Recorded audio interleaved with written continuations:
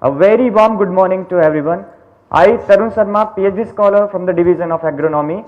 And I, Simran Pundir, Master Scholar from the Division of Agricultural Extension, welcome you all on this auspicious second day of the week-long 62nd Convocation program of the Graduate School, IARI, New Delhi. We are blessed to have the presence of distinguished chairperson for the session, Padma Shri Dr. Arvind Kumar, former Vice Chancellor, RLBCAU Jhansi, and former Deputy Director General Education, ICAR. I welcome Honorable Director IARI, Dr. A.K. Singh, Dean Dr. Anupama Singh, Joint Director Extension, Dr. R.N. Padaria, Joint Director WTC, Dr. P.S. Brahmanand sir. I extend my sincere welcome to the jury of the session, Dr. A.K. Joshi, CIMIT Asia Regional Representative and Managing Director, Borlaug Institute of South Asia, New Delhi, Professor P.S. Bittal, Director ICAR NIAP, New Delhi, Dr. R.K. Paul, former Director NRC on Pomegranate, Solapur, Dr. V.V. Ramamurthy, former Professor, Division of Entomology, ICAR IARI, Dr. Manoj Prasad, Professor and J.C. Bose, National Fellow, Department of Genetics, University of Delhi. I extend my welcome for the convener of the session, Dr. Anil Dahuja, respected head and professors of different divisions, distinguished scientists, and all the students. Today, we will be witnessing the presentations on significant research outcomes of our outstanding PhD scholars. With this, I wish all the very best to all the presenters, and I request Padma Shri Dr. Arvind Kumar, chairperson for the session, to take the further proceedings. Thank you.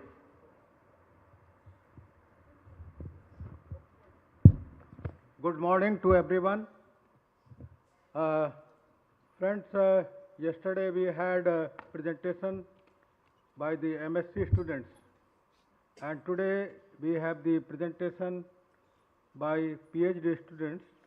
We had 23 participants, and I hope the presentation has already been uploaded. So first of all, I take this opportunity to invite Anindita Paul 10726 from Agricultural Chemicals. She may come and make the presentation. She has come? Okay. So welcome you all and the honorable jury members. Thank you very much being with us this morning.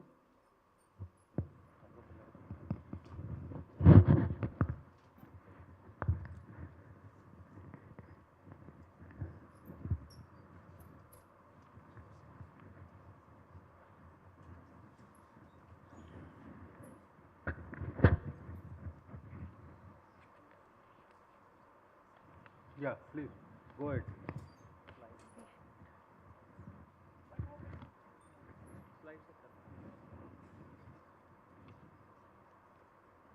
A very good morning to Honorable Chairperson of the session, delegates present on the dais, respected jury members, and my dear friends. Welcome you all.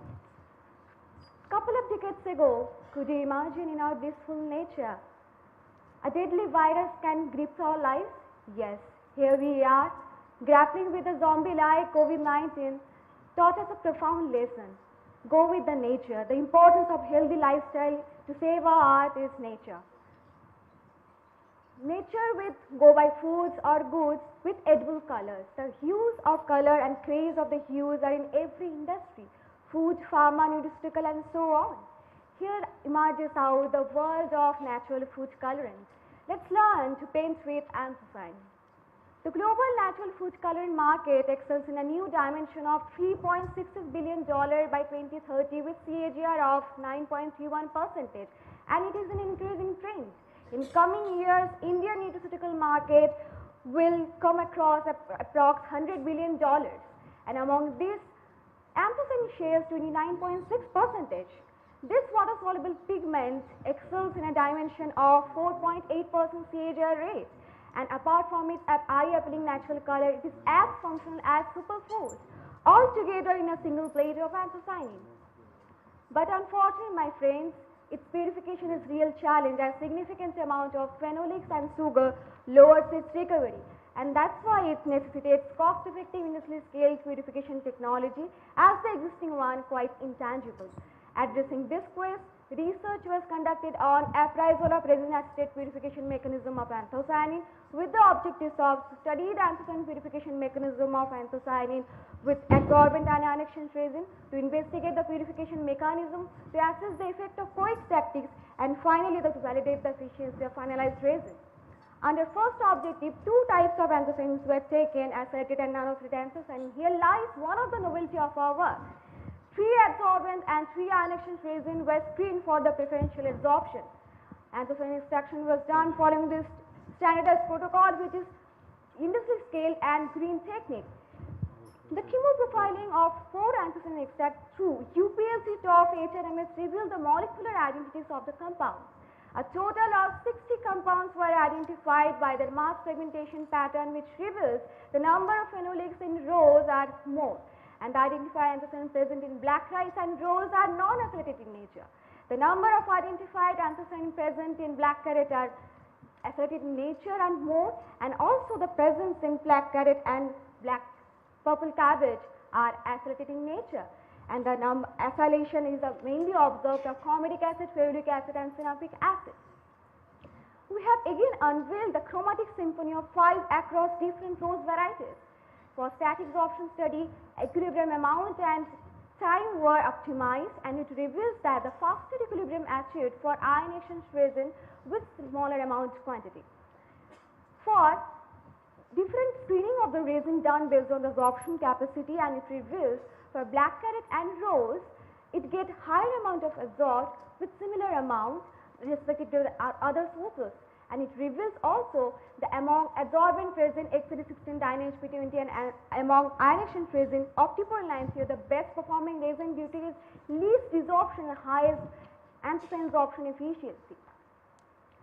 Least desorption recorded for XCD16 and also the IR120, and hence it has been rejected.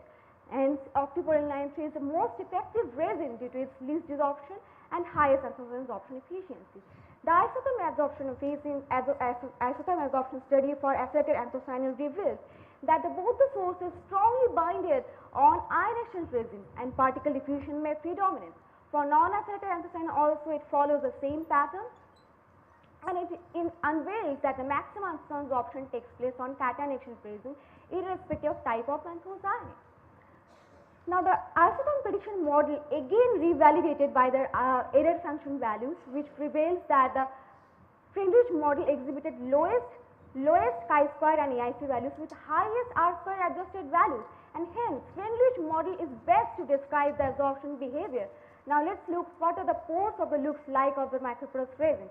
According to FTI spectra, the appearance of the hydrogen bond, appearance of the broad and weak bond at 3775 nanometer, it reveals that the anthocyanin may get absorbed by hydrogen bond, and as well as through same images it also unveils that before absorption the macroporous resin have a spherical geometry with roughy appearance which gets smoothened to some extent after absorption. The high resolution microscopic images also assert in the absorption phenomena, utilizing the fluorescence property of anthocyanin and resin. The confocal image is taken. Here lies another novelty of our work, and who revealed that the DNHP20 has a better coverage by rose extract than black rice, whether ion exchange resin it gets maximum absorption by the black carrot, and the intensity, the emitted band and also intensity highest for black carrot, and all the characterization technique reveals that the absorption process occurred at the pore spaces of the microporous resin. Now, to foresee the effect of ultrasonication on the anthocyanin absorption, different parameters were optimized to find out the best combination. Response surface methodology was undertaken, and it is first ever study which has been absorbed for the absorption study. The predicted model is significant, but the R-square value is very poor.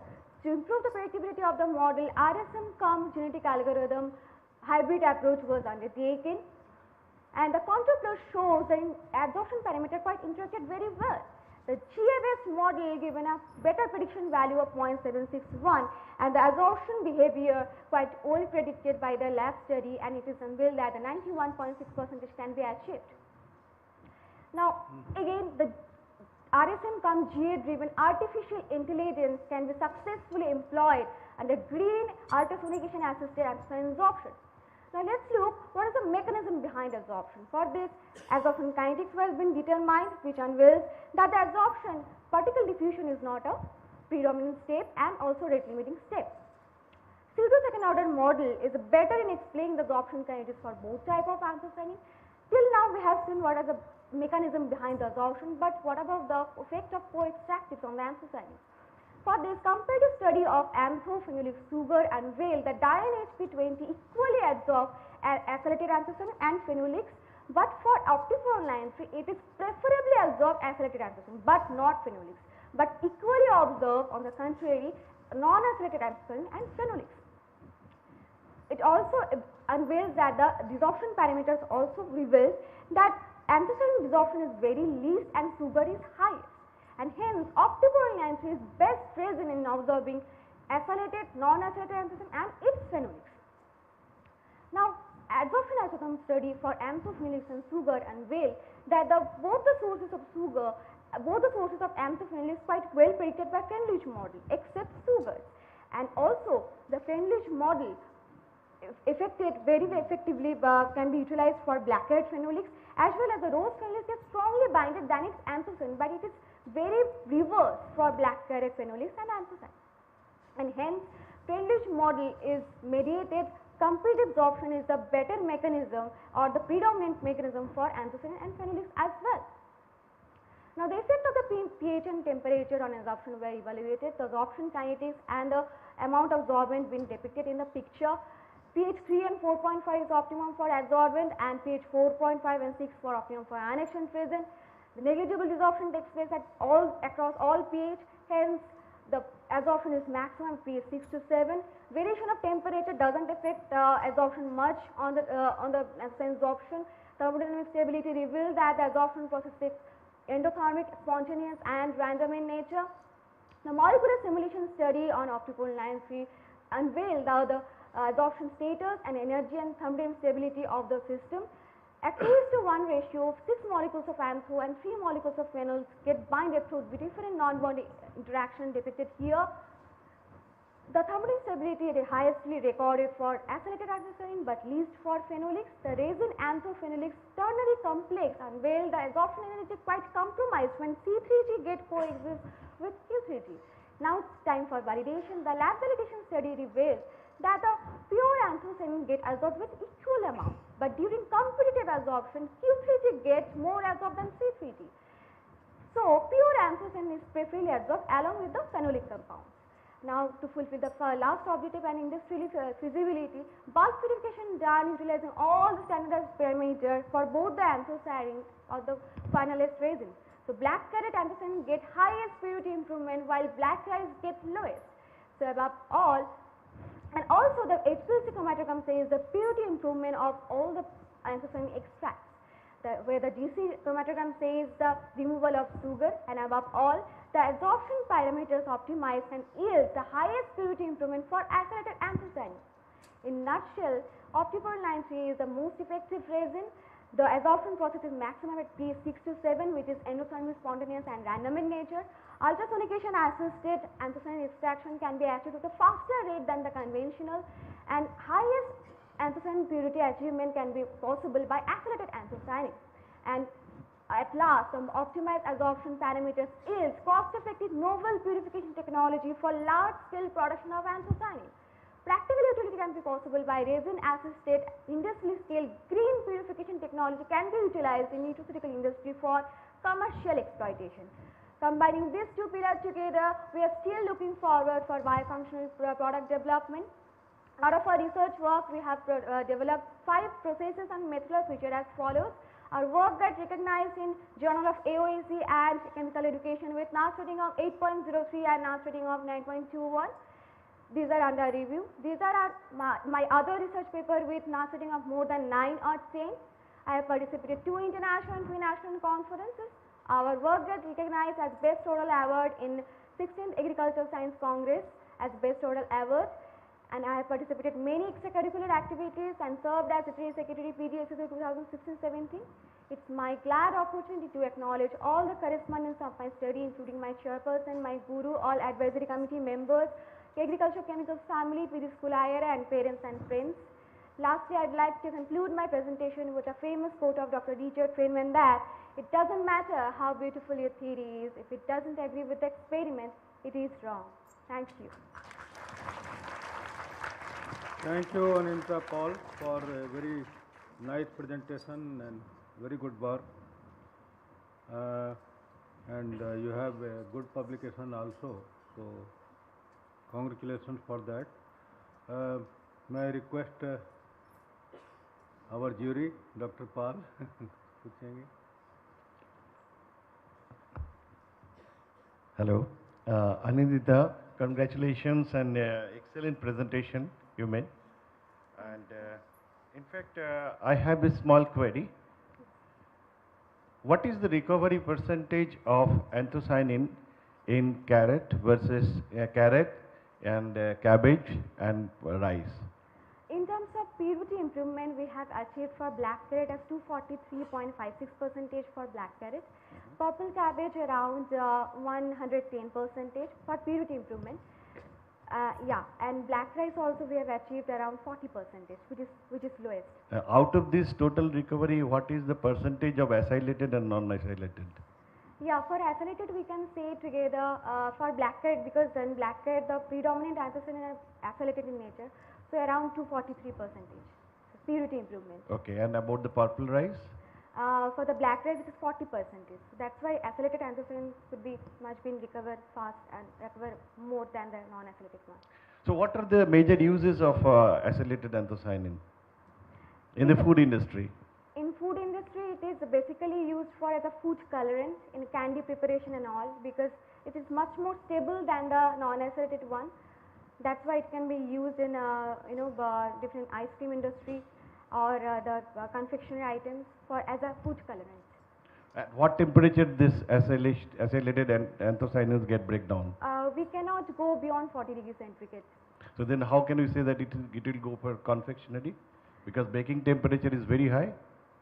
Yeah, sometimes it happens like we can go beyond, it is recommended that 40 degrees centigrade should not break, but sometimes it happens like it can be breakdown, but in confectionery items. How your process is different from the patent which has been already done by Dr. Suresh Soyali and group in your division? Yes, sir. Till now we have, before my research, it is not optimized all the adsorption parameters like the pH, temperature, concentration, volume, ratio, time, and pH and temperature as I mentioned.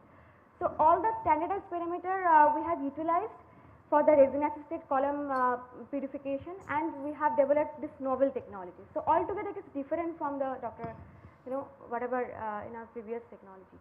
Okay, thank you. Thank you, madam. Thank you very much. Thank you. Thank you. The next presentation is by Mr. Jayaprakash Bisen, 10562 from Agricultural Economics.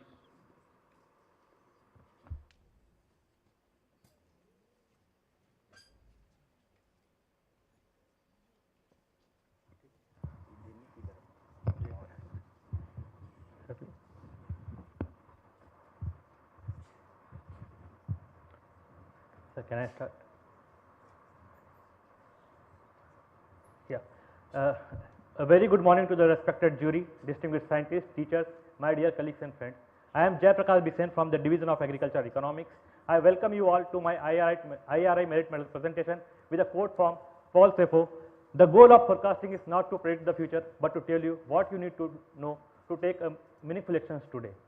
For a country like India, which supports around 18% of global human population, from its limited land resources, crop planning, engaging agriculture trade with other countries, containing food inflation, keeping eye on future markets, regulating food management policies, and navigating the global trade negotiation in favor of its farmer is very crucial.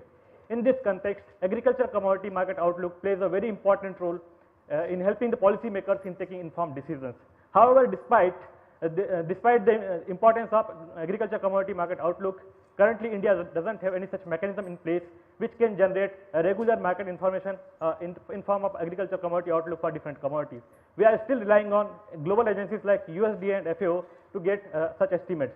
However, the major issues with these global estimates is that although their assumptions hold very true at the supranational level, but they may not capture the stark ground reality at the national and regional level. In this context, attempts had been made in India by the two agencies, but one of them has published outlook for 3 major cereals up to the year 2025 and 26, which later updated to 2030-31. But other agencies which discontinued it after 2017 and 18. At the same time, there are also some demand and supply projections estimates available on the public domain for the different commodities. But the major challenges with this study is that they did not forecasted any price path because they have modeled demand and supply equations separately. Hence, the need was felt to work on the modeling aspect of agriculture commodities to generate the outlook numbers. Hence, in the division of agriculture economics under the chairmanship of Dr. Shiv Kumar, a study entitled A Multi-Market and Multi-Regional Analysis of Important Cereals in India, a partial equilibrium approach was undertaken with the objectives of to understanding the macroeconomic scenario of different cereals and identification of policies affecting their trade. Further, the second objective was to build the baseline multi-market model for generating short to medium term market outlook and to simulate the effect of policy changes on the different demand and supply side variables. For understanding the macroeconomic scenario of supply and demand side for maize, rice and wheat, which was under study, we found that in the eastern, western and southern zone has witnessed a decline in cereal cultivation area in the past 40 years, that is between 1980-81 to 2020-21, while all the zones have registered a positive growth in production of the cereals in the last 40 years. In terms of productivity, all the 6 zones has registered a positive growth in productivity, while the western and southern zone has registered maximum gain in productivity. Apart from the growth in area production and productivity, we could also observe some regional shift in area production and productivity of different commodity, and we observed that there was no regional shift in the yield of all the 3 major commodities during the past 40 years, but northern zone has gained in cultivation of rice, while the western zone was replaced by southern zone in both in cultivation of rice. Further, the southern zone has emerged as a major supplier of rice in the past 40 years.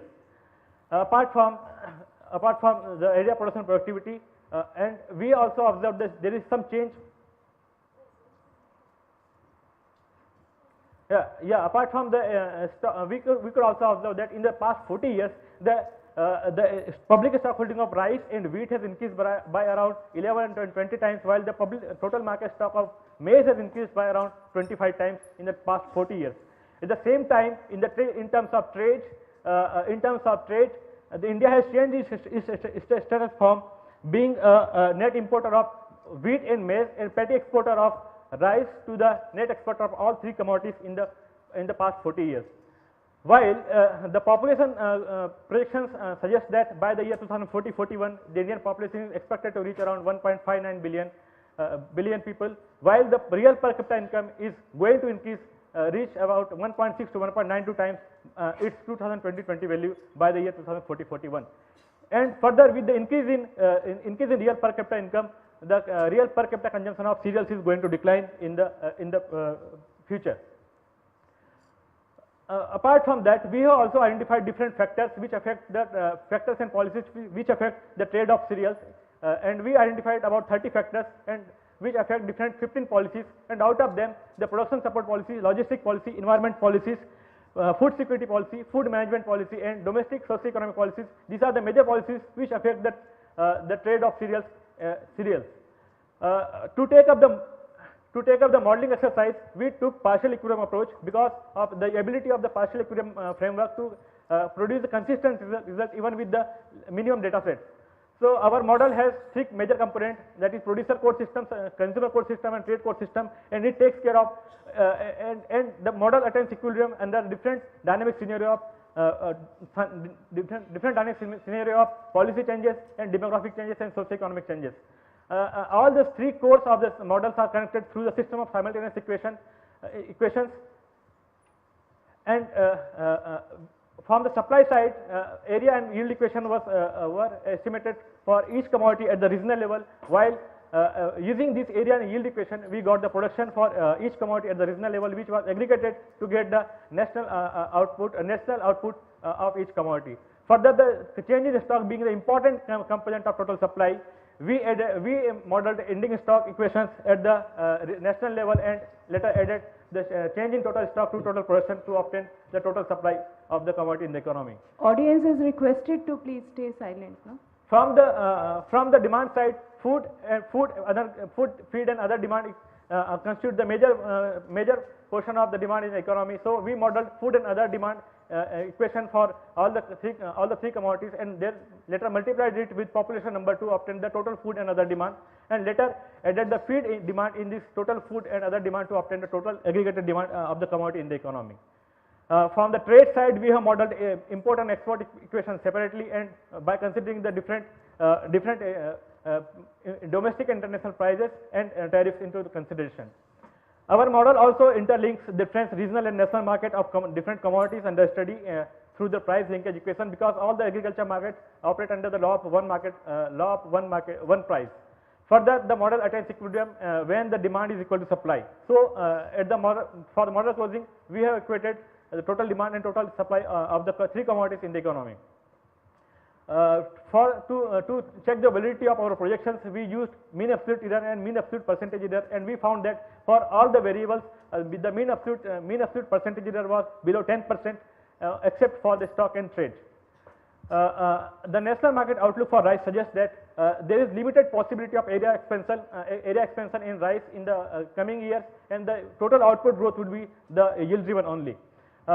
Further, the domestic production would be the major source of rice supply to the country, while the food, seed and industrial usage demand would be the major driver for the demand growth of the rice in the country. Further, the equivalent market price for rice is expected to reach around 43,000 per ton from a value of around 28,000 rupees per ton. Further, the regional production outlook for rice suggests that northern, eastern and southern zone would be the major source of rice supply to the country in coming future. The national market outlook for wheat suggests an stable wheat area over the outlook period, while the output growth in wheat would also be driven by the yield growth. Further, the domestic production would be the major source of wheat supply to the country in the coming future, and feed, seed and industrial demand would be the major driver for wheat demand in coming future. The equilibrium market price for wheat is expected to reach around 30,000 rupees per ton from a value of around 20,000 rupees per ton during the outlook period. The regional production outlook for wheat suggests that northern and western zones would be the major wheat basket of the basket for the country in near future.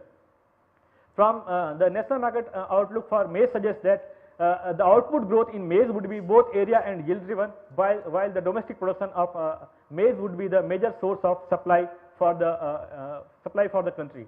Further, the feed demand followed by the food demand would be the major source of demand for maize in the economy in coming decades.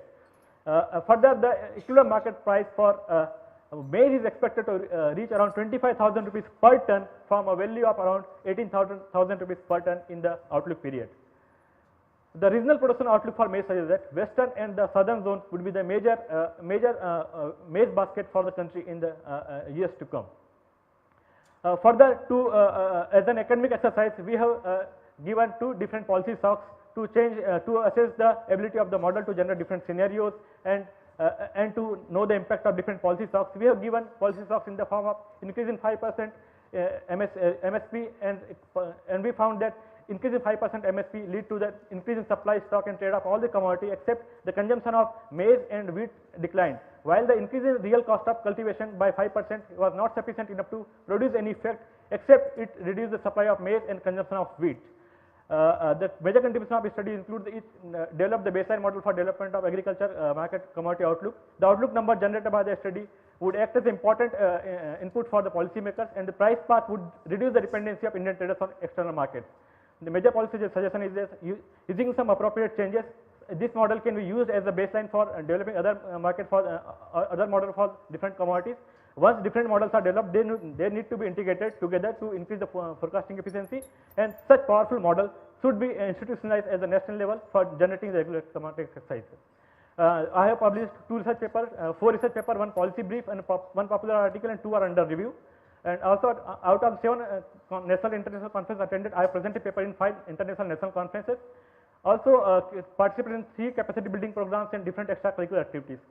I also acknowledge the contribution of different agencies, individuals and organizations in which helped me in carrying out my PhD research work. At the end, I would like to quote Alfred Marshall, who said, "Human intellect has a limited power, so it's necessary to simplify the complex problem, to understand and to be able to solve them." Thank you. Thank you, Mr. Bisen. Thank you, sir. Now we request Dr. Birthal to kindly have the questions. Congratulations, Jayaprakash, for a really, kind of work which is really required for the country today. Thank you, sir. But my suggestion, if you are, have you tried for other commodities also apart from rice, wheat and maize?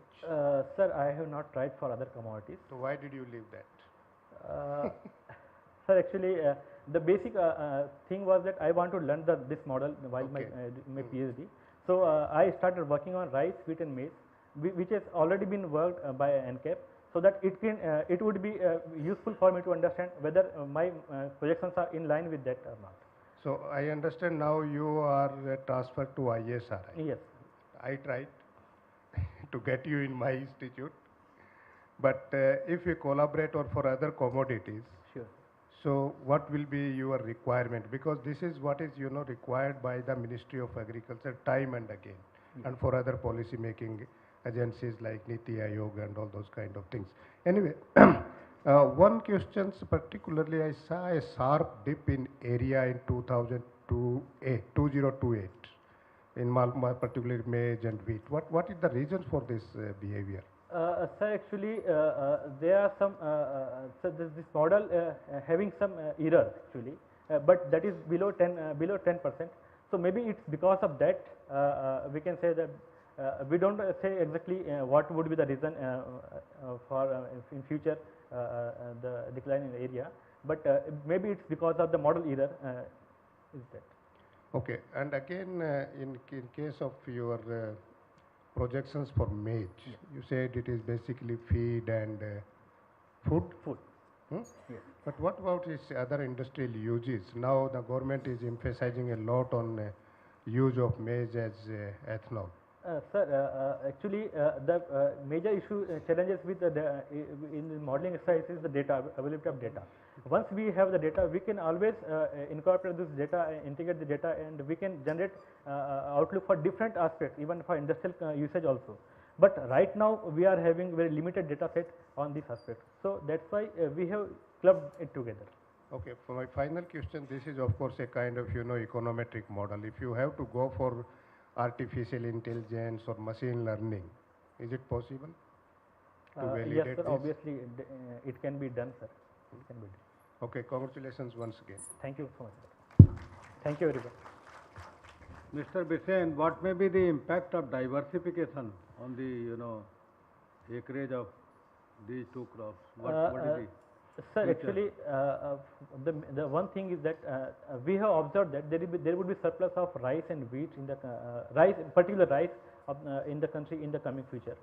So, taking in account of this surplus, we can also go for we can check some cultivation of rice from the unsuitable zones, and we can go for crop diversification in that area. So, what may be your recommendation to the policy makers? Sir, my recommendation would be like we can reduce the rice area from the unsuitable zones where it is not required, and we should focus on the zones where they are suitable for rice cultivation to compensate for the losses in the output.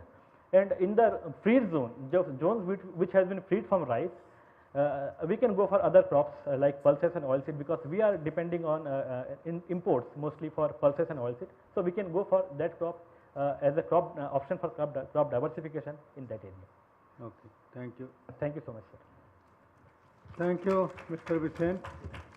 The next presentation is by Ashiya Bahir 11398 from Agricultural Engineering Discipline, Asasia.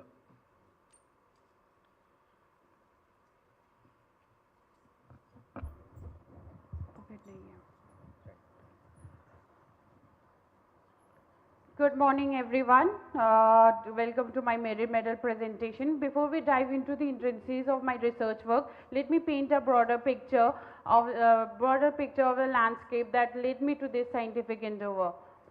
Vegetables. As we all know, vegetable is the nature's nutritional powerhouse.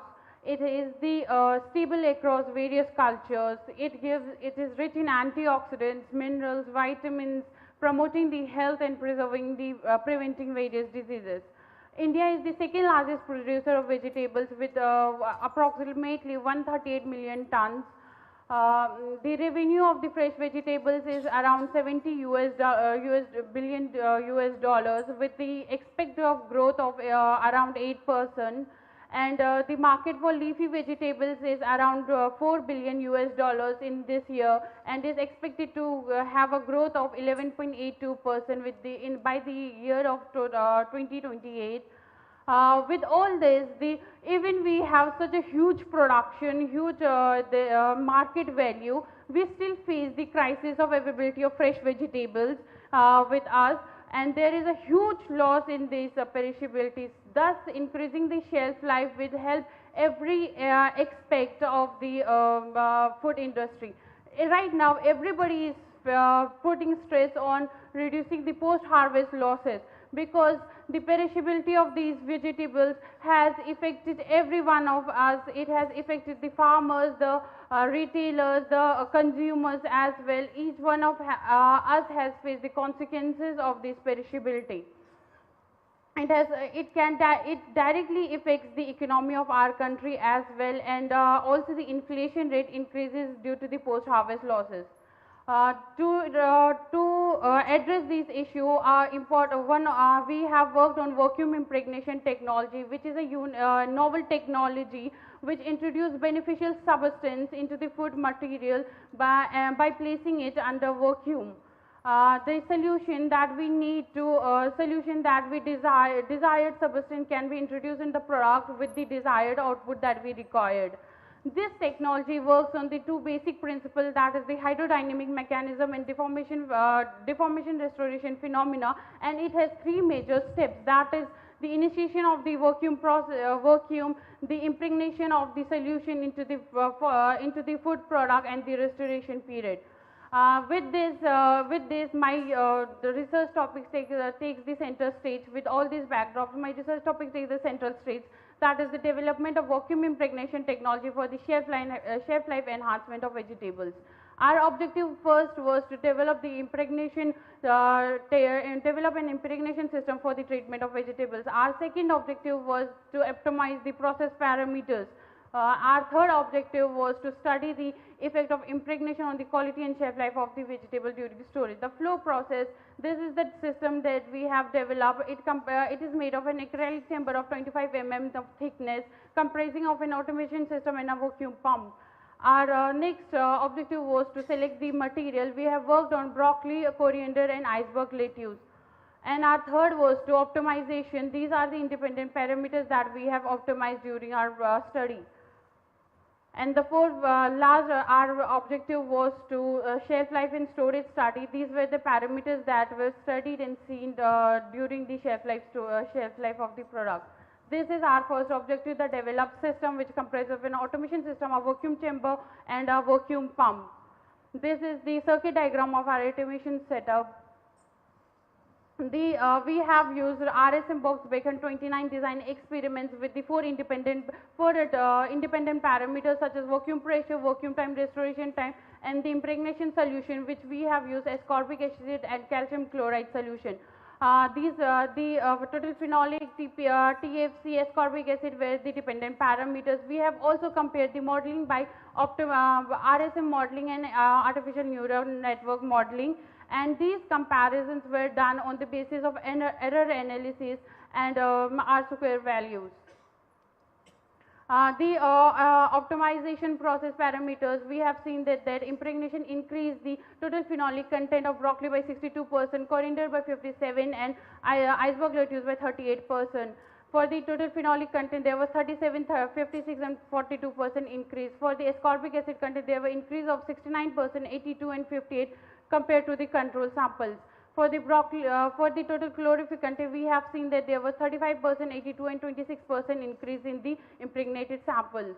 The free radical scavenging activity has also been increased by 26, 45 and 49% respectively.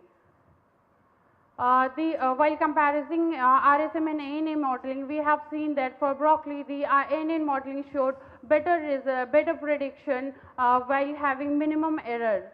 Similar result we have observed for coriander and for iceberg lettuce as well.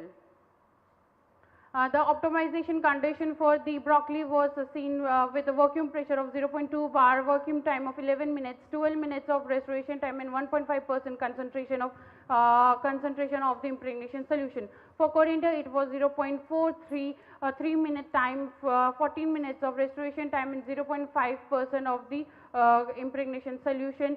And hence for the iceberg lettuce it was 0.53, 3 minutes and 15 minutes of restoration time and 1.5% concentration. That with the desirability of above 0.8 for broccoli, 0.8 for coriander and 0.79 for iceberg lettuce.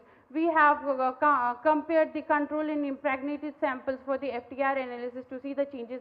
We have seen that after impregnation, new peaks were seen in the around 3,500 to 4,000 region of the FTR analysis, and these bounds, similar bounds were also seen in the fingerprint region, predicting that the phenolic contents and the chlorophyll contents has been increased.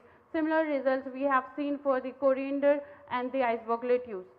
We have also compared the SEM analysis of our control and impregnated samples, and we have seen that there was a smooth structure after the impregnation samples as compared to the control samples, and the pore space has been filled. Same you can see from the coriander and the iceberg lettuce sample as well. Our third objective was the storage study. We have studied the storage at two different temperatures, 25 degrees centigrade and the ambient temperature and 5 degree of refrigerated temperature. And the broccoli was stored under shrink wrap, punnets and LDPE packaging materials, where iceberg lettuce and coriander were studied for LDPE and punnet packaging. We have seen that the biochemical properties of the iceberg lettuce, coriander and broccoli decrease with time, and the maximum decrease we have seen in the shrink wrap packages for the broccoli and LDPE for coriander and iceberg lettuce. The maximum loss was seen in the ambient conditions in the shrink wrap packages for both control and impregnated samples. Similarly, trend was seen also for the total phenolic content, the ascorbic acid content, total chlorophyll content, carotenoid content and free radical scavenging activity. Even though there was the losses, we have seen that there was more than 40% more than 40% of these biochemical properties in the impregnated sample as compared to the control samples. The principal component analysis were also seen to see the to cross check if the clusters were formed properly, as we have seen in the chemical analysis, and we saw that the control samples were separate, and shrink wrap, which is shown in the green color, has the which has the minimum properties saved, that is different from all the other components. These are the real actual pictures of how the impregnation process has affected the scene. We were successfully increased the shelf life of broccoli in the refrigerated condition by 12 days as compared to the control samples, which were spoiled after day 5. You can see it clearly in this picture that even at day 2 the color was same as that of the fresh sample. In the ambient condition, there was this shelf life was 4 days for the impregnated sample and 2 days for the control samples. This is the picture where you can see that the yellowing has just started for the impregnated sample, while the broccoli has completely lost its color at the ambient condition. Similarly, the principal component analysis were done for the coriander leaves, where two different clusters can be seen easily for the control and the impregnated samples. We have seen that the shelf life of 10 days was increased for the corianders by the impregnation solution, vacuum impregnation process, and therefore the control samples had the shelf life of 4 days only for the in the refrigerated condition. In the ambient condition, we were able to increase the shelf life by 4 days, where the control sample has lost its color and the color and the texture by day 3.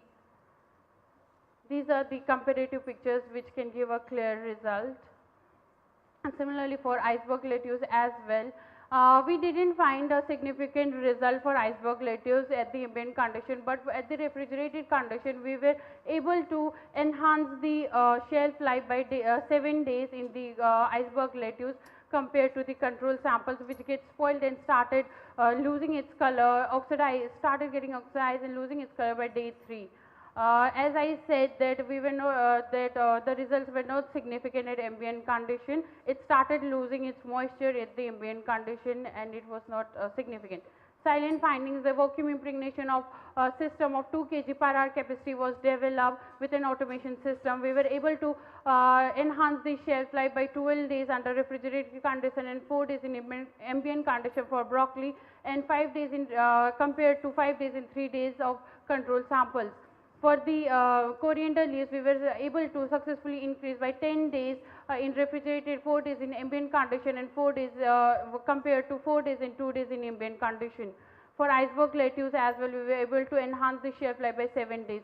We can say that with vacuum impregnation technology, we can increase the shelf life of vegetables by 4 to 6 days under refrigerated condition.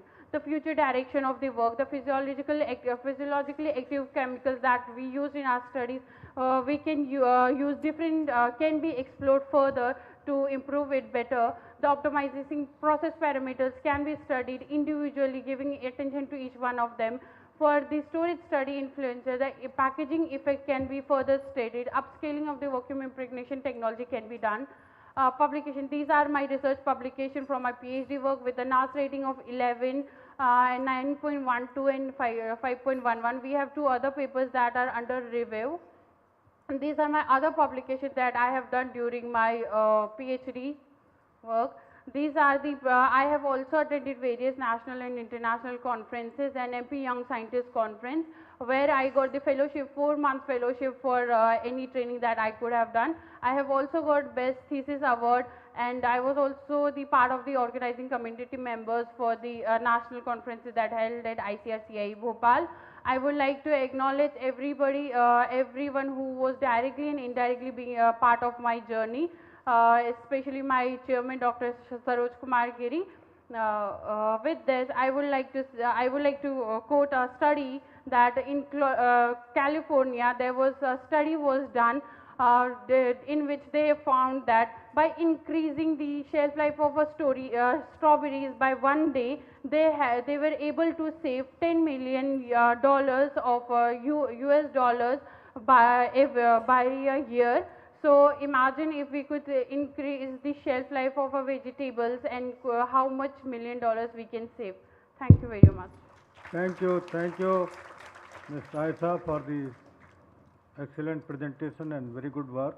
Thank you. May I request now Dr. Pal to raise some questions. Yes, I have plenty of questions in my mind, but very good presentation and very good, definitely the theme of work. But thing is that why did you choose these vegetables? So, with the influence of the Western culture, the Southern culture, nowadays everybody wants to have the raw vegetables, the salads and everything. And these 3 crops are high value crops, and these are used in everywhere in the food industry, in the restaurant industry, and everybody is focusing. Other than that, I have one more personal reason for choosing broccoli, coriander and iceberg lettuce. I am from Kargil, Ladakh, where these crops can be grown. So with that in mind also I have selected this crop. Very So, good, excellent. So what are the indicators of the shelf life in these crops? okay, so first was the texture, But no data on texture. Yeah, I have shown the trends actually. I cannot show my whole thesis, that's why. No, but that is very important. Yes. Texture is very important, but you should have shown that shear pressure, right? That's very important. Yes, sir. Now, why did you choose ascorbic acid and calcium chloride for vacuum impregnation? Yes. So initially we have done various trials with pectin, calcium, calcium, ascorbic acid. We found that with these crops, these two gave the best results. So based on our initial rough trials, we have chosen these Did you come across some of the very important findings on vacuum impregnation technique in certain fruits? Can you name some? Yes, so for apple, for guava, for strawberries, vacuum impregnation is already done. But no study has been done on the shelf life. All those has been done on fruit, on the juices and everything. Not have been done on this shelf life enhancement. Now, one thing is that what is the interaction effect you got that vacuum impregnation with the packaging? Yes. Because you have used a different packaging. Yes, and yes. what was the thickness of the shrink wrap and what was the thickness of the PVC, LDP? The thickness of the LDP was 2 mm, so the 2 shrink- mm? Yes, so I No. think I don't remember it exactly, so I'm sorry. It should be about. Yes, I don't recall it exactly, so. Yeah. Because the differences you are getting in the result, it is because of the thickness and oxygen transmission rate Yes. and carbon dioxide transmission Yes. rate and moisture vapor transmission Yes, rate. yes, These sir. three are the very important things, Yes, right? sir. So it is very evident if you do the shrink wrapping and that LDP. The Yes, shrink sir. wrapping will have a lower result Lower. than the LDP, Yes, right? so it was more this is thin. very evident. It's very natural. Without experiment also you can do it. Yes, yes. sir. Anyway, this is a very good presentation and wish you all the best. Thank you very much, sir. Just one query, what is the difference in nutritional quality Yes, sir. compared broccoli and cauliflower? Nutritional, so it has high fiber content compared to the broccoli. It has high Which one? keratinite. Which one? Broccoli has high keratinite content, high fiber content, and high ascorbic acid content compared to cauliflower. Sir. How much? Exact data I don't recall at the moment. So I'm sorry. Okay. Thank you. Thank you very Aisha. much, sir. Thank you. The next presentation by Ms. Aishwarya S. 11195 from Agricultural Extension Education.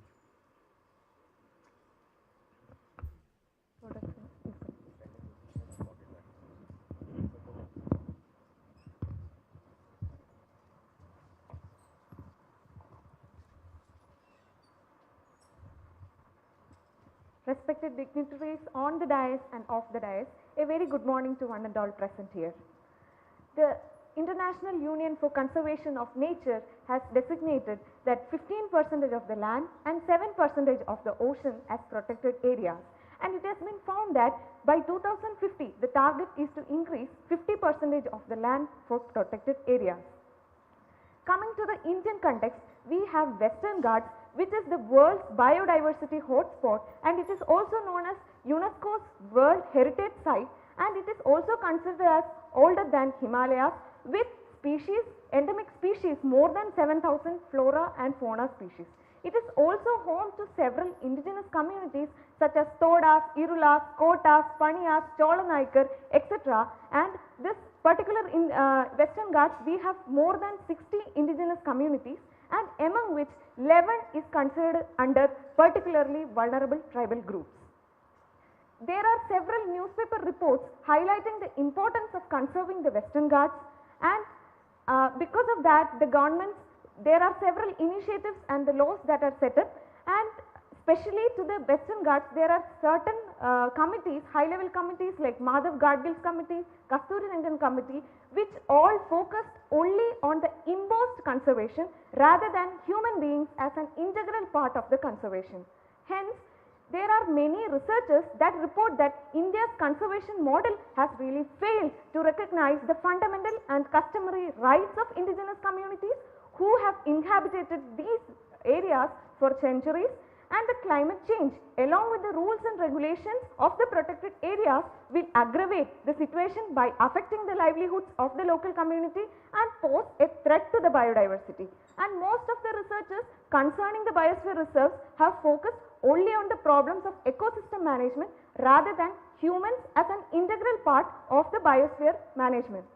Hence, this present study aims at analyzing the livelihood and climate change adaptations among the communities of biosphere reserves and heritage zone, and the title of the thesis is an analytical study on livelihood and climate change adaptations among the communities of biosphere reserves and heritage zone, with the objectives of analyzing the local vulnerability, climate change adaptations and livelihood strategies, to identify the factors determining the livelihood strategies, to study the socio-economic and ecological concerns in biodiversity conservation, to analyze the conservation behavior of the communities of biosphere reserves and heritage zone, to assess the community participation and initiatives in the effective management of biosphere reserves and heritage zone, and finally to develop an e-learning module for effective biosphere management.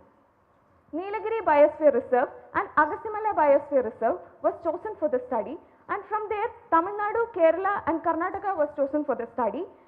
From there 11 districts were chosen, making a total sample size of 1656. So coming to the first objective, here we have tried to analyze whether there is any trend in the climatic change, and it has been found that in all the districts there is a shift, abrupt shift in the temperature from the year 1974 onwards. Hence, we try to understand what is the level of vulnerability that is existing in the particular districts which we have chosen, and we have used Shannon entropy for developing the weights and for constructing the local vulnerability index. And it has been found that Palakkad and Kanyakumari districts of 8 districts of Agasimala and Nilagiri was found to be vulnerable, and among the biosphere reserves, Nilagiri Biosphere Reserve was found to be highly vulnerable compared to Agasimala. Now, we have tried to understand what are the different adaptation strategies that were followed by the different communities. So, first we have listed around 20 adaptation strategies, and then we prioritize it using analytical hierarchy process, and it was found that adjustment in crop calendar and crop diversification were the major adaptation strategies chosen by the communities. Next, we try to understand the various determinants of adaptation strategies, and it was found that farming experience, land size, change in rainfall, member of local association, access to extension services and weather and climate information were the major determinants. Then we try to understand what are the short-term coping strategies that are used by the communities, and it was found that working with MN Narega and migration were the major coping strategies.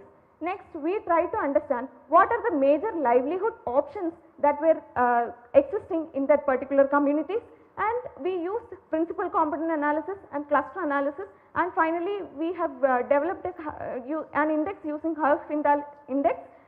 So, here we found that crop based livelihood, forest based livelihood and livestock based and business were the major livelihood options of all the communities. And it was found that the people who depend mostly on the forest based resources were food insecure.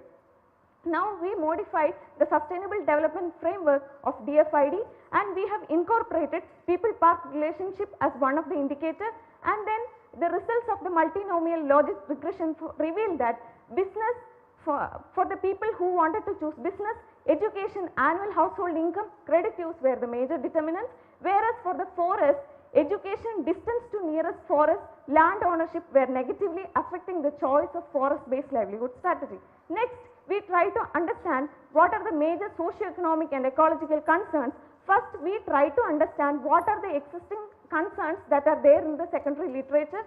So, based on the thematic analysis, we have found that there are 3 major concerns, that is economic, social and ecological concern. Next, we try to understand the various studies using meta-analysis, and it has been found that majority of the studies reported that there is a positive outcome of ecological outcomes of biosphere reserve, but there are also several studies that reported that there is a negative impact of biosphere reserve on the communities, and the negative impact is mostly on the livelihood and empowerment.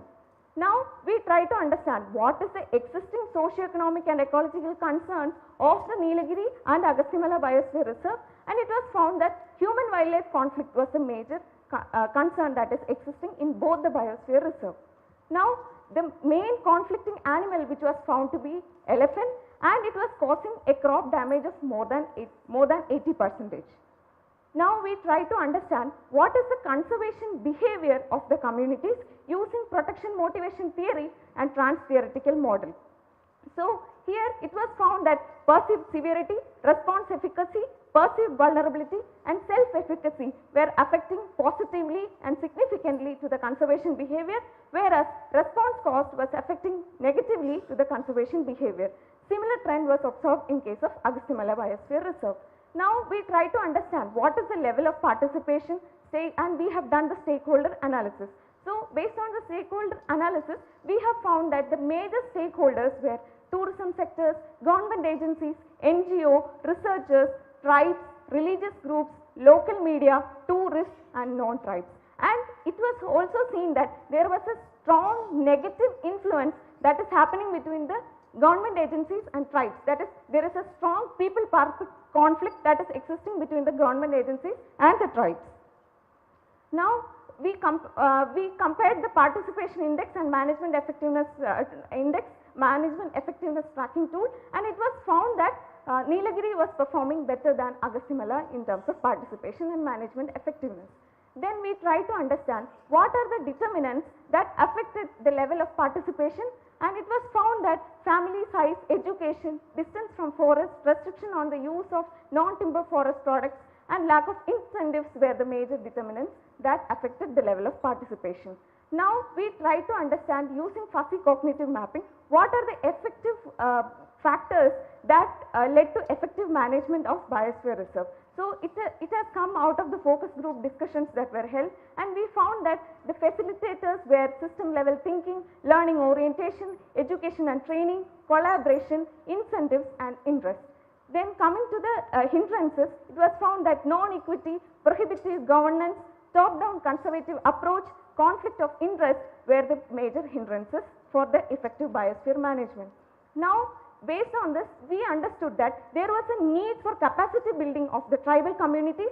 So we developed an e-learning module using Dick and Carey's model, and it was found that the e-learning module was found to be effective with a score of 81.45%. Coming to the salient findings, communities depending on the forest-based strategy was found to be food insecure. Adjustment in the crop calendar and crop diversification were the preferred adaptation strategies. Perceived severity, response efficacy, perceived vulnerability and self-efficacy affected positively and significantly the conservation behavior. System level thinking, learning orientation, capacity building, incentives and ecological sustainability had a positive impact on biosphere management.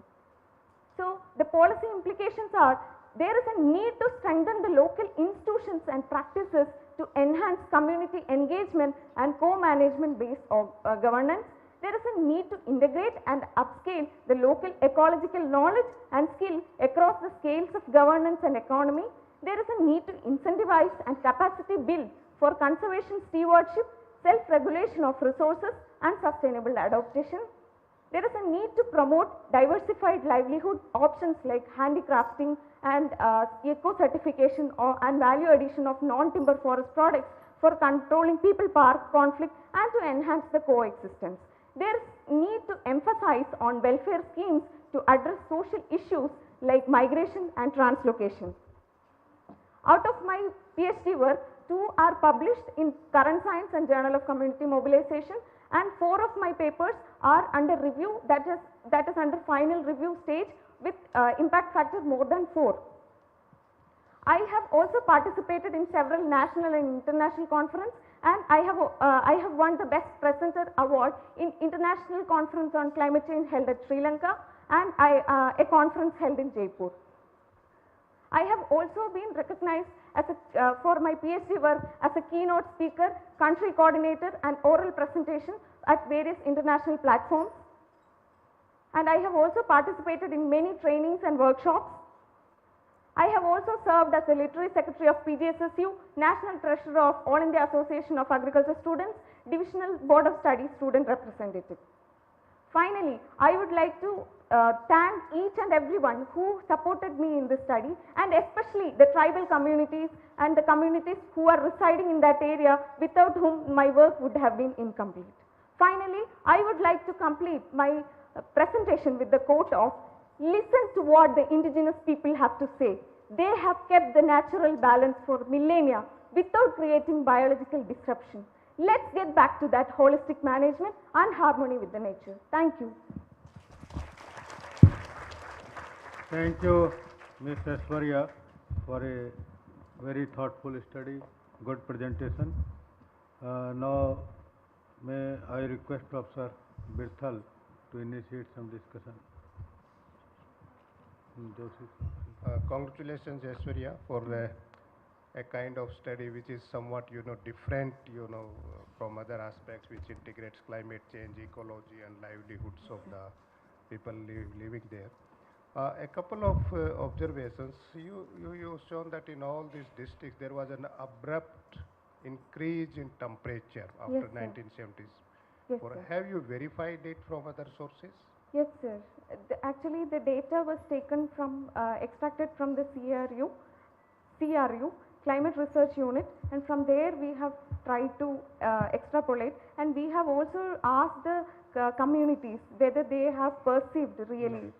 But you see, you conducted your study maybe another 3, 4, 5 years back, and 1974 it's the recall period, no, how it is. So have you looked at the data provided by the IMD? Yes, sir. Sir, Same behavior? Sir, actually this is based on the secondary data that No. trend was found. Okay, sir. Not the trend. Have you verified that validated from our own IMD data? Sir, it is not based on IMD data, sir. It is based on CRU. I am asking, have you tried to see that? No, sir. No? Okay. Then anyway, but some of your strategies which you are saying that crop diversification, to what kind of crop diversification? Sir, the crop diversification which they are doing is they have plantation crops as well as millet based cultivation they are following, and also they have some horticultural crops. Now, what kind of diversification you are suggesting, no? Sir, main suggestion is actually earlier they were doing millet cultivation, but because of this PDS system, most of them have come down to like they are not doing the millet cultivation which they were practicing, and apart from that major tuber crops also which they were cultivating, that were also not done in that area which they were doing earlier. So this has to be brought again. Brought back. Yes, sir. Okay. How you can do that? So now there are several schemes, state department has several schemes that has launched. Anyway, but the question is that what the kind of strategies you are suggesting, no? So they are well known in the literature, Okay, sir. whether it's crop calendar or crop diversification and all that. Another my question is that in one of your models, the conservation behavior. Yes, sir. So I think that your dependent and independent variables, most of them are the dummy variables, binary variables, isn't it? Yes, sir. So in this kind of analysis, you fall in a dummy variable trap. Sure. So did you consult some econometrician there? Yes, sir. Yes. But I doubt it. You must have some Sir, we continuous have used the variables. structural equation modeling. No. Okay. I am asking about the choice of the variables. Yes, sir. Because when your dependent variable is also dummy, binary, your independent Sir, it is, variables are also actually binary. we have taken the data from 1 to 5 in the ordinal scale. Okay. Yes, sir. Thank you. Thank you, sir. Dr. A.V. Joshi Sahab.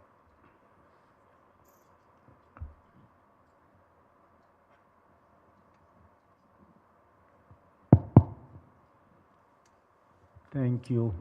Aishwarya ji, a good study because you are studying, in neglected sector tribals, although there is a ministry and each state has something. But you mentioned climate adaptation. So do you see any, I mean, different schemes are running to support or to, for climate adaptation among the tribals living there? Sir, actually there are crop insurance schemes that are actually not that reachable to the people there. Like there are certain people who are accessing that. Other than that, there are. Okay, crop Yes, sir. insurance is not working sir. there, that is Yes, sir. okay. Now, just simple question. Do you suggest any change in mechanization there? Sir, I don't, the thing is that we can suggest mechanization if they are, because most of the lands are scattered, and so like even if we have to implement mechanization, we have to go for a collective farming, so there is a scope for mechanization there then. Thank you, sir. I'm sorry, Director. Sir, could you also quantify the, from your study, the effect of conservation in terms of ecosystem services, number one. Number two, conservation and development do not go hand in hand. Yes, sir. So do you want that the people who do conservation should remain undeveloped all the time? What government should do that they are brought into mainstream? Sir, it is not like the development and the like the conservation will not go hand in hand. Only there are certain measures like eco-developmental committees are there in the biosphere reserves which I have visited.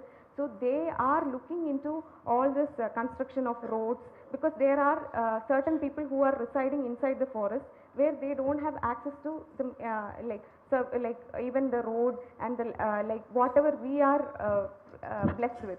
So for that they are taking initiatives through this eco-developmental committees. So, but the issue is not everybody, it is not an inclusive approach which I have seen there.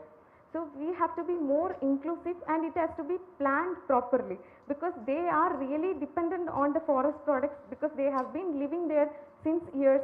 So there should be some mechanisms like they are harvesting this non-timber forest products, but there is no proper market, there is middlemen. So such kind of where you can go for value addition and capacity building of tribals will help in empowering them, and similarly the development activities can go hand in hand.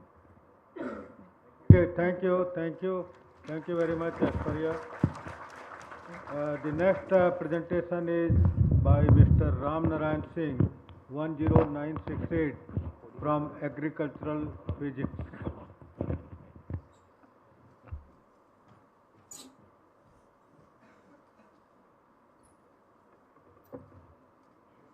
इसको इधर डालो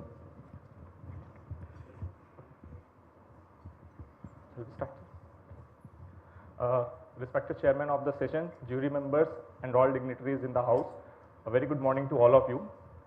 As we all know that food security and sustainability are critical to achieve sustainable development goals. However, with growing world population and increasing food demand, the challenges of providing safe, sustainable and healthy food are becoming more challenging under changing climate scenario and degraded environment. Considering this, we have selected wheat and chickpea crop for our study, as these are the two most important crops for world food as well as nutritional security, and India is among the top contributors of both the crops to the global production. However, the productivity of these two crops are often challenged by several plant diseases, among which stripe rust of wheat and fusarium wilt of chickpea are two major concerns around the globe, causing significant yield losses in both the crops. Whenever the plant is exposed to biotic stress, it generates biochemical, physiological and morphological responses depending upon the plant disease severity, which can be observed through changes in plant biophysical parameters like leaf area, canopy temperature, transpiration rate, etc.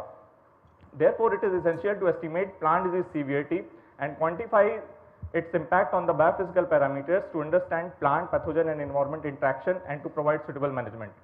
However, the manual monitoring of plant disease has major limitation in terms of investigator subjectivity. It is time consuming, had a low spatial coverage and may cause delay in disease detection, leading to excessive use of chemicals and other resources in the field. As compared, the recent advances in the artificial intelligence and imaging technologies provide a better tool for rapid, accurate and non-destructive disease monitoring and their site-specific management. They can also provide early aid assessments which can be used by farmers as well as policy planners to make informed decisions. With this background, we took our work on assessment of wheat stripe rust and chickpea wilt through thermal and optical remote sensing, with the objectives to characterize the stripe rust in wheat and wilt in chickpea through biophysical parameters and image analysis, to develop methodologies for quantitative assessment of these diseases, and to assess the yield of both crops under disease condition. To achieve this objective, we have collected data from disease-imposed field crops of those experiments. First, for wheat stripe rust, we have collected data of 24 wheat varieties grown for 2 years in artificially infected stripe rust plot. Similarly, for chickpea, we have collected data of 10, 40 and 35 genotypes grown in first, second and third year respectively in wilt-sick plots. In both experiments, we have collected thermal and optical images from which we have derived canopy temperature and image-based indices using image processing software.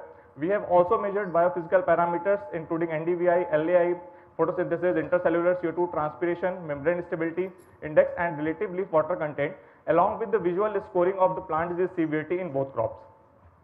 So based on the final disease severity, the 24 wheat varieties were classified into high resistant, moderate resistant, low resistant and susceptible categories. Similarly, the 85 chickpea genotype of 3 years were classified in resistant, tolerant and susceptible groups. So coming to the results of the first objective, the thermal image derived canopy temperature of both crops showed significant increase with increasing level of disease severity, and depending upon the crop growth stage and the levels of disease severity, we have reported an increase of 0.5 to 3.6 degrees centigrade in case of wheat stripe rust and 1.1 to 4.3 degrees centigrade in case of chickpea wilt. Similarly, due to poor crop growth, the leaf area index of both the crops reduced significantly, and the reductions were 13 to 43% in case of wheat stripe rust and 25 to 47% in case of chickpea wilt. The NDVI of both crops also showed reduction, and we reported a reduction of 9 to 28% in case of wheat stripe rust and 14 to 27% in case of chickpea wilt. The photosynthesis rate of both the crops also reduced with increasing levels of disease severity, and we reported a reduction of 12 to 41% in case of stripe rust of wheat and 18 to 33% in case of chickpea wilt. Similarly, all other biophysical parameters that we have measured in this study show similar trend of decreasing values with increasing levels of disease severity, and we reported a decline of up to 22% in case of membrane stability index, similarly up to 25% in case of relative leaf water content, up to 52% in case of stomatal conductance and up to 51% in case of the transpiration rate. Coming to the yield of both crops also reduced significantly with increasing levels of disease severity, and as compared to the resistant category varieties and cultivars, we have reported a yield loss of 15 to 61% due to stripe rust of wheat and 22 to 69% due to chickpea wilt. From the images collected at different growth stages and using image processing software, we have derived thermal and visible indices and correlated all these indices with disease severity. The results revealed significant correlation of both thermal and visible image indices with the plant disease severity. In case of wheat stripe rust, the red-blue difference has the maximum correlation, whereas in case of chickpea wilt, the Biogas index has the maximum correlation. In our next objective, we developed new methods for quantitative assessment of both the diseases. First, we performed supervised image classification of all 24 wheat varieties we have collected for 2 years using 6 supervised image classification method in NV software. We have created region of interest in every thermal and visual image we have collected to estimate the stripe rust severity, followed by statistical analysis and accuracy assessment. The results revealed that the support vector machine was the best model to estimate the stripe rust severity with R square of 0.95. Similarly, for thermal images, the support vector machine and neural network perform equally well with R square of 0.91. Other statistical parameters, however, like D index, mean bias error, root mean square error, mean bias error and percentage bias showed that SVM was the best method to estimate the stripe rust severity. At the same time, the accuracy evaluation showed that SVM is not only the best method to estimate the severity, it is also the most accurate method with highest overall accuracy and kappa coefficient for both visible and thermal images. Next, to remove the user subjectivity and avoid manual classification of every image as we did in our previous approach, we tested 4 different data sets created from combination of Yo-Johnson transformation of disease severity and PLS scores of indices to extract maximum information and reduce computational load using 9 different machine learning models to estimate stripe rust severity. We used all 51 indices of 144 data points we have collected to predict the severity, and the models were evaluated using R square, D index, RMSE and mean bias error, and the models were ranked using a standardized ranking performance index.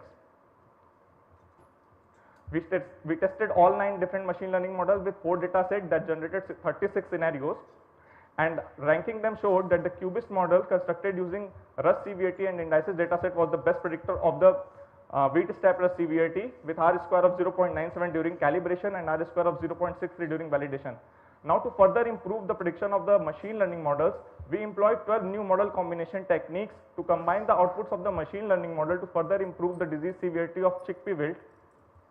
Here we used 51 indices of 255 chickpea data points we have collected, and the models were again evaluated using R square, D index, RMSE and MB, and ranked using standardized ranking performance index. Comparing the performance of best machine learning models and model combination technique showed that with the first data set, the model combination technique was able to improve the R square by 5% and RMSE by 1.68%. With the second data set, it improved the R square by 9% and RMSE by 2.26%. Similarly, with the third and fourth data set, the cubist was the best performing machine learning model, and the model combination techniques were able to improve the R square by 8% and RMSE by around 2% in both the cases. So testing all the 96 scenarios generated by the combination of 12 machine learning models, 12 model combination techniques and 4 data sets showed that the least absolute deviation combination of machine learning models constructed using the third data set, which is wilt CVAT and PLS scores of indices, is the best method to estimate Cypress severity with R square of 0.92 and R square of 0.989 during calibration and validation respectively. In our last objective, we assessed the yield of both the crops at 3 different crop growth stages using multi-source data that includes visible indices, thermal indices as well as the plant biophysical parameters using 12 different machine learning models. Here we used all 43 indices and 8 biophysical parameters collected to evaluate the yield of the crops under diseased condition. The models were evaluated using R square, D index, RMSE, mean bias error and ranked using standardized ranking performance index. In wheat, we predicted the yield at 55 to 60, 70 and 80 days after sowing, and the combined ranking of models showed that the cubist was the best model to estimate the yield severity at 55 to 60 and 80 days after sowing, whereas XGB was the best model to predict the yield at 70 days after sowing.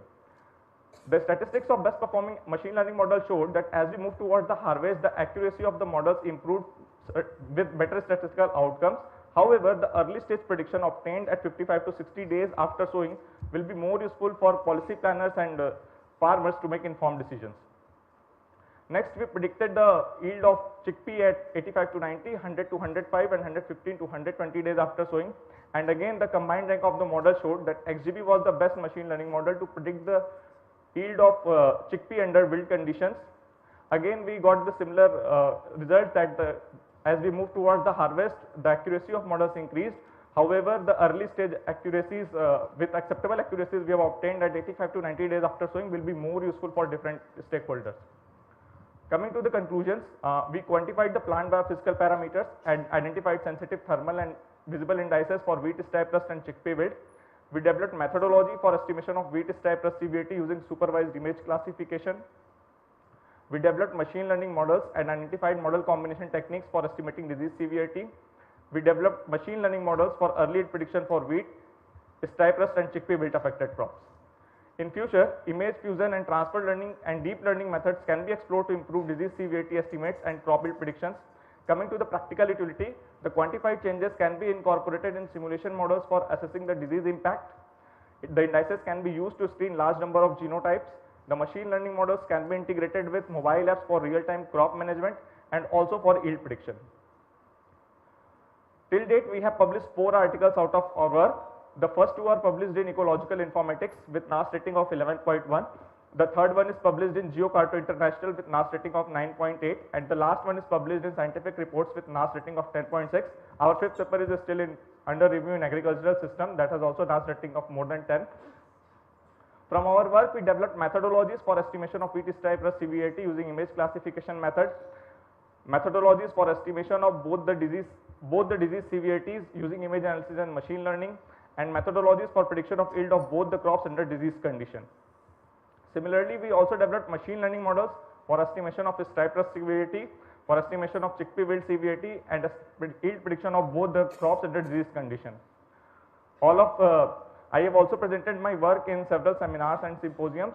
I got one Best Poster Presentation Award in International Symposium, one Best Oral Presentation Award in Regional Conference, And recently, my thesis has also been awarded at Best PhD Thesis by Association of Agriculture Meteorologists.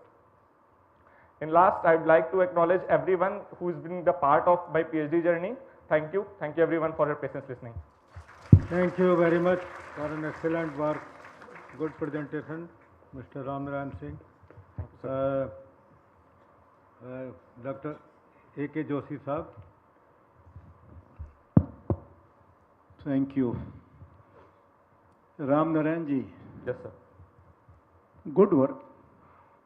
Thank you, sir. You have selected a disease. We like it very much actually because it creates a lot of problem. So can you tell me, suppose I am a researcher.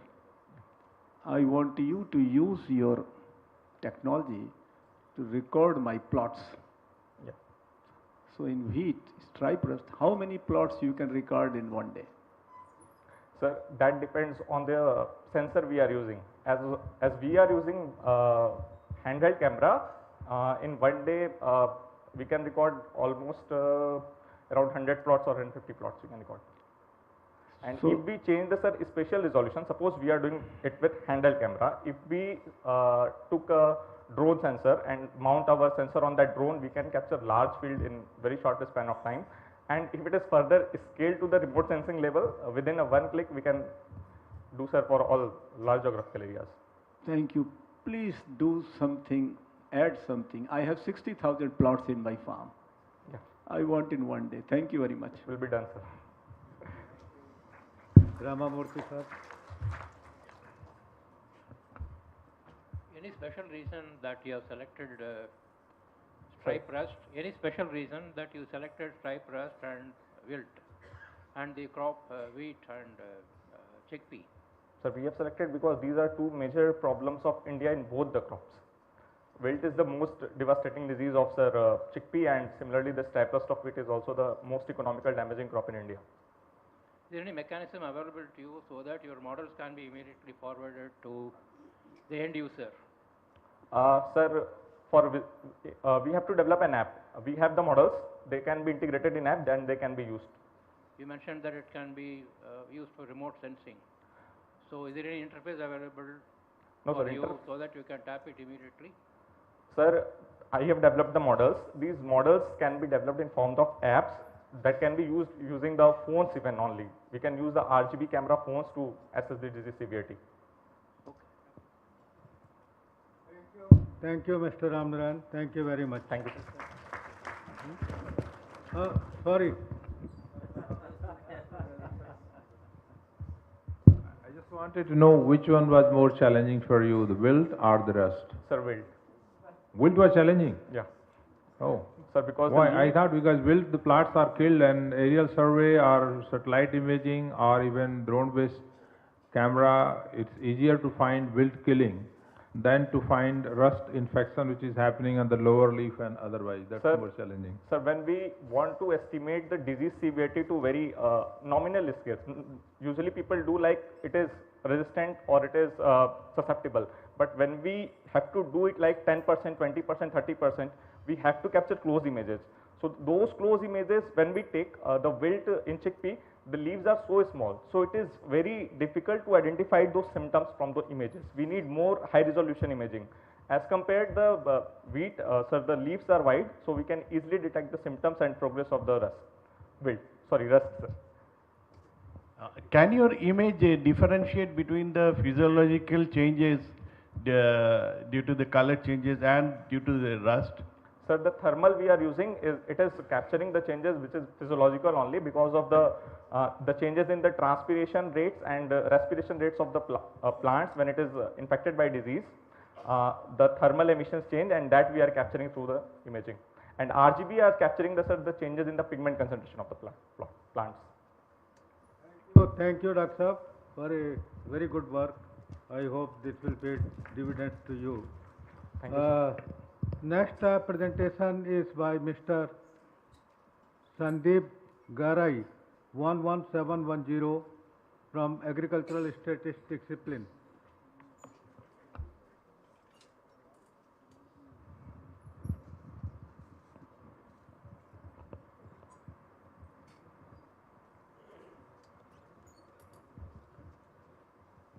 A very good morning to one and all present here. I am Sandeep Garai, representing the discipline of agricultural statistics. I welcome you all to my presentation. Let me begin with the quotation of famous English writer A.G. Wells that statistical thinking will one day be as necessary for efficient citizenship as the ability to read and write. India is known for its diverse agroclimatic zones, aiding the cultivation of a wide variety of crops like paddy, wheat, cotton, maize, etc. The country, once challenged by scarcity, has triumphed over food deficits through a multitude of agricultural revolutions, though farmers' distress still endures.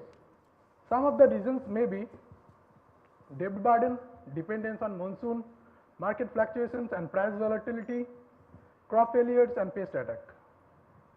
Maharashtra records 483 farmer suicides.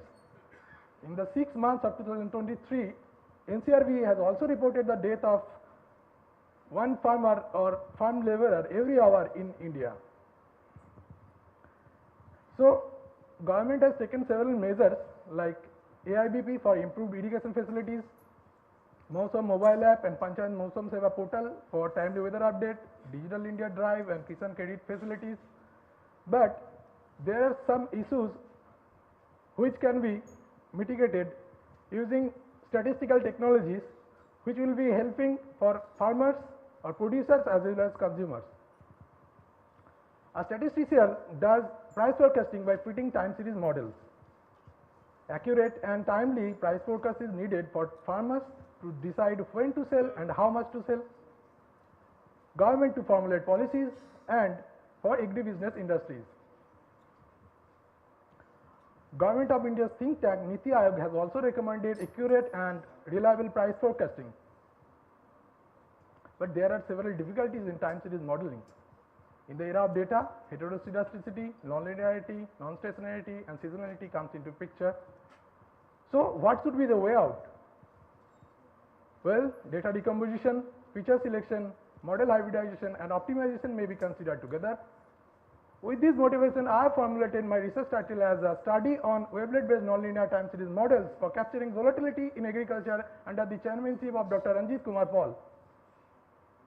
With these following 4 research objectives: to develop an algorithm for wavelet-based neural network model for forecasting, to investigate the focus performance of the wavelet-based stochastic models with support vector regression algorithm, to generalize the use of wavelet filters or level of decomposition to curb the degree of volatility, and to develop R package or computer program for the proposed algorithm.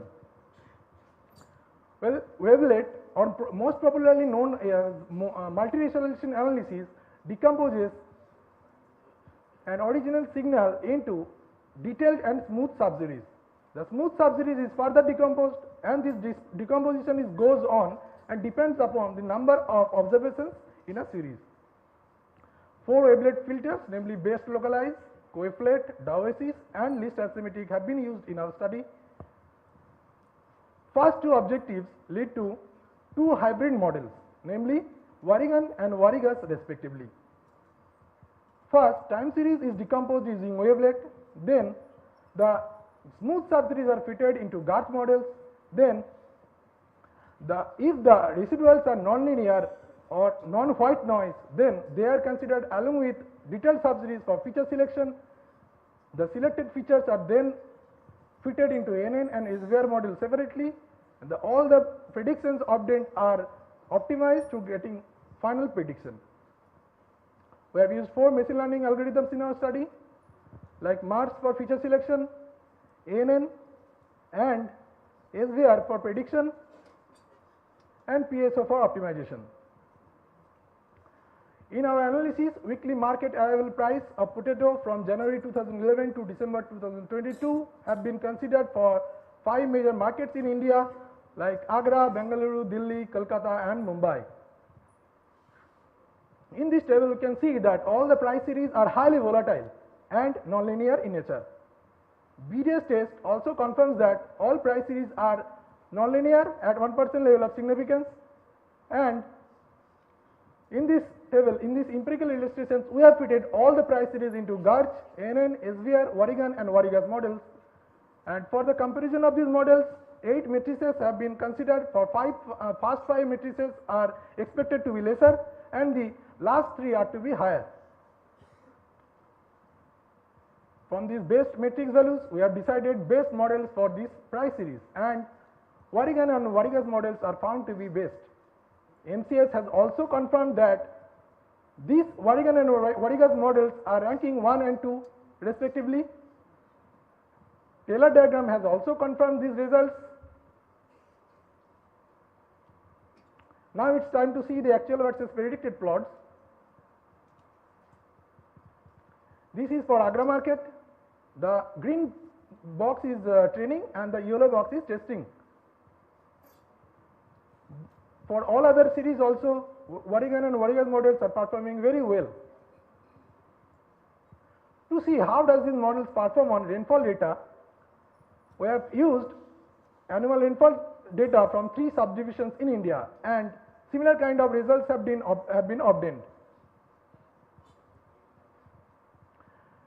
We have developed wavelet ML based FL algorithm in R to find the best wavelet filter level combination for a particular dataset, and the results have been presented for 48 potato markets and 23 rainfall subdivisions.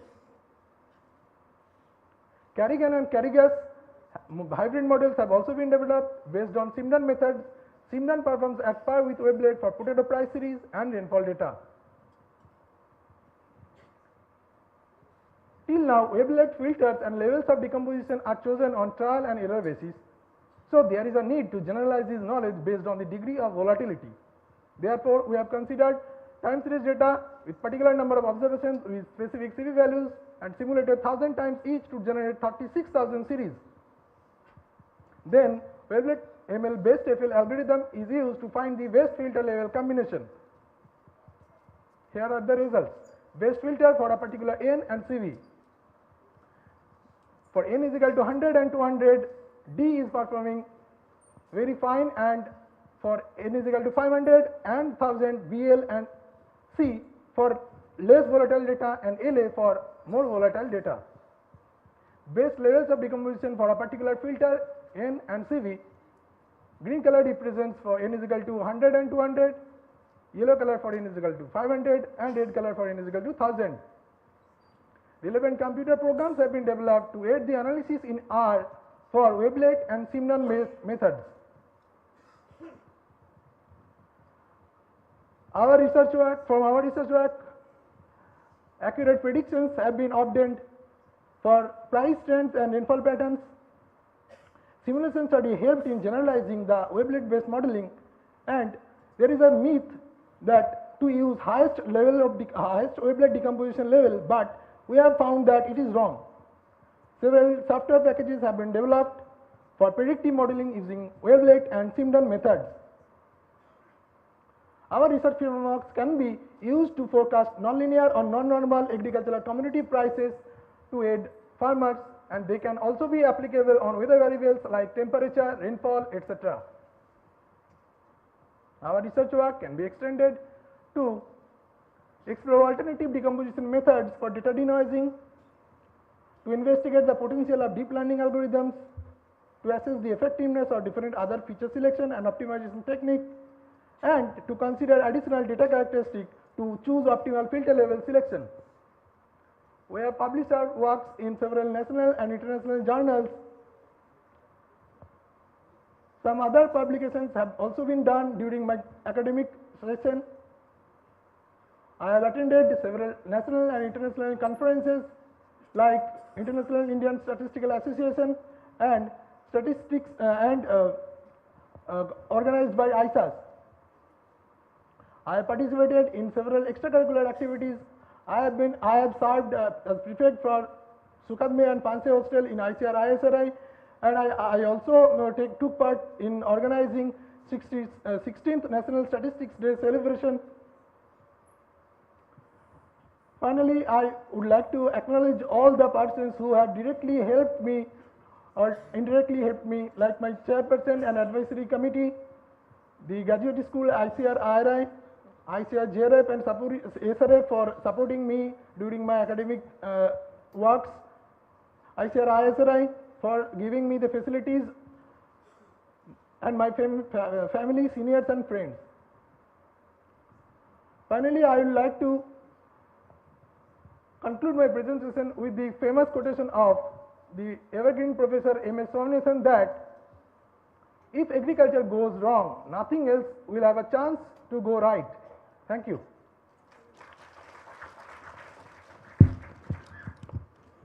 Thank you, Sandeep, for excellent presentation. Thank you, sir. May I request Professor Virthal for his comment or questions, if any?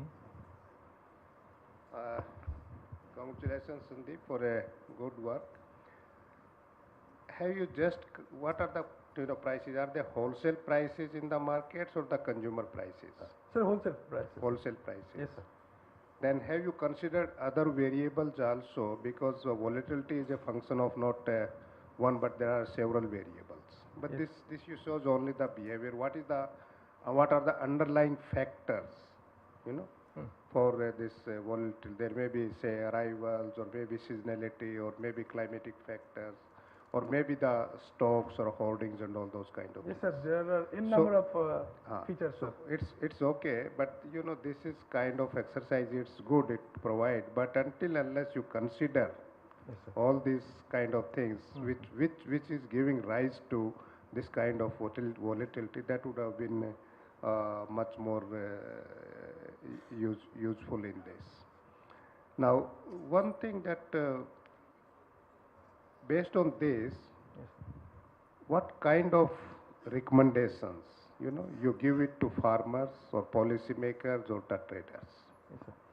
Sir, based on this, if we have future prices in hand, sir, based on that, we can recommend farmers, sir, how much to sell and how and when to sell, sir. For farmers, it will be helpful, and for policymakers to decide how much prices and should be in future, and that kind of things we can recommend, sir, for policymakers. Sandeep, while looking at the price volatility in agriculture, Yes, sir. I didn't get a feel like what commodity you have looked at it. Sir, only we have used, sir, potato. Like vegetables Potato. are highly volatile. Prices Okay. are highly volatile. Sir, like this kind, like other vegetables also we can use in this framework, sir. And we have also tried to see how these research frameworks can be extended to weather variables. For that, sir, we have used IMD data for rainfall data, and tried to see how these frameworks can be extended to weather variables also. Okay, thank you. Thank you very much. Thank you, sir. And the next presentation is by Kamlesh Kumar from Division of Agronomy. Kamlesh.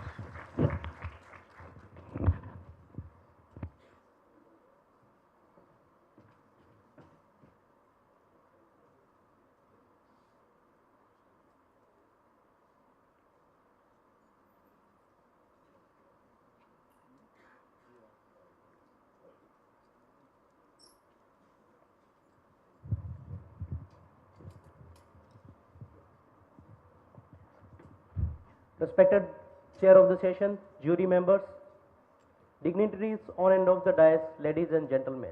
A very good morning to all of you. This is Kamlesh Kumar and I welcome you all in my presentation. Good decisions are fundamental for agricultural growth, yet these decisions can only be as good as the evidence that informs them.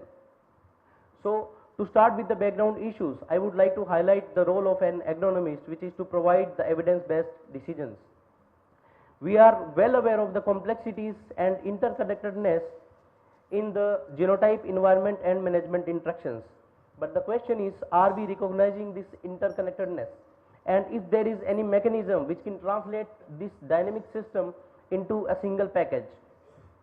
Now, our aim is to know why the observed results have been achieved, meaning thereby to have a deep understanding of the processes involved. And to make informed agricultural decisions, we need to convert the highly dynamic system into a simple and straightforward decision support system. One of the way outs is to find out the alternatives and supplements of rigorous field experiments and the use of process and data-driven agronomy. Now, if we find out the options, field experiments, we know that these are rigorous, costly and time consuming. And if we talk about empirical models, these empirical models have been reported to have poor predictive power. So the solution lies in a data and process driven model, DSET. This is a decision support system for agro-technology transfer. So let's trust in the synergy of data and models to drive our decisions and let the models speak. There are many global initiatives by the global institutes in the use of data driven farming, yet there is a global divide in the data driven farming. But still it has been a favorite investment of the global institutes including World Bank, and one of the major initiative is 50 by 2030, in which we have to bridge the data gap of 50 countries by 2030. To achieve the sustainable development goals, the role of conservation agriculture have been already highlighted.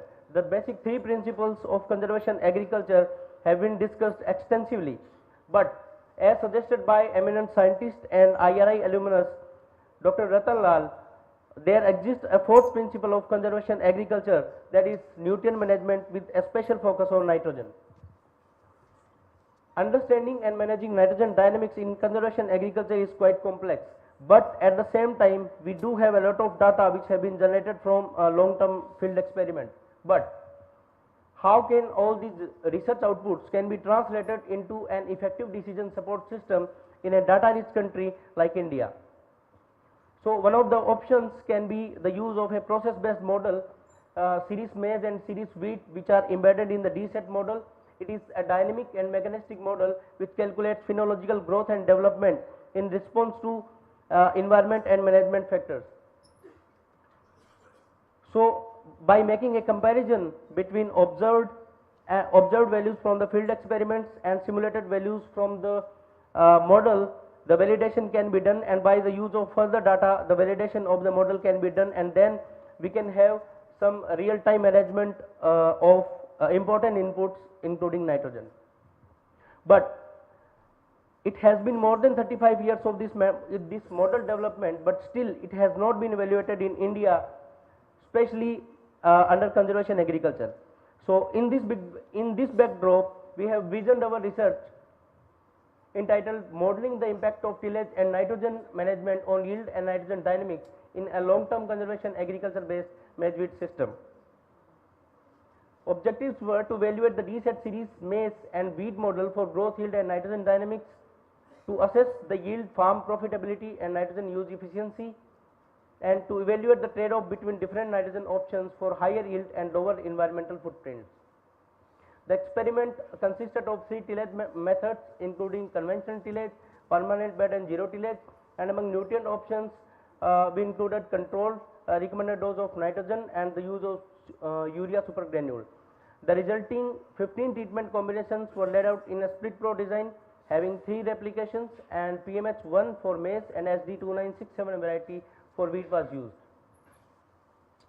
So the first and most important challenge was to find out the genetic coefficients of maize. There are 6 important genetic coefficients for maize, in which the initial 3 coefficients govern the crop duration in the terms of degree days, and the remaining coefficients govern the grain yield and also the development of photosynthetic area, including leaf area and its duration. So first of all, we started with the calibration and validation of crop duration, including anthesis and physiological maturity, and we did it with a surgeon's precision with an error margin of only 1 to 2%.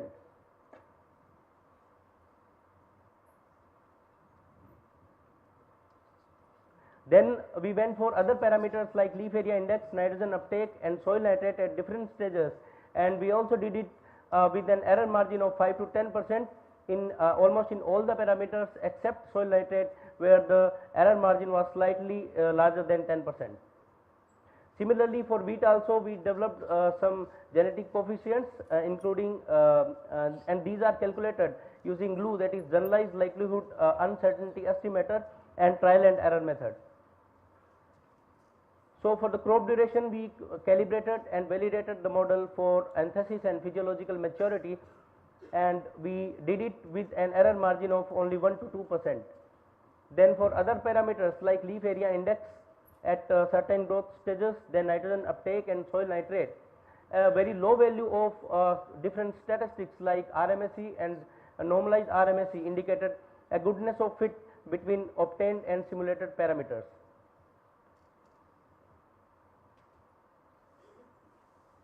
Now, having calibrated the model for growth and development, we went for the most important parameter, that is grain and biomass yield, and we did it with an error margin of around 300 kg in case of grain yield and around 1400 kg in case of biomass yield.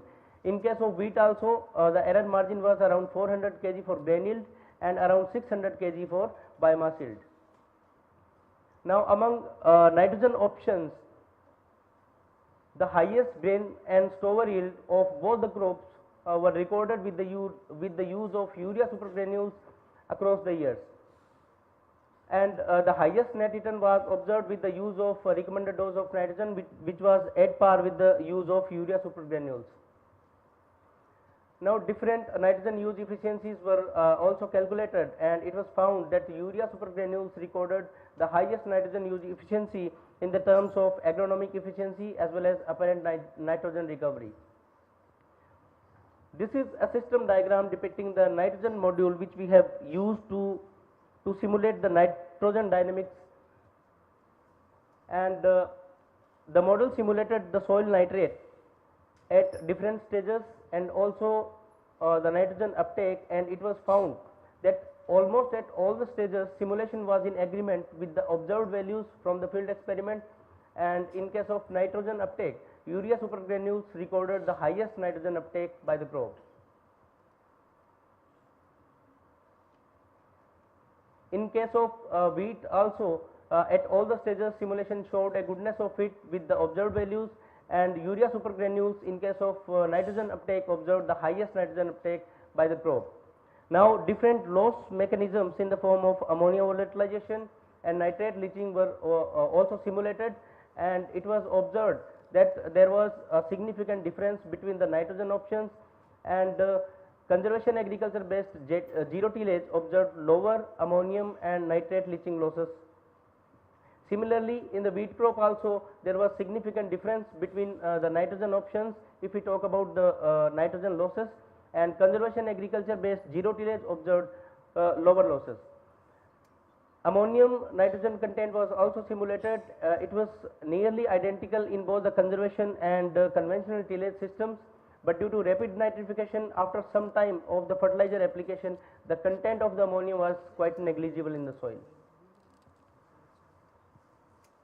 We also simulated the denitrification losses, and it was found that urea supergranules recorded slightly higher denitrification losses. So, I would like to conclude the presentation with some of the salient findings, that we calibrated and validated the genetic coefficients of two cultivars of maize and wheat, allowing for efficient simulation of crop growth and development using this model. This model efficiently simulated grain yield with an error margin of 300 to 500 kg. Then also it simulated correctly the mineral nitrogen fractions, the nitrogen uptake under both conventional tillage and conservation agriculture based zero tillage plots. Conservation agriculture coupled with use of urea supergranules gave higher grain yields in the tune of 5 to 7%. Then nitrogen use efficiency in the form of in the tune of 7 to 8% with lower environmental footprints. Now, under the scenario of climate change, adoption of this conservation agriculture with the use of urea supergranules in only, like if we adopt this practice in only 1 lakh hectare area of this emerging wheat maize wheat system, it can reduce the urea subsidy burden of around 30 crore annually to Government of India, and it also decreased the greenhouse gas emission of around 162 lakh kilogram of CO2 equivalent per annum. So, by providing reliable predictions, this modeling approach facilitates efficient resource management while minimizing the need for intensive field experiments. In future directions, we have to evaluate the DSET model under diverse agroecologies under contrasting genotype environment and management interactions, and also to investigate soil carbon and moisture dynamics, and also to couple these simulation models like DSET and also AppSim with advanced data driven tools like artificial intelligence and also machine learning. These are some of the research publications. I have published 4 research papers out of my PhD research. 2 research papers are with a NAS rating of 11 and 2 research papers are with NAS rating less than 10. These are some of the awards and recognitions, including Best Oral Presentation and Best Poster Award. These are some of the extracurricular activities, including sports and cultural programs. So finally, I would like to acknowledge Director IRI, Director and Dean IRI, Head and Professor, Division of Agronomy, IRI, the Graduate School, my advisory committee members, and also Director IIFSR Modipuram for granting me study leave. Thank you. Thank you very much for a very good presentation. पूछेंगे ना sir, doctor Joshi साहब.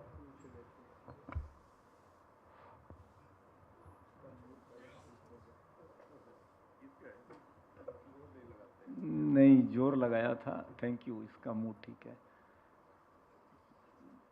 Kamlesh ji. Sir. बढ़िया.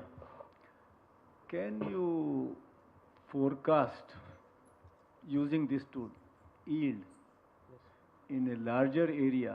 Yes, sir. When the crop is very young, can you tell in advance using this tool? Yes, sir. Sir, if we have if we have calibrated well, firstly the genetic coefficient of a variety, or if we are using several varieties, and then if we are having a robust data set, then this model can definitely tell us the yield and even, sir, growth and development, even the number of leaves, plant height, almost, sir, all the parameters it can forecast, and also grain yield and biomass yield too. No, if we tell there are 3 varieties being grown in Punjab or Haryana, Yes, sir. time of sowing is this, fertilizer, other factors are almost constant. Yes, sir. So you can tell to government, yes, this will be the production. Yes, sir, but with an error margin, like it may go up to 5 to 10%. Sir, certainly we cannot replace the field experiments, but these cannot replace the experiments, but sir, these models can supplement. It can add the information. Yes, yes, thank you. Dr. Birthal. You started your presentation with giving some kind of, these models are not accurate. It is only the DSET, which provides, better accuracy and all those kind of things. But nowadays, efforts are being made to integrate the biophysical model and econometric model to bring in precisions in the estimates and all that. Now, one thing, what do you understand by net BC ratio? Net BC ratio? Yeah. Sir, it is net return by divided by cost, sir. It is the ratio of net return to the cost. How did you estimate cost? This data? Pardon, sir? How did you estimate the cost? Sir, it is not estimated, sir. For cost, it is real in the field experiments. We also conducted field experiment. Did you include the labor costs? Yes, sir. Eh? Yes, sir. Thank you. Director साहब पूछेंगे. So one challenge with urea super granule as compared to prilled urea is application. Yes, sir. The placement, particularly in a crop like wheat, large scale application is a major challenge. How to address that? Second, you have used the term genetic coefficient, Yes, sir. which I think if you use genotype coefficient in place of genetic coefficient, it would be appropriate, because we are not doing any genetics in terms of component of genetic variation and so on. It is basically genotype or variety coefficient. If you call, that will be appropriate. Third, how much nitrogen saving you think you could achieve if this recommendation is followed? Sir, we can save 7 to 10%, sir. In field experiments and by the use of models, it is arised that yes, we can save up to 7 to 10% nitrogen. And regarding that urea supergranules, sir, we need machinery because we have to place that granules under like 8 to 10 centimeter deep, depth. Do that. Sir? How to do that placement? Placement. What Sir. mechanism for placing the granules? Sir, we can use dibbler, sir. But manually it will take some time and it will also be costly, sir. Yeah, conservation agriculture is the need of the hour at present. What is the extent of coverage under conservation agriculture in India now? Sir, it is around 2 million hectares, sir. Slightly more. अभी तो ज़्यादा है. And what is the target? Sir. Often it is. Sir, target like sir, In future, I mean, will it increase or decline, or what is the? sir, if we see the efforts, we are hopeful that it will increase, sir. Okay. Thank you, Mr. Kamlesh. Thank you, sir. The next presentation is by Ms. Simardeep Kaur, 11464 from Biochemistry, and probably after this we can have a tea break and then we can again assemble.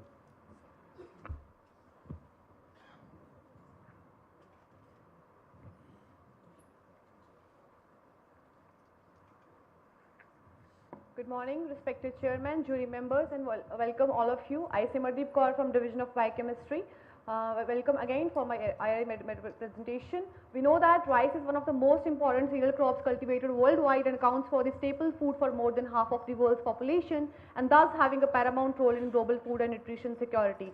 India being the world's leading exporter in rice, and the industry is still going strong, it has rice exports reached a record of nearly $11 billion, but rice production still needs to be increased by 60% to feed the rapidly growing population by 2050. We know that 21st century is a century of global climate change, and if we see the agricultural oriented countries, many of the countries are going to be worst hit by the nearly 2040, and if we see the Indian scenario, 54% of the India is suffering from high to extremely high water losses. So basically, recurrence of the drought stress possesses a significant challenges to the rice cultivation and thus leading to the substantial yield losses. We know that drought has severe impacts starting from the ATP obstruction or the declining photosynthesis and ultimately yield, and as per accordingly plants defend themselves to mitigate the oxidative effects of the drought stress, but the adversity of the drought stress actually depends upon the developmental stage.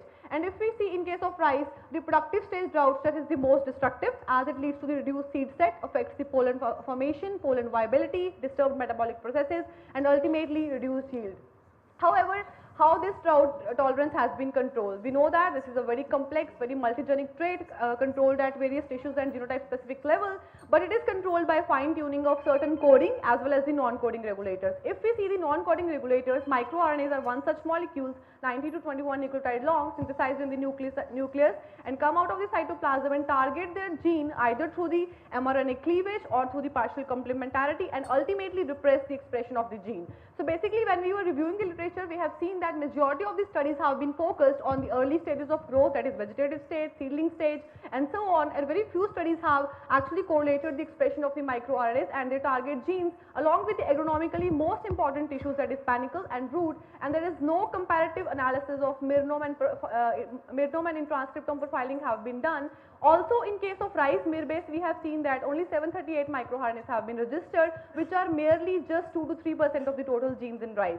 So the question arises, are there any specific microRNAs that are regulated under the reproductive stage drought? If yes, is there any differential expression pattern behavior? If yes, what are the candidate genes that are being targeted by them, and what kind of correlation is there between those microRNAs and their targets, and what kind of processes they are regulating? Are we able to experimentally validate them? Considering all these questions in mind, we have planned our thesis entitled Deciphering the Myrno Modulation at Reproductive Stage Drought in Rice Genotypes, with the following objectives starting from the differential expression profiling of drought responsive microRNAs, whole transcriptome analysis to decipher the microRNA mediated regulation, prediction of the target genes, elucidation of their role and validation of those microRNAs and their target gene. The experiment was conducted in the net house of biochemistry by taking two contrasting well-known genotypes of rice, that is Nagina 22, drought tolerant, IR64, drought sensitive, with root and panicle tissue.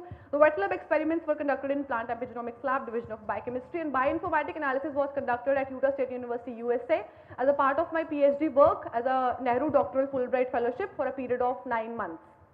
So basically, before going for the differential expression profiling, we have actually estimated the level of drought stress by using several biochemical parameters, starting from the reduction in the chlorophyll content, increase in the antioxidant activity, total phenolics content, which was further supplemented by the increase in the proline content in case of Nagina 22 as compared to IR64 under drought stress conditions. We also checked several parameters, starting from decline in number of panicles, number of empty seeds, number of test fade of seed, grain yield in case of IR64 as compared to Nagina 22. And finally, we started with the differential expression of the profiling after confirming the contrasting behavior of both the genotypes, and we have seen that we used actually single and 50 base pair sequencing, which was the need of the hour at that time, and we used MIRDIP2 to identify the novel microRNAs. We also developed our in-house own Perl scripts to identify the novel microRNAs and used the independent set of samples, that is the crop grown in the next year, to validate those expression of the genes. So ultimately, in case of panicle, we have got 162 novel microRNAs, and we tentatively designated them like OSA novel MIR1 to 162. And further, in case of root, we got 105. This is the distribution of those microRNAs in control and treatment libraries.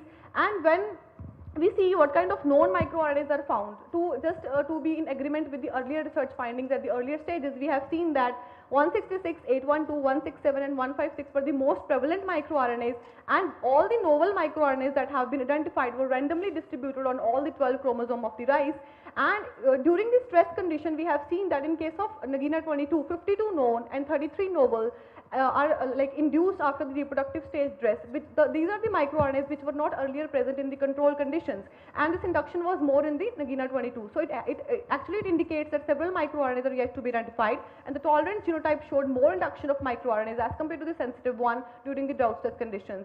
For the differential expression profiling, we used actually the stringent parameters and false discovery rate of 0.05 along with the fold change of 2, and we have seen that actual contrasting and differential pattern of microRNAs in case of panicle 121, which were 74 up and 47 down. In case of root, there were 91, in which 82 were up and 4 were down regulated in Nagina 22 in response to stress. So basically, these are the number of the microRNAs that we have got, and this is the differential expression profiling based on the fold change. But however, to see what kind of genes that are being targeted at the same stage. So for that, we conducted actually a parallel experiment setup in the same field, and we have used paired and 150 base pair sequencing, that is transcriptome sequencing, to get the genes, and we have seen that average of nearly 50 million raw reads were generated. We mapped them, we got more than 90% of the efficiency, and several significant up and down regulated genes as shown in this bar graph have been observed. And this heat map actually shows the top 50 differentially expressed genes which are significantly up and down, that shows the genotypic variations in Nagina 22 and IR64 in response to stress. And this is the volcano plot that depicts the upregulated behavior of more number of genes as compared to the IR64 in case of Nagina. So basically, again, for the differential expression analysis, we used the like RPKM of the control and treatment sample libraries, and we have seen that again 411 genes were downregulated in IR64, which was the exclusive number, but the number was just 670 in case of Nagina 22. That clearly indicates that there was more upregulation of the genes in case of Nagina 22, that and majority of those genes, when we linked the gene ontology, we saw that related to the nutrient reservoir activity, water deprivation response, ethanol signaling, and those all KEGG metabolic pathway indicates that these genes are actually associated with the sucrose starch metabolism, secondary metabolite synthesis, transcription factors, and so on. And this is the sort of all the highly upregulated genes in case of Nagina 22 and contrastingly downregulated genes in IR64, which were involved in these kind of processes like cross detoxification, defense, and secondary metabolite synthesis. So for the prediction of the target genes, we actually applied a stepwise strategy. We first assessed the complementarity between the microRNA and the 3' UTR, and then we evaluate the free energy of the interaction by using the thermodynamic stability, and then estimate the conservation nature of the microRNAs just to know what kind of microRNA targets have been identified in other crops, and then assessment of the target site accessibility, and ultimately we confirmed our targets with the publicly available degradome libraries to confirm only the authentic targets. So also we have used the recent criteria of microRNA annotation, wherein the 6 major feature, that is presence of hairpin, which is very important, high throughput small RNA sequencing that we already done, precision of microRNAs and their duplex strand, annotation by homology, and the length has been considered, and ultimately we have got nearly 409 novel microRNA targets for the panicle and 237 for the root. So when we wanted to review the function of these microRNAs, we have seen that only 24 geoterms, that is related to the epigenetic processes like chromatin binding or nucleic acid templation transcription, were involved in panicle. But in case of root, 27 geoterms were found, and out of which alluron grain and nutrient reservoir activity was the most enriched geoterm in case of root. For the known microRNAs as well, we confirmed their function, and we have seen that majority of those targets were transcription factors that were related to the polarity, floral and embryo development, ultimately photosynthesis, respiration, senescence, osmoprotection, antioxidant defense, and so on. These are the, furthermore, we also seen that actually there was a phytohormonal crosstalk between the microRNAs that we have identified, and we have seen that again they were targeting majority of the transcription factors that were involved in the root development, senescence, growth, hair length, and so on, and ultimately providing, these are those microRNAs which were down regulated in case of Nagina 22, and they were negatively regulating the expression of the targeted genes. So when we integrated the Mirnome data, that is from the objective 1, and the transcriptome data, that is from the objective 2, we have seen that majority of those microRNAs show negative correlation with their target genes. That is also indicates their possible mode of action as well, that is cleavage and partial complementarity. And we also observed very few genes showed positive correlation with their concerned microRNAs. So basically, by obtaining these data from the transcriptome data, after seeing the expression of the gene, experimental validation was necessary to obtain the full legitimacy. So what we did is we grew the crop next year, we took the samples, it was independent set of samples in the same conditions, and we used the RT-qPCR analysis for verifying the small RNA and the transcriptome data, and we confirmed the expression of 5 novel and 3 known drought responsive microRNAs. And their target genes. So left side indicates the expression of the microRNAs and the right side indicates the expression of the target genes, and we observed the consistent expression patterns between small RNA and the RNA sequencing data analysis, which further increases the reliability of the sequencing data. Also in case of root as well, we did the same thing. We got 5 differentially expressed microRNAs and we observed the consistent expression patterns. So these are some of the, this is the model that we have developed in panicle, which are just the major known and novel microRNAs that observed in Nagina 22 and ultimately providing the drought tolerance. This is the same case in the root as well. So ultimately we can say that this is the first comprehensive and integrated report on identification and characterization of drought responsive microRNAs in panicle and rice. We also identified differentially expressed microRNAs in genotyping tissue specific manner. Targeted genes of identified microRNAs have been identified, and comparative Mirnome and transcriptome profiling have been done, and 13 microRNAs were experimentally validated, and mature microRNA sequences have been submitted to the MIRBASE, and we selected the candidate genes for this genome editing using microRNA based strategies. So these are the 5 research publications, out of which 3 are more than NAS rating 10 and 2 are less than NAS rating 10. These are the some of the review publications and popular article or a book chapter, and I have also been awarded Springer Nature Young Scientist Award for presenting my work in international conferences, and also served as the BOS of Division of Biochemistry and cleared several entrance examinations like CSIR and GATE. I was blessed and fortunate enough to got the most prestigious international award, that is Fulbright, and served for a period of 9 months in Utah State University, USA, and also selected as an Indian representative for the business panel discussion in US. And these are some of the extracurricular activities where I have almost bagged the first prizes in debate, poetry, allocation and sports. Finally, I would like to thank Director, Dean, HOD, Professor, Division of Biochemistry, advisory members, to my institutes, ICAR New Delhi, CIIB, Utah State University, USA, CSIR, Fulbright, for providing me the grant to complete my work at USA. Lastly, thank you. The fight against drought stress is a battle for food security. So let's work together to keep our rice a dependable source and sustenance for all. Thank you so much. Thank you. Thank you, Simardeep Kaur. आपने photo दिखाया, बाकी किसी ने photo नहीं दिखाया है. That's a unique thing you have done. Doctor Joshi साहब से शुरू करें. Important.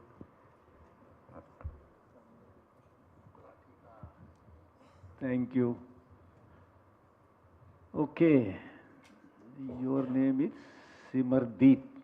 Okay, Simardeep ji, nice presentation. Little fast track type, speedy, but good. So your abstract is saying that you have got something novel. Yes, sir. and it might be used in rice improvement. Yes, sir. So can you give me one example how you can use this for rice improvement for drought? Okay, sir. Sir, for example, there is one microRNAs, 166 and 396. So in China, what they have done is they used it in wheat because it is actually targeting the panicle down regulating the genes related to the spikelet formation. So they down regulate it using the endogenous target mimic technology.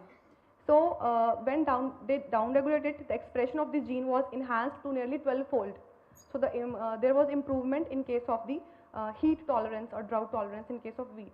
So similarly, we also got the expression of those related microRNAs in our data, and we saw that there was 8-fold enhancement in case of Nagina 22 related to those microRNAs. So if we target that microRNA, which is actually targeting the gene related to the panicle formation in rice, so it would not impact the expression of the gene, and ultimately there won't be any impact of the drought or a heat sort of effects in rice, and ultimately the yield can be enhanced. Director साहब पूछेंगे Simarjeet Simarjeet Yes, yeah, Vishnathan, you have a question? Yeah. So, nice presentation. Two questions. One, if you had compared N22 control versus stressed, and then look at the differential expression of microRNAs within genotype, so that the background noise is avoided. Yes, What difference you would get, number one. Number two, now in our breeding program, there are a number of lines available which carry the QTLs for drought tolerance. So essentially, for example, you have IR64, a sensitive variety, and IR64 with drought tolerant QTL, which has been transferred from Nagina 22. If you take this as a comparison, IR64 sensitive one and IR64 with drought QTL, then again your entire background noise is taken care. There is no background noise, only you can look at the differences originating from the QTL introgress. Yes, sir. What is your comment on these 2 Yes, points? Sir, actually, since this is a very basic or preliminary study on the reproductive stage drought tolerance, so definitely it is right when we compare within the genotype, there won't be any background noise.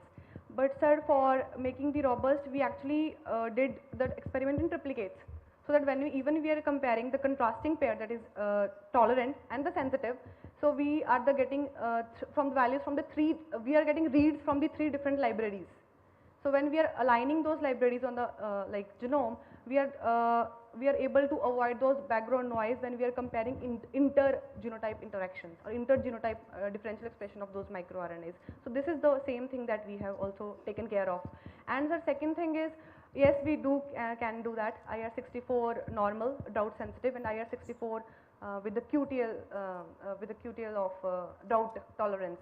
So that can also be done, sir, but that would be the next study, and we have to see again the differential expression behavior of those microRNAs in both the genotypes. Maybe we can get some candidates from the QTL related genotype to inculcate those in the better other tolerant varieties of the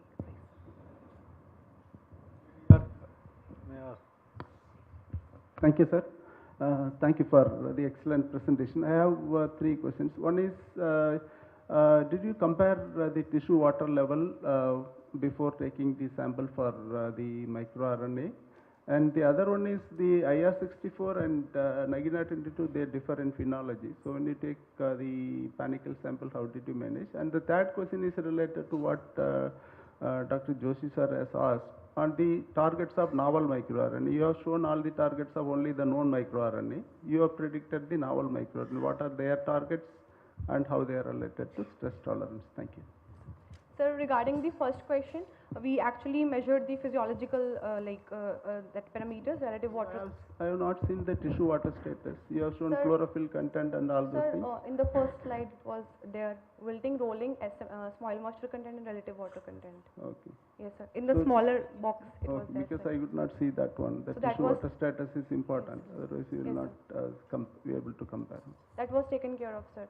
And regarding sir second question, actually this is right, both have different durations, Nagina 22 and IR64. So in case of Nagina 22, the panicle initiation was delayed for 7 days. So nearly by 70 to 75 days it has to be, but it delayed by 7 days. But in case of IR64, it should be at nearly 90 days or something like that, but it delayed by 10 days. So we collected the sample as per that stage. Like we collected, for example, I collected samples of Nagina 22 today, and after 12 days I collected for IR64, waited for the panicle emergence and the appropriate drought. And so regarding the third question, the targets of those microRNAs, actually I showed the known because they have, because I have the information from the other crops as well, what are the targets. So I correlated my targets with them. But for novel also there are very few targets, sir. So I showed the functions of those targets in the gene ontology pictures that are related to the nutrient reservoir activity, water uptake, deprivation and the epigenetic processes. Thank you. Thank you very much for a excellent presentation, Mr. Kaur. Now we break for tea and we again assemble after 15 minutes, strictly after 15 minutes, please.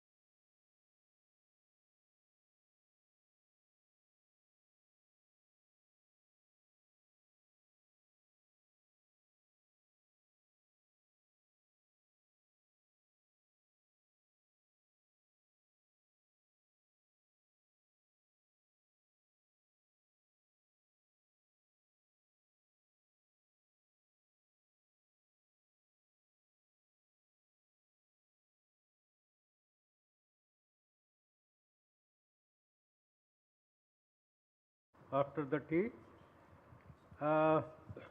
We have next presentation by Saran Basappa, Bioinformatics 11739. Are you ready? Yes, sir. Okay, please go ahead.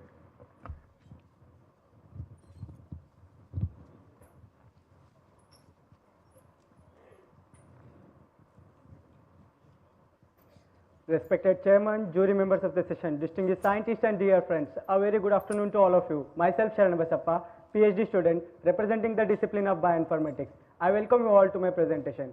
As we all know, agriculture is backbone of our Indian economy, as it is contributing nearly 18% of our GDP and which is also providing livelihood support to 45% of our country's total population. But in the process of increasing the production as well as productivity, we are overly harnessing the resources. Like, due to the extensive usage of synthetic chemicals in agriculture, they're adversely impacting the agriculture land, climate, they're affecting the natural flora and fauna of the ecosystem, and they're entering the human food chain. Ultimately, they're affecting the humans.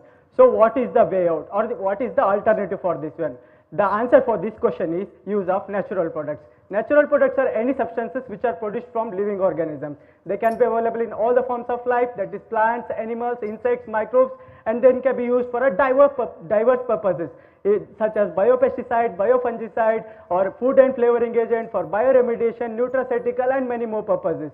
The usage of all these natural products, they help us to achieve the United Nations Sustainable Development Goals for promoting the environmental sustainability, economic growth, and social well-being. Even our government of India is also trying to achieve the same through implementation of different schemes. As we all know, microbes are one of the major source of natural products. So they are associated with almost every process in the biosphere, that is from recycling of an essential element to the decomposition of waste material. So studying the microbial community as a whole, that contribute to the discovery of some novel natural products. But traditional methods that cannot isolate and culture 99% of the total microbial diversity in vitro because of highly artificial and limited number of conditions. So, due to the advancement in high throughput next generation sequencing technologies that have enabled the researchers to overcome this problem by introducing the new field of study called metagenomics.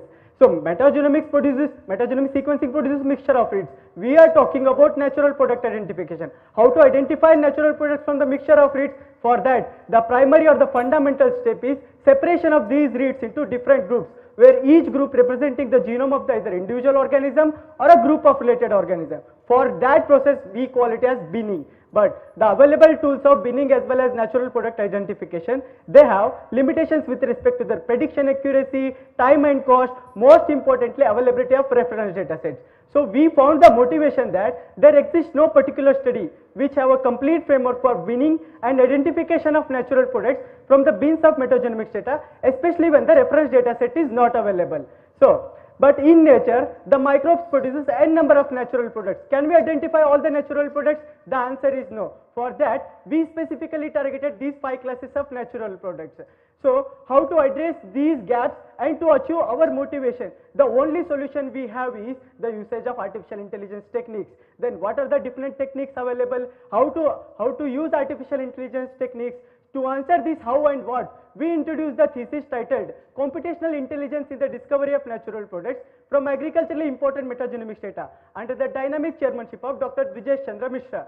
So, we propose 3 different objectives: to develop an approach for binning of metagenomics data using advanced learning techniques, to develop the framework based on artificial intelligence and machine learning techniques for identifying the natural products in the bins of metagenomics data, to identify the natural products in agriculturally important metagenomics data using developed approach. Initially, we developed the methodology for binning. For that, we have the metagenomic sequence data. From that, we computed 4 different genomic signatures by developing an in-house Python script for all the 4 features, that is TNF, off-deck, GC content, and the length of the context. And the most important features were selected automatically by 2 different deep learning based architectures. One is deep embedded clustering and variational autoencoder. And the selected features were used for clustering or the binning with the help of K-means clustering algorithm, and the quality of clusters were evaluated with the help of RAND index and silhouette index. So this is the architecture of deep embedded clustering, which is having 3 different components: encoder, decoder, and there is a layer embedded between encoder and decoder called latent layer. So the main objective of this deep embedded clustering is it jointly optimizes the reconstruction as well as clustering loss. while developing the model, we have tuned some hyperparameters. So, and this is the Python script we developed for the same. So, similarly, this is variational autoencoder, whose architecture is very much similar to deep embedded clustering. But the only difference here is, here the latent layer assumed to follow Gaussian normal distribution. So, these are the hyperparameters we tuned for the same, and this is the code we developed for the same. So, these are the results for evaluating the performance of our proposed methodology. We have taken 3 different benchmark metagenomics data sets. For that, you can see from the graph as well as table that the clusters are well separated from one another, with which they are giving good results. Similarly, in case of variational autoencoder plus k-means approach, we are getting good results here also. So, then we compared the performance of our proposed approach with the existing approaches, and we found that our proposed approaches are performing better compared to the existing approaches of binning. So, these are the codes which we developed for calculation of features. Now, we have the beans with us.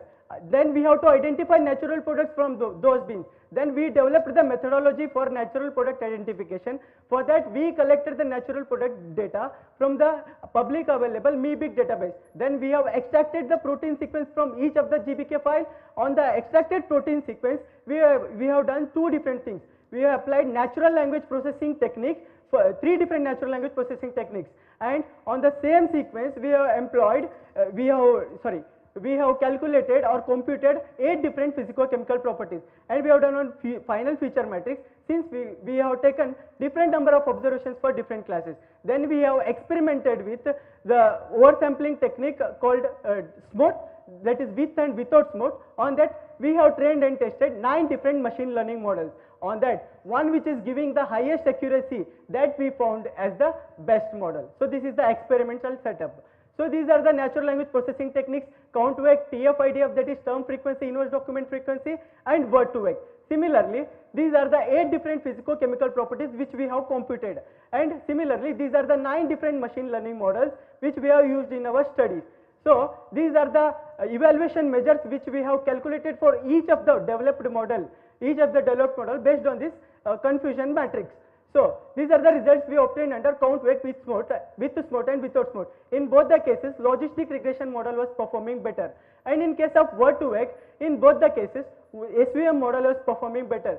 Similarly, in the case of TF-IDF, that is without SMOT, SVM model was performing better, and in case of with SMOT, logistic regression model was performing better. Then we have done the topsys analysis from all the 6 models, and we found that TF-IDF with SMOT, with logistic regression, which was giving the best results with an accuracy of around 96%. So, with this model we used for developing the software named NaturePed. For that, we have done the scripting in Python, HTML and JavaScript. So, this tool can be accessed via this link. So, this tool can be used for prediction of a class of natural product as well as computation of 8 different physicochemical properties. But one major feature which separates this tool from the other is it is having very high confidence interval. That means if the user is giving any input which is predicting the class of natural product only if it is more than 90% confident, otherwise it is predicting none of these class. If the user is not from the natural product research, he can simply calculate the 8 different physicochemical properties and use for his research. Then to show the application of our developed approaches of binning as well as natural product identification, we have taken mustard soil rhizosphere metagenomic sequence data which is collected from Mao district of UP, which was given by NBIM. Then we have done the pre-processing to that data, and we have done the assembly. Then we have done the binning with our developed model under binning. Then we have identified the natural products with the help of our developed software NaturePed. Then these are the results we obtained under binning. In that particular sample, we got 50 optimum number of clusters, and this is the distribution of those 50 beans in that particular sample. So, we have done first initially out of our interest we have done taxonomic profiling. Then we found that only 47% of the sequences were classified using the existing tool. Then it was very surprising, we are missing the information of 53% sequences. So, for that it is defining why we went for unsupervised way of binning as well as natural product identification. From those 50 beans we identify the natural products, and we found that in that particular region we found 41% of the natural products where belongs to the class of RAPP. That means the microorganisms which are there, they are encoding for the genes which are encoding for the genes, they are encoding for the products which belong to the class of RIPP. They are either potential disease enhancers, they are nutrient cycle enhancers, or they can overall help the crop as well as soil to maintain the good health status. So salient findings from our research is we developed two novel deep learning based binning approaches for metagenomics data. Second is we developed the logistic regression based machine learning model for identification of natural products. Then third is we developed the user friendly software named NaturePred. Then we showed the real world application of our developed approach in agriculture. Then path ahead. In future, one can predict the chemical structure of the natural products using the sequence information, and one can identify the potential drug candidates from the predicted structures with the help of virtual screening. So these are the four publications which one is published and one is accepted and two are under review. So I also attended some national and international conferences for paper presentation. So apart from this, I worked as a BOS of our division and hostel prefect at our ISRA. So apart from academics as well as co-curricular activities, I represented IRI 3 times in national level, Intel Agriculture University's Games and Sports Meet, and 1 time in Unifest, Cultural Unifest. And I can proudly say that I am the record holder of fastest runner of IRI. So finally, I have to acknowledge the vital contributions from my chairperson, advisory committee, director IRI, ISRI, faculty bioinformatics, staff TSC, graduate school IRI, finally my parents, my seniors, my teachers and my friends. I conclude my presentation with the famous quote of Steve Jobs that the biggest innovation of 21st century is the intersection of this biology and technology. A new era is beginning. Thank you all for your patience here. Thank you very much. Thank you. Very good presentation. Dr. Prasad Saab, I think this is your area.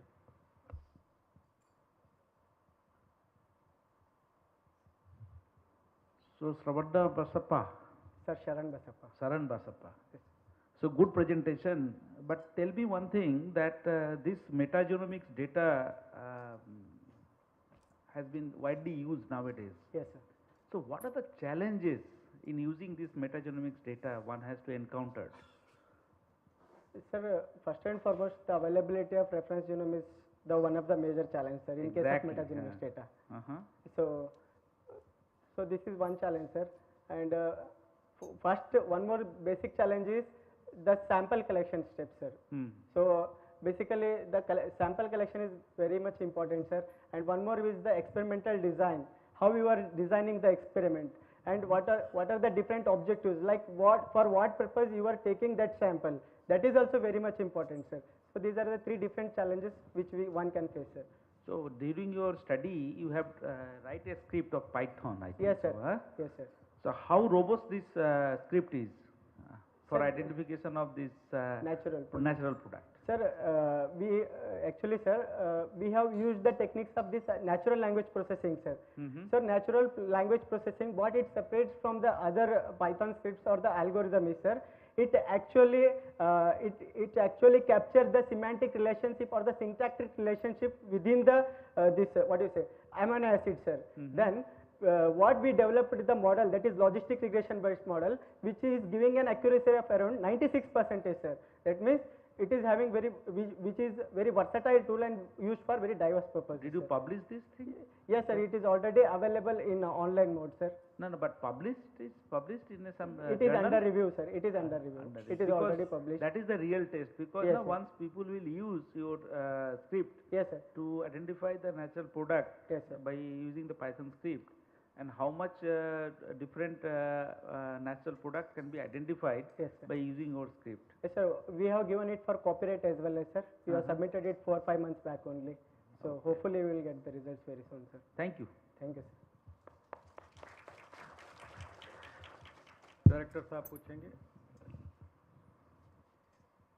So it's not a question, but something I want to understand in terms of implications. You said you had a soil sample that was taken from the mustard rhizosphere in Mau district, yes, right?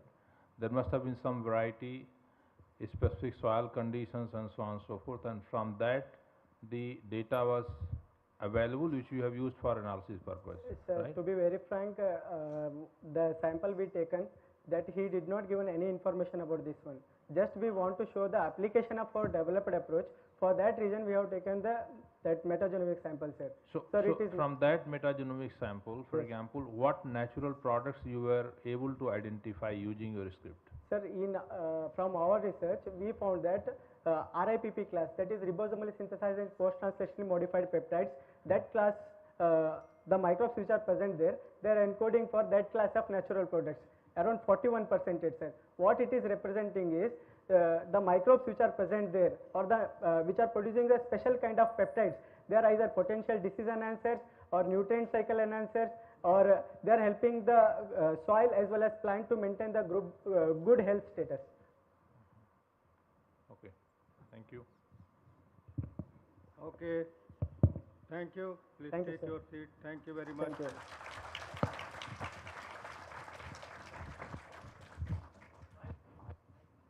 The next presentation is by Mr. K. Chandrakumara, 11759, from the entomology discipline.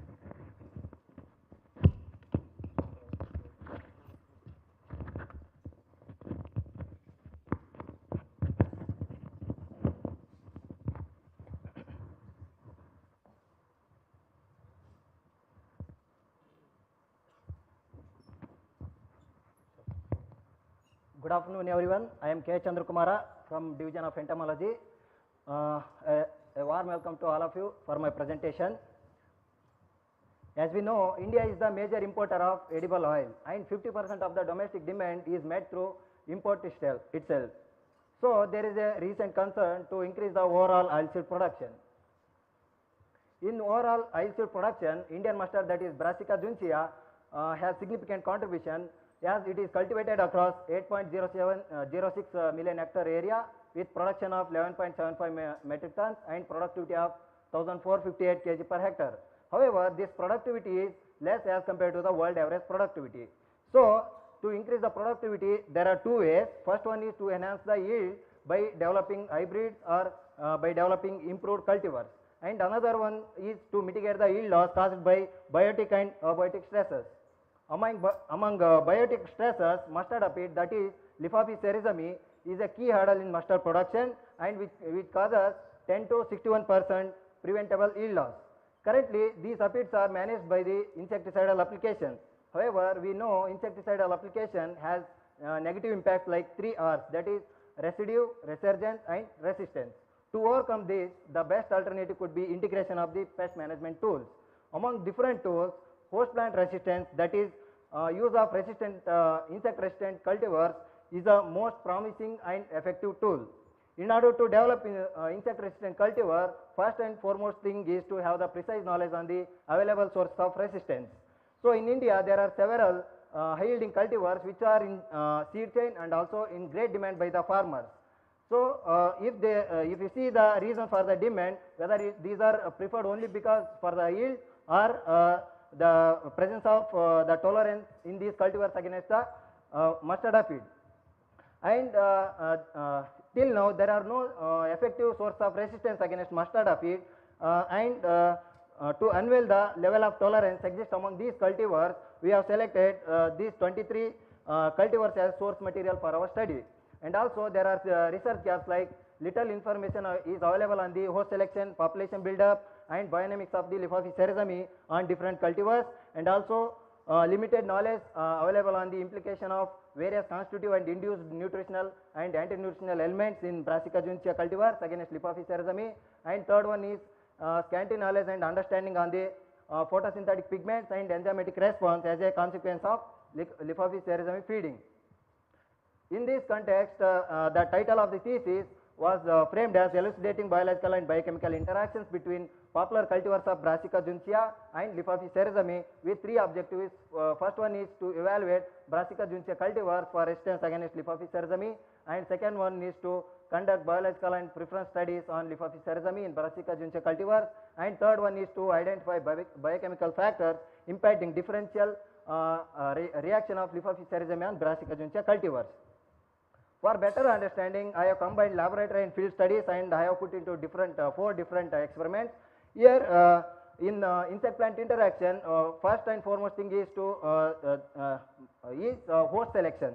So after selecting host, the suitability of the host is completely depend on the population buildup or the population buildup of the host insect pest on that particular host.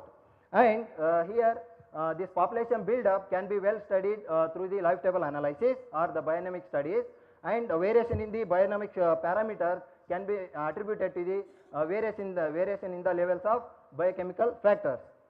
By studying the association between these four aspects, we can draw a valid conclusion regarding the resistance status of the host at the end.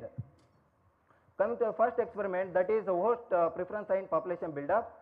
Here for host preference study, multi-choice test was conducted by using birds and siliqua. Here birds and siliqua were arranged in the circle, and at the center aphids were released, and after 24 hours of release, the number of nymphs settled on each cultivar were recorded and expressed in the percent nymphs recovered. And for population build-up study, artificial screening technique was followed as described by the Dillon et al. 2018. Here 20 mixed stages of aphids were inoculated on the third branch of plant and then covered with an iron mesh, and average number of aphids which were settled on the each cultivar were recorded after the 21 days of inoculation, and based on that aphid multiplication rate and also daily multiplication rate were calculated. Results show that RLC3 was least preferred among the different cultivars, and also the cultivars like DRMR 15035, NRCHB 101, PM 27 and RS0406 harbored the less number of aphids, and also they showed the less aphid multiplication rate and also daily multiplication rate. Then comes biology and bionomics. So here the aphid infested twigs were collected from the field, and aphids were reared on the birds and siliqua under laboratory condition, and the newly hatched nymphs were transferred to each cultivar. Then observations were recorded at 12-hour interval, and the different observations recorded were as follows, like different nymphal instars based on the presence of exuvia, and also the reproductive biology, total developmental period and survival were recorded, and based on these factors, different bionomic parameters like intrinsic rate of increase, finite rate of increase, net reproductive rate, gross reproductive rate, mean generation time and doubling time were calculated by using 2sex MS chart software. Results show that in birds, RLC3, NRCHB 101, DRMR 15035, Pusa mustard 25, Pusa mustard 26, Pusa mustard 27 has a significant impact on the bionomic parameters. Similarly, in siliqua also, the cultivars like RLC3, NRCHB 101, DRMR 15035, Pusa tarak, RS 749, Pusa mustard 26 and Pusa mustard 27 had significant impact on the bionomic parameters. Then third experiment is to know the biochemical base of resistance. Here the different parameters analyzed were as follows, and here nutritional factors were analyzed, anti-nutritional, photosynthetic, non-enzymatic and enzymatic parameters were analyzed, and for most of the parameters the sample preparation was as follows. Here sample means fresh tissues were collected and 2 gram was weighed, then crushed using liquid nitrogen, and then to this like phosphate buffer was added, then subjected to centrifugation, and supernatant was collected and stored in the minus 20 degrees centigrade for further analysis. The overall outcome of the biochemical investigation was as follows, like there was significant difference in the constitutive and induced levels of various phytochemicals, and total proteins, total sugars, phenols, total tannins, antioxidants, PRAP and regulating enzymes were significantly increased over the constitutive levels, while total glucosinolates, photosynthetic pigments were significantly decreased over the constitutive levels. As induced defense is the major indicator of host plant defense, here I am concentrating on the percent change over the constitutive levels, and the highlighted cultivar indicates the highest variation among the different cultivars. Photosynthetic pigments like chlorophyll A, chlorophyll B, total chlorophyll and total carotenoids significantly decreased over the constitutive levels, and there was significant difference among the cultivars, and also the nutritional factors like total proteins and total sugars were also significantly increased over the constitutive levels, and anti-nutritional factors like total phenols and total tannins were also increased in response to Liphophy cereus infestation. And also non-enzymatic antioxidant like total antioxidant and ferric ion reducing antioxidant power, and enzymatic antioxidant like ascorbate peroxidase, ascorbate oxidase, catalase were increased significantly over the constitutive levels. And then defensive enzymes like phenylammonia lyase and tyrosine ammonia lyase increased significantly over the constitutive levels. Like next, glucosinolate myrosinate defense system is one of the important defense system in brassicas. Here the total glucosinolate contents decreased significantly over the constitutive levels, while myrosinase activity increased over the constitutive levels. If you see in a nutshell, this variation in the different biochemical factors was highest in these listed cultivars, and among these cultivars like DRMR 15035, NRCHB 101, RLC3, RS725, RS749 and PM26 showed significant change over the constitutive levels due to Liphophy cereus infestation. Now let us see how these biochemical factors impacted the biodynamic parameters. For that, correlation and regression study was conducted, and the correlation study showed that total sugars, FRAP and total carotenoids, ascorbate oxidase and PAL biochemical parameters, they established significant association with the different biodynamic parameters. Similarly, in silico also, the biochemical factors like total sugars, total carotenoids, ascorbate oxidase, ascorbate peroxidase, PAL and TAL, they showed the significant association with the different biodynamic parameters.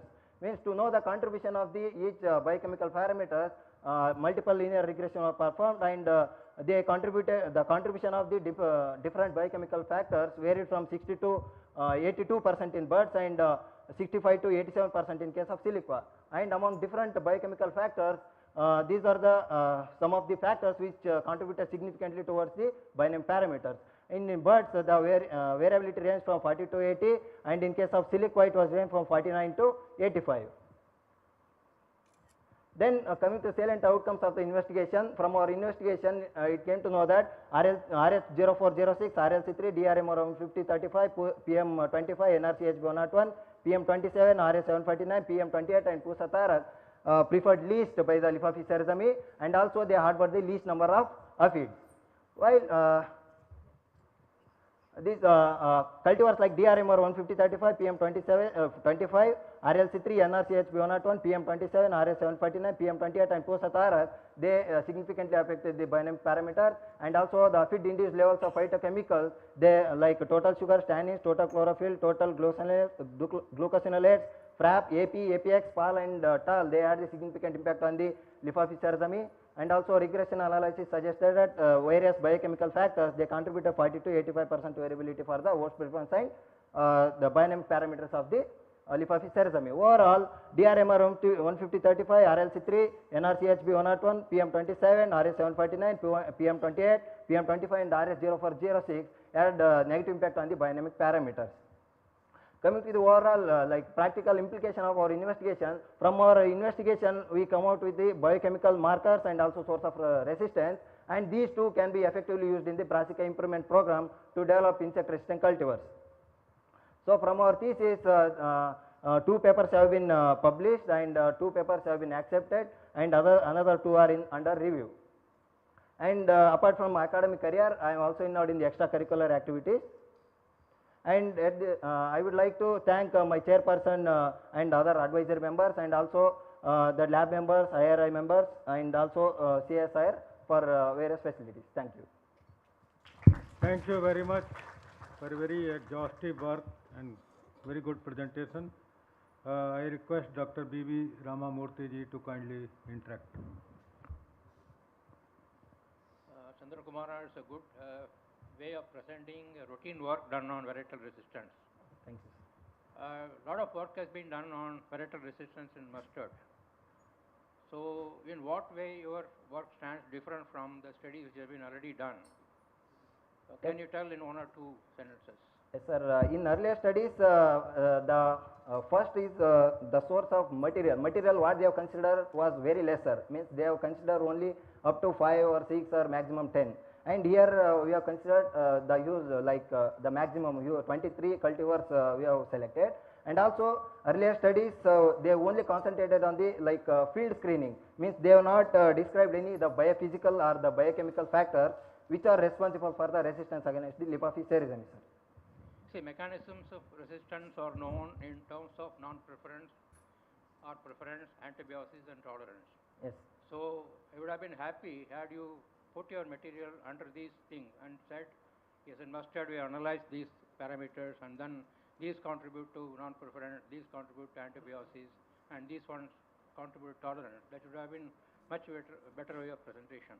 Yes, sir. From in our investigation, sir, we have mainly concentrated on the biochemical factors, sir. So we have emphasized mainly on the antibiosis rather than the antigenosics and also the tolerance, sir. We have mainly concentrated on the antibiosis, sir. So if I ask you, can you suggest a way by which we can utilize these biochemical attributes towards getting into IPM involving post-plant resistance, what will be your answer? Sir, in IPM, as that insect resistant cultivar is a major tool, there we can use the one is to develop the cultivar which is having the high the anti-feed and anti-nutritional factors. That is the one way, sir. And also some of the factors other than these what I have analyzed, apart from these, some may also present like attractants, repellents, some might be there, and by identifying that one we can also use in the behavioral manipulation of the insects, sir. Okay, Dr. Prasad Sahab. Chandra Kumara. Yes, sir. So what is the major problem in brassica regarding the canola quality of this oil actually? The glucosinate is high, na, in seed. Yes, sir. And erucic acid and glucosinolate, sir. Yeah. So can you tell us, there is a major study and breakthrough through genome editing in India, from India. Scientists has developed low glucosinate in the seed in Varuna variety by through genome editing of Indian cultivar Varuna, and develop a low glucosinate lines in seed but high in leaf, so that pathogen cannot attack. So what are the genes they have targeted? Sir, I have not come across with, sir. No, this is a breakthrough study, and application has been submitted for release of these two lines actually. So what are the transporter that I am giving you a clue, and also a transcription factor. That is a game changer for brassica oil quality, and without compromising the pathogen attack. The glucosinate level has been reduced up to 30, I think it is 6.21 micromoles per dry weight from 146 micromole. In the leaf, the glucosinate was compensate what is low and then increase in the leaf, other parts of the, so that pathogen cannot attack actually this plant. Okay.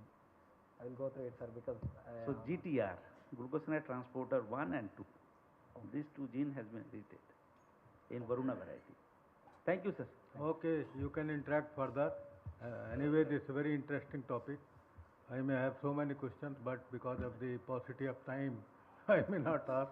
So thank you very much. Thank you, sir. For a very exhaustive work. Thank you. The next presentation is by Gayatri J. 11494 from Environmental Science.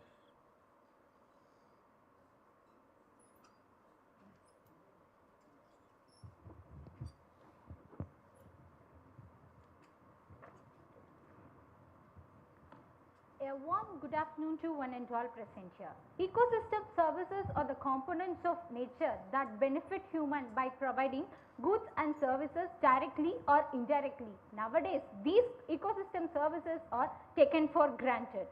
Pollination is one among the critical component of biodiversity, is becoming a critical service and threatened at an alarming rate. Pollination ecosystem services of undeniable economic values linked with the human well-being by agricultural production and food security. Knowingly or unknowingly, about 35% of the global crop production is contributed by the biotic pollinators. Recently, from the pollinators of commercial agriculture, the worldwide economic benefits is estimated to be over 550 billion euros per annum. We are very familiar with the recent IPCC assessment report 6, where the scientists want the human community with the code RED, in which the global warming of 2 degrees Celsius would exceed by 21st century. Major precursor for this climate change is the greenhouse gases and air pollution. The major notable greenhouse gases are the carbon dioxide and tropospheric ozone. In the 4th assessment report of IPCC, the tropospheric ozone concentration projects an increase of about 20 to 25% by 2050 across the globe, whereas the atmospheric CO2 concentration have already increased by 35% since the start of the industrial revolution, and it is projected to increase by 540 to 970 ppm by the year 2100.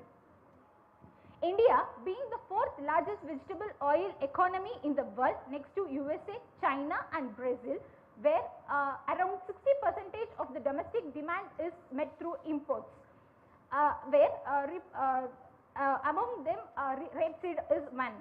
India ranks 3rd after Canada and China, sharing about 11% of the global rapeseed mustard production. Where is the bottleneck behind the interaction between climate change and Indian mustard? Limited information have reported on elevated ozone, carbon dioxide and their interaction on growth and yield of mustard. Climate change studies on pollination are scarce in Indian mustard. Furthermore, no studies were conducted on valuation of pollination ecosystem services in the global scale. Hence, it is important to explore for pollinators foraging behavior, pollen pistil interaction and biochemical mechanism governing reproductive success in mustard.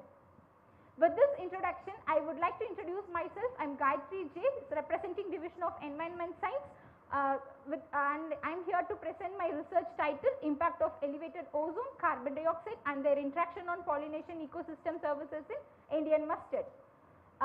Here are my research team, headed with Dr. D.K. Sharma, Chairman of the Advisory Committee, and the objectives framed as to elucidate the impact of elevated ozone, carbon dioxide and their interaction on pollinators behavior of Indian mustard. Second is to investigate the treatment effects on pollen pistil interaction of Indian mustard, and third objective is to study the treatment effects on biochemical changes, seed set, yield and quality of Indian mustard, and finally to quantify the treatment effects on pollination ecosystem services of Indian mustard.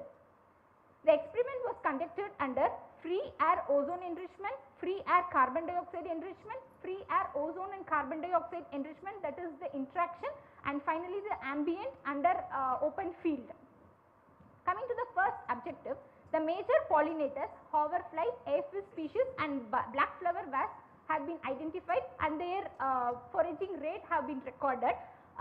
The maximum foraging rate was observed maximum under elevated carbon dioxide, and the minimum foraging rate was observed under elevated ozone and in the elevated interaction treatments.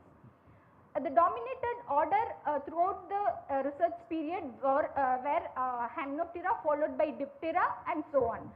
In the biodiversity indices calculated, the species richness, abundance, dominance have been rich in ambient conditions compared to the elevated levels.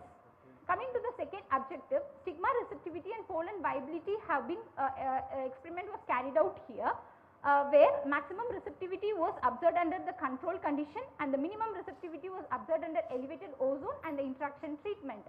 Coming to the field study of pollen viability, the maximum seed set was observed under the control and the seed formation was less under elevated ozone, implying the pollen viability decline.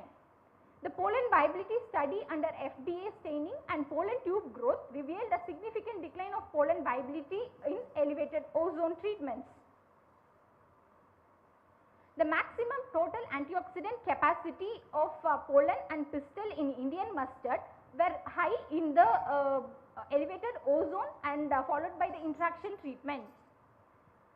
This image shows the sunken and shrunk morphology of pollen under different treatments which were observed under scanning electron microscope. Now coming to the metabolites were profiled in the pistil of Indian mustard under and different treatments showed a significant decline of sulfur metabolism, glycine, serine, threonine metabolism, glyoxylate and dicarboxylate and propionate metabolism. This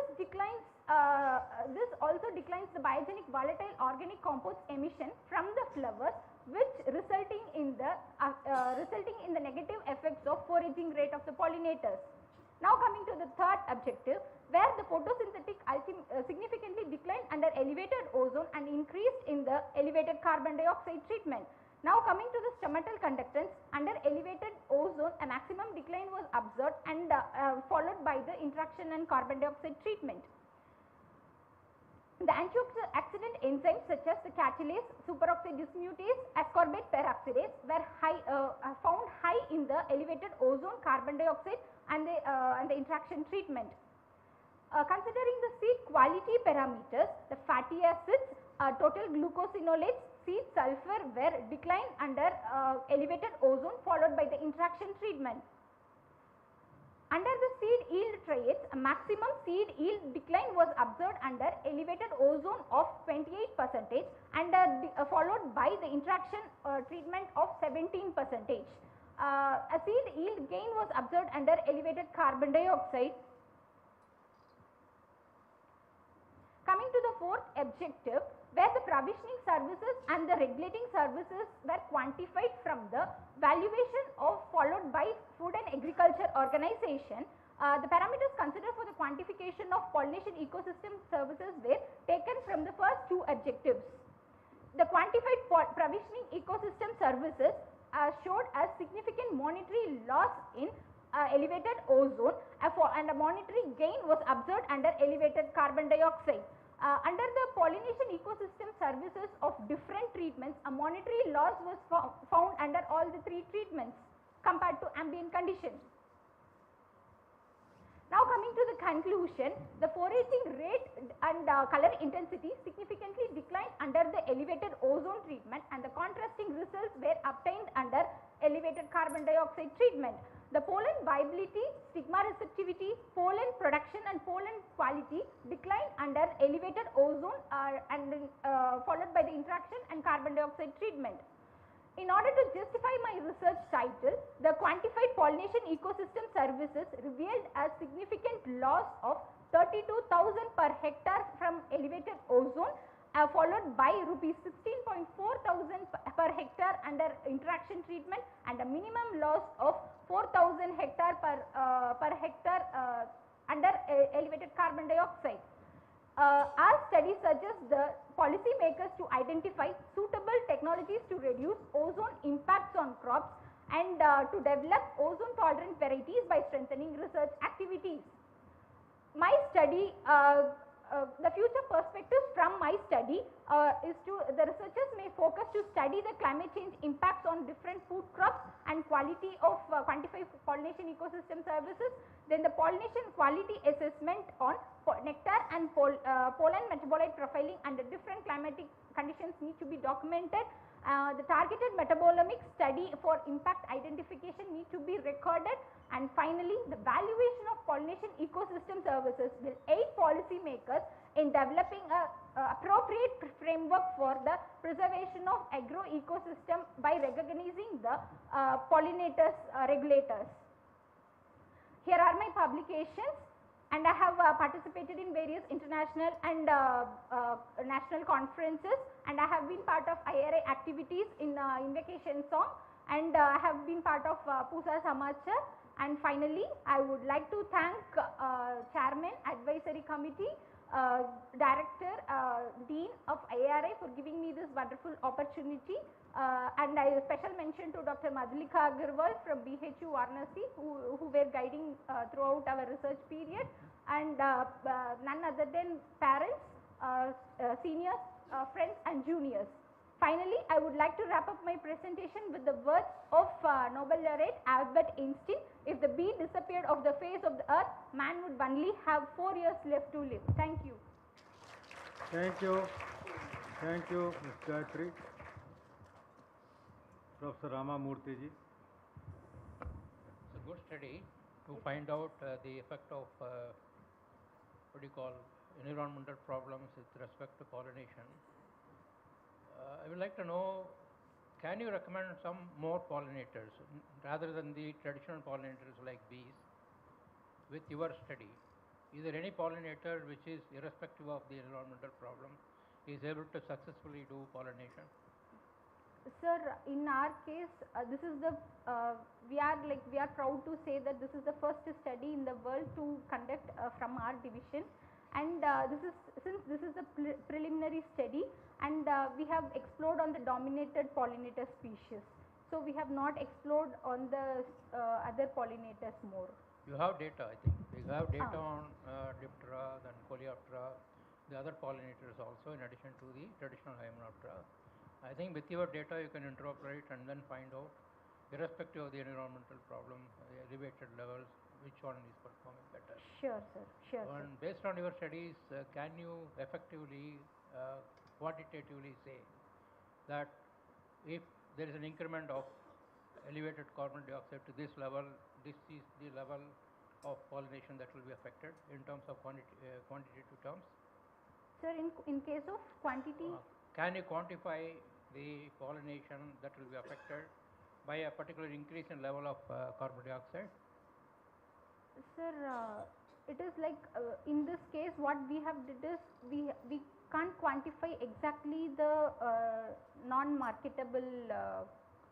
You have control data, is it not? Yes, sir, we then have. Why don't you extrapolate? Do it. Okay. Sir, we can. Professor Bithalji. Yeah. Good attempt, particularly to put a value to the pollinators. Yes, sir. But I am somewhat uncomfortable on the estimates what you have given. Okay, Now, you have shown a loss of more than 1.2 lakh hectares or the service that pollinators provide. So, how did you put that value? No, it becomes, huge, and the policymakers will never agree to this kind of, estimates. Apart from this pollinator, there are several other ecosystem services. Not the pollinators, but they also. If you add up to that, that means give that only that non-tradable component and not the tradable ones. Because if you see what is the yield of mustard, Yes, sir. at the most it is 1.5 ton per hectare. And what is the price? Assume say 5,000 Sir, rupees. we have taken MSP. Whatsoever you take it, you take 6,000, but they seem to be on a very high side. You have to just look at those kind of assumptions and the estimates. Even maybe your valuation process itself, maybe somewhat, you have to readjust those kind of things. Sir, actually that 1.1 lakh, it is the total, that is from the control treatment. And the effect we have from the effects we have quantified as 32,000 under elevated ozone, and under carbon dioxide it is 4,000. This is what the monetary loss we have calculated. Thank you very much. Thank you, Gayatri, Thank you, sir. for a nice presentation. Good work. Next is Ms. Pujma Mehraj, 11254, from the discipline of floriculture and landscaping.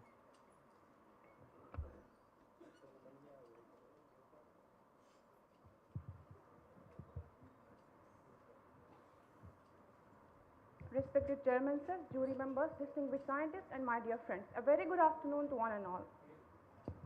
Bread feeds the body, indeed, but flowers feed the soul. Floriculture is the only profession in the world that pays for being so close to the nature. It includes cut flowers, loose flowers, cut greens, etc., of which loose flowers occupy the major share, amongst which marigold ranks first. As it is grown in different countries across the world. India, being one of the major production centers, has marigold as its top loose flower, as it takes a big swipe across different states in the country. Occupying an area of 18% from the total share of area under flowers and a share of 27% from the total flowers produced in the country. Now, marigold is a versatile crop. It has very much uses. For example, it's used for loose flower production, extraction of natural color, dyes, poultry feed production. It's used for the extraction of perfumes, essential oils, and is used in the pharmaceutical industry. Besides, it's used in rotation with several other crops to protect against insects, pests, disease, and nematodes. Owing to its versatile uses, its supply to the farmers is needed in large numbers. That means F1 hybrid development in marigold in public sector is in high need and demand in India. But the development of F1 hybrids requires complete homozygous lines, the production of which, if we take by traditional or conventional method, just 1 to 2 years of time. With this background, I, Uzma Mehraj from the Division of Floriculture and Landscaping worked on induction of double haploids through androgenesis and characterization of double haploid based hybrids based on qualitative and quantitative traits in marigold Tegets erecta L. Our work had 3 objectives. Number 1, to induce double haploids through androgenesis and their conformation utilizing direct and indirect methods. Number 2, to characterize double haploids and double haploid based hybrids based on qualitative and quantitative traits, and number 3, to test the hybridity of double haploid based hybrids using molecular markers. The African marigold genotype AFRL1 was used as the source of bud explant or anther explant. So the buds, after giving the initial washings, pre-treatments and surface sterilization, anthers were excised and were cultured onto the basal MS media. Now pre-treatments helps to convert gametophytic pathway to sporophytic pathway of the microspore. Therefore, anthers were given the initial pre-treatment in the form of cold and mannitol starvation and were plated onto the basal MS media for different durations so as to convert the microspore developmental pathway from gametophytic to sporophytic pathway. The results of which have shown that when anthers were chilled with cold at 4 degrees centigrade, it increased the percent of responding anthers to as high as 91%, while as when anthers were starved in 0.3 molar mannitol solution for 4 days, it increased the percent of responding anthers to as high as around 82%. Now to increase the regeneration efficiency, copper sulfate was modified in the basal media in different concentrations so as to see its effect on the percent of responding anthers, shoot induction and root induction. The results of which have shown that when copper sulfate was modified or added at the rate of 20 micromolar in the basal MS media, it increased the percent of responding anthers to as high as 92.2% and has shown good effect on other parameters as well. So from a series of different experiments, a total of 124 plants were regenerated. 52 out of which died while 72 grew normally and were converted to fully grown plants and were taken up for ploidy level determination using various methods. The 72 plants were screened by 2 methods, chromosome count, the direct method, and chloroplast count, the indirect method. In chromosome count, the total number of chromosomes in the root tip cells was counted, while as in chloroplast count, the total number of chloroplasts in the stomatal cord cells was counted. And it is evident from the data displayed that out of the total 72 plants, 6 that is 8.33% were haploids, while as 66 that is 91.66% were diploids. Haploids had 12 number of chromosomes in their root tip cells, while as an average of 4.8 number of chloroplasts in their stomatal cord cells, while as diploids had 24 number of chromosomes in their root tip cells and an average of 16.2 number of chloroplasts in their stomatal cord cells. Now, in order to restore the fertility of the haploids and to use them further in breeding programs, doubling of the chromosomes of the haploid regenerates was necessary. For this purpose, various antimitotic agents like colchicine and oryzalin were used to double the chromosomes of the haploid regenerants. The results of which have shown that when colchicine was used at the rate of 100 mg per liter for 38 hours, it increased the percent of diploidization to as high as 65%, while as when oryzalin was used at the rate of 50 mg per liter for 38 hours, it produced percent diploidization to as high as 75.4%. Therefore, in conclusion, it showed that oryzalin was best for doubling the chromosomes of the haploid regenerants. Now, from all of these experiments, in total 6 double haploids were produced, which were later on taken for multiplication and proliferation. For that purpose, nodal segments were used. Nodal segments were given different growth regulator combinations, including GA3 and TDZ. The results of which have shown that when GA3 was used at the rate of 1 mg per liter, it produced a number of shoots per nodal segment equal to 5.5.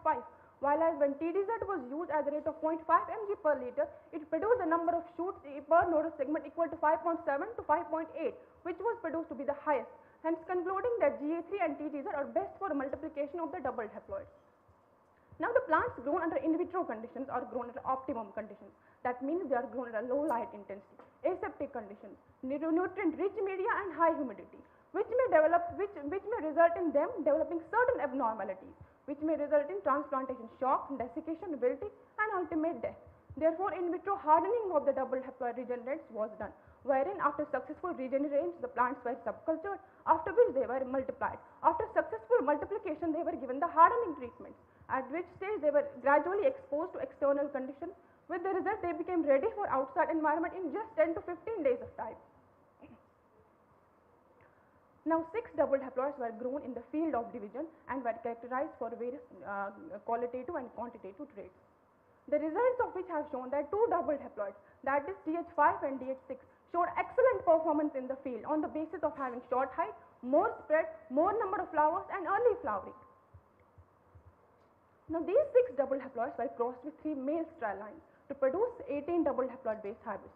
These were the 18 double haploid based hybrids which were then characterized for various qualitative and quantitative traits. The results of which have shown that cross combinations like DH1 into MS3, DH3 into MS7 and DH6 into MS8 showed excellent performance in the field conditions in terms of producing more number of flowers per plant, more flower weight and more flower diameter. Now in order to test the hybridity of the double haploid based hybrids, DNA extraction, quantification and PCR amplification was done. A total of 36 markers, SSR markers were used, out of which 12 showed reproducible and recordable bands. The bands were produced and observed in both the parents as well as the hybrids, hence confirming the hybridity of the double haploid based hybrids. Coming to salient findings of my research work. Number first, pre-treatment of anthers with cold at 4 degrees centigrade for 9 days increased the percent of responding anthers. Number second, copper sulfate supplementation in the basal MS media at the rate of 20 micromolar increased the percent of responding anthers and regeneration efficiency of the doubled haploids.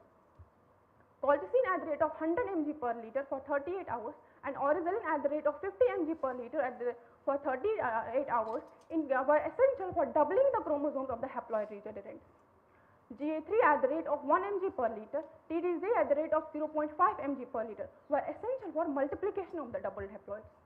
6 double haploids in total were generated, which were then crossed with 3 male strain lines MS5, MS7 and MS8 to generate 18 double haploid based hybrids. These double haploid based hybrids were later on characterized based on various qualitative and quantitative traits. And in the final stage, hybridity of the double haploid based hybrids was confirmed using SSR markers. Coming to practical implications, now as far as research is conducted, the protocol developed in this study can be used to generate doubled haploids in marigold or can be tried and tested in any other flower crops as well. And as far as farmers are concerned, new and improved double haploids and hybrids can be made available to the farmers in just 1 to 2 years of time, which is need of an hour for marigold farmers. Coming to way forward, now the double haploids generated in this study can be either used as a parental line for commercial F1 hybrid development or can be released as a variety if found feasible as such. And the double haploid based hybrids generated in this study can be further used for heterosis studies. The findings in my research has resulted in 4 research papers, 3 out of which have been published and 1 has been accepted. I have also presented my work in various conferences and seminars and have received wide recognition. I am a UG Gold medalist from Scotch Kashmir, PG Gold medalist from ICAR New Delhi. In the end, I would like to acknowledge Chairman and members of the Advisory Committee, Head and Professor Division of Floriculture and Landscaping, all the members of Horticulture Discipline, Director IRA, Dean the Graduate School IRA, ICAR and DST for Junior Research Fellowship, parents and friends. I would like to conclude my presentation with this beautiful thought which says that happiness held is the seed, while as happiness shared is the flower. In order to live a beautiful life, just keep it natural and keep it simple. Thank you very much. Thank you very much, Ms. Maharaj. And floriculture itself is a very good discipline, and we have just quoted at the end. अच्छा प्रसाद साहब पूछिए, doctor प्रसाद साहब. Yes, sir. Can you tell us what is the difference between a double haploid plant and a dihaploid plant? Yes, sir. Double haploids are produced when we produce haploids from the diploid plants.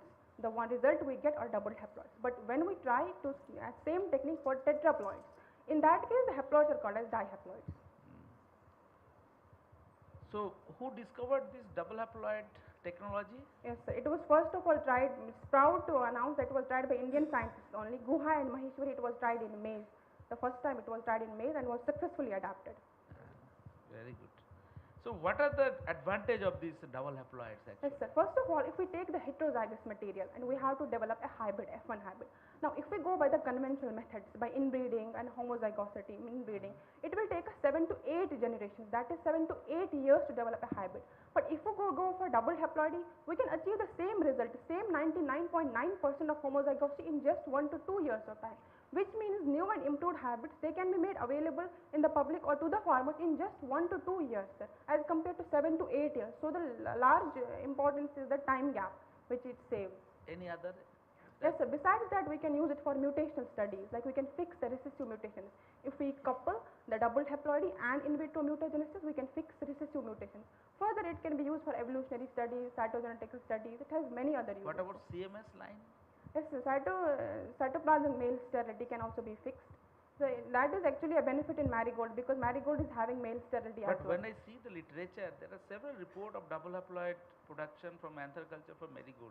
Yes, sir. So what is your novelty in your work? Yes, sir. Actually, my senior has developed one protocol in our IRA itself. But what I have done differently is I have used different pre-treatments, which actually reduce the time frame to develop the anthers, to make anthers develop shoot What is buds. the transformation frequency of that? Sir, frequency is I generated around 80%, sir. Actually, what was important was number of days was reduced. I received anthers, shoot buds from anthers in just 7 days. In actually literature, it is 13 days. So it is half the time what I got. I saved half the time.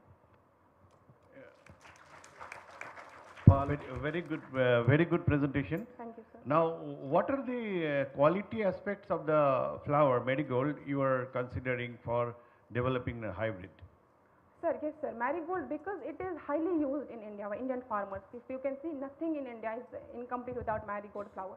So because it is free flowering, it can grow in 3 times a year, and it is having various shapes, size and color. So it is in high demand. That is why we went for double haploidy in marigold itself, not in any other crop. No, what are the quality aspects actually, flower quality aspects you will be considering for developing a hybrid? Yes, sir. Double flower. I have tried to get the double flower. That is a morphological. Any particularly biochemical characters? Yes, sir. Xanthophyll content and lutein content have been tried and tested from marigold, because it is rich in lutein content. Now, how you said, how marigold can be very easily, done under the mutation. Yes, sir. Through mutation. Yes, sir. So that also it's not very lengthy process. Yes, sir. So how do you say that is your double haploid will be better than your simple mutation Yes, breeding? sir. Definitely, sir, because sir, the material I use is highly heterozygous, sir. So it will, if I grow it as such, or even if I use mutation studies, it will give us segregating results, sir. It won't give us that specific result which is obtained from the double haploids, sir. Okay. Thank you. Thank you. Very nice presentation. I missed the response that you gave to Professor Manoj Prasad. Sir. The difference between dihaploid and double haploid. Can you repeat it once again? Yes, sir. Sir, when we develop haploids from the diploids, normal diploids, the result we get is the haploids. Now, same technique we apply for tetraploids. In that case, the haploids are called as dihaploids.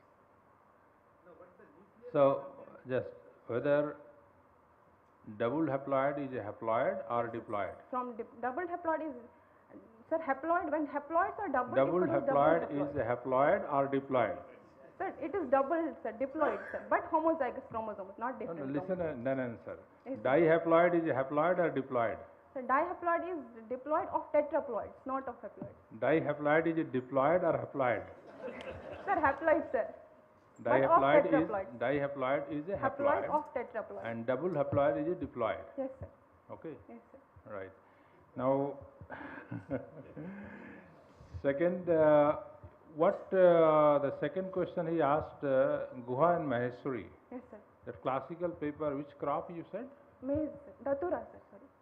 You didn't say datura. Yes, sir, it's datura. You said something else, right? So it is datura stramonium, right? She Yes, worked sir. on that. Yes, sir.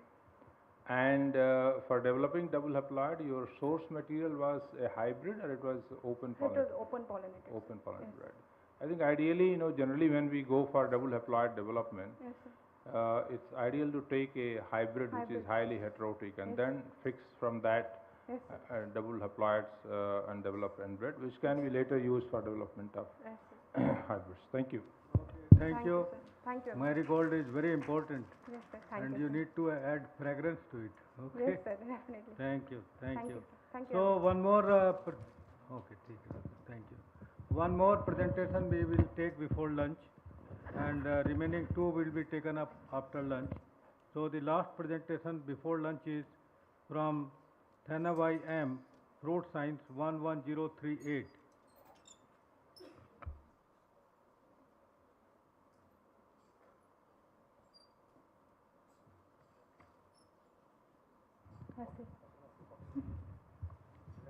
That's it.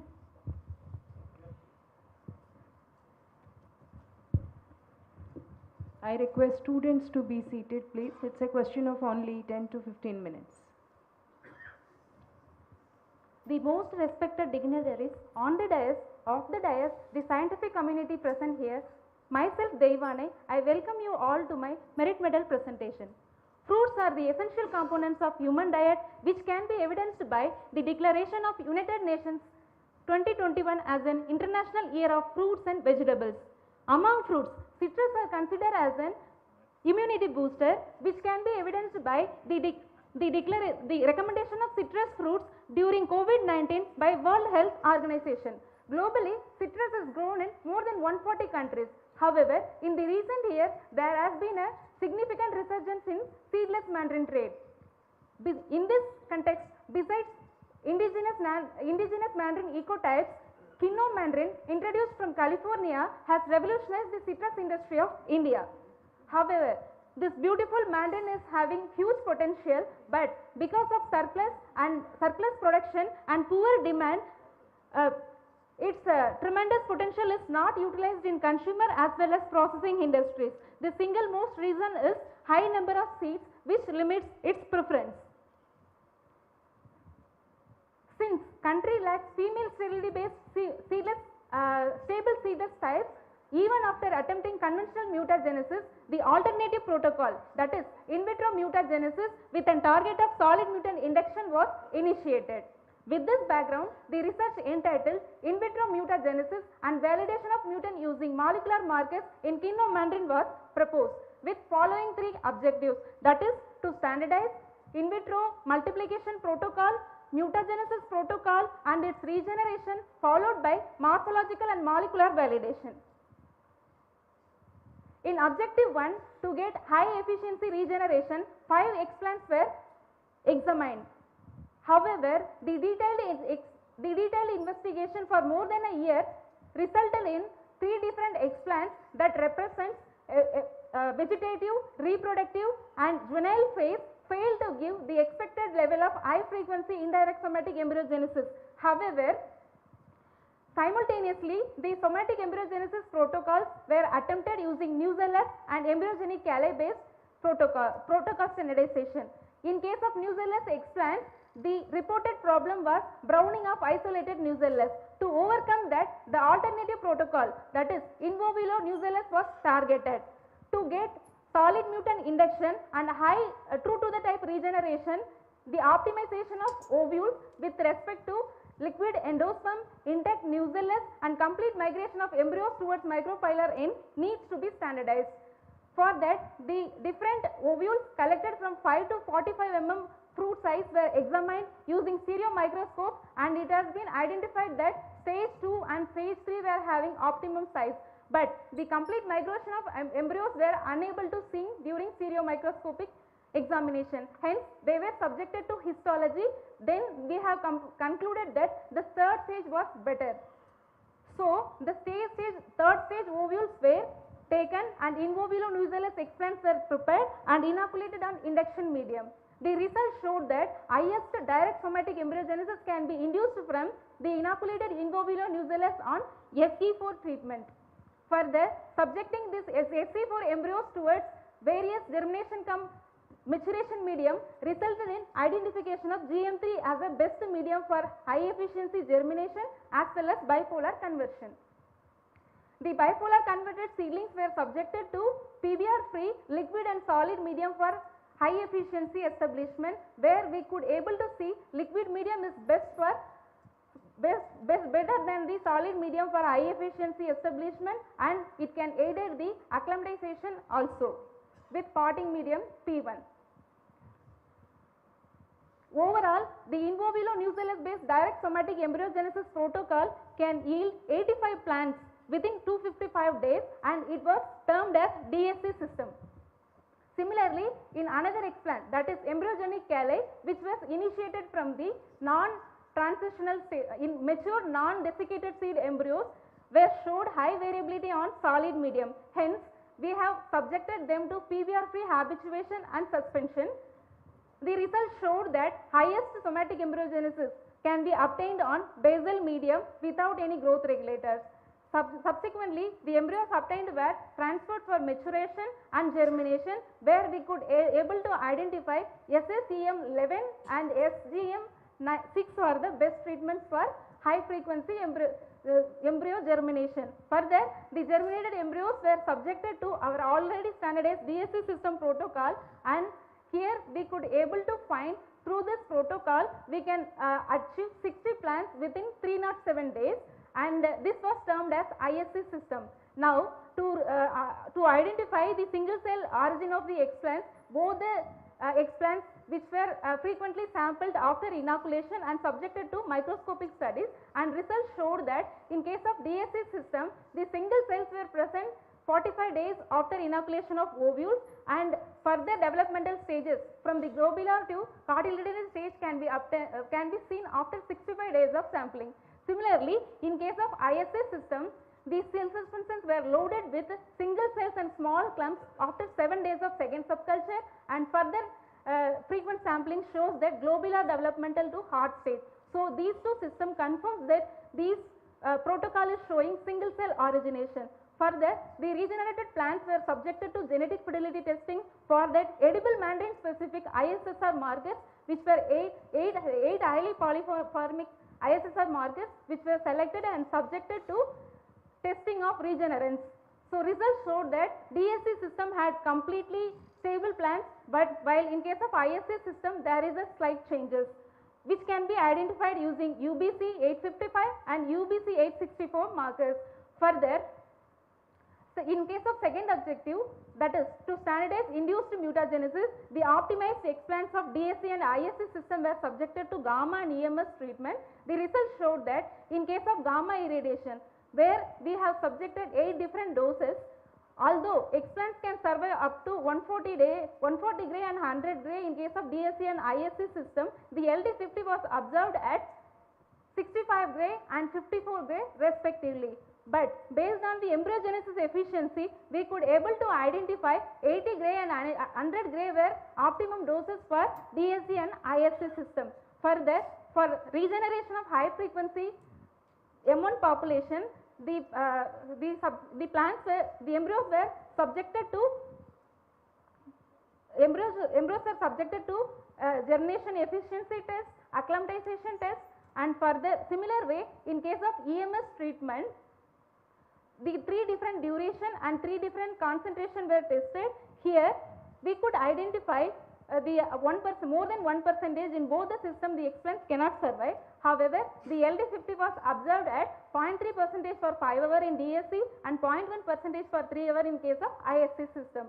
However, based on the embryogenesis efficiency, we could see 0.5% 5 hour and 0.1% 3 hour were the optimum doses. Further, to test its high efficiency M1 population recovery, they were subjected to embryogenesis capacity, germination efficiency, acclimatization efficiency, and further the DSC and ISC system regenerated plants were carefully taken for secondary hardening, and results showed that although the optimized doses of both DSC and ISC system could yield highest in vitro recovery, the DSC system can be a better option for getting ex vitro recovery. So, finally, we can conclude that for both DSC and ISC system, EMS for both gamma and EMS induced mutagenesis, DSC system can be the better option. So, in case of third objective, to validate the mutants, the randomly selected healthy plants of both DSC, both gamma and EMS mutagens in both DSC and ISC system were subjected to phenomics and molecular marker based studies. In case of phenomic data, we could able to see that all the mutants which were not only different from other, they all are different from each other. Similar way, in case of molecular marker studies, we have subjected the regenerants to 24 highly specific dominant and codominant markers, where we could able to identify that all the mutants are different from each other as well as they are different from the mother plant. So, from this I wanted to conclude that standardized high frequency DSC and ISC system protocols are first of its kind in Kinnomandarin, and the developed high frequency DSC system based in vitro mutagenesis protocol is world's first report with respect to reproducibility and solid mutant induction in Kinnomandarin and also in perennial fruit crops. Here, since we have tested this protocol in the seedling stages, we have to test the ability in the bearing stage too, and we have to develop M1 population to get its efficiency in practical applicability. We have to develop the protocol, develop the population using this protocol. Finally, the research can resulted in 6 different methodology development and publication, out of which 2 has been published and 1 has been accepted, 1 has been published in the laboratory manual and 2 were under review in the Springer journals.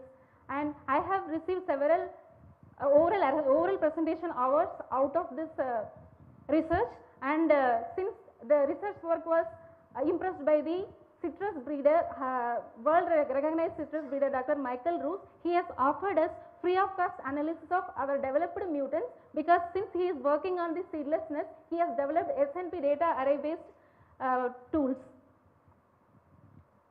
Finally, the research, for this research I have been awarded with best budding scientist award during PhD 2024, Progressive Horticulture Conclave 2024.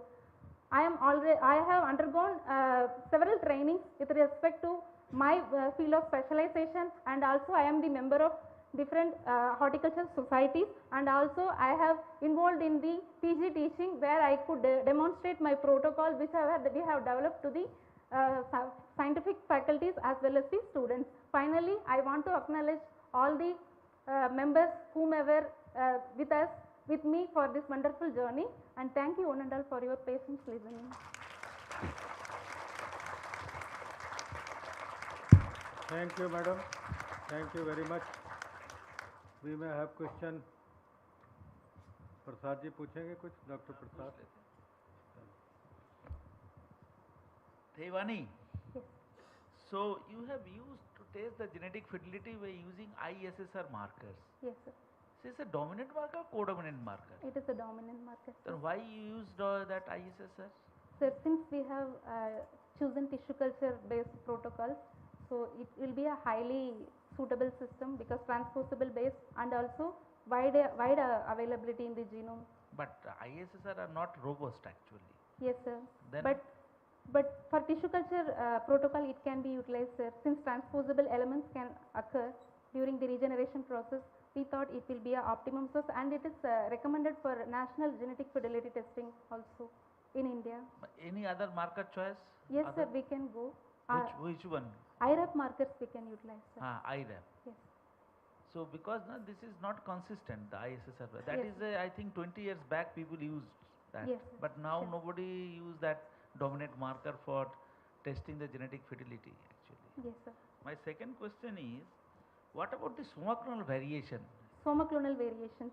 Sir, usually in tissue culture it used to happen. Our major objective was that one only.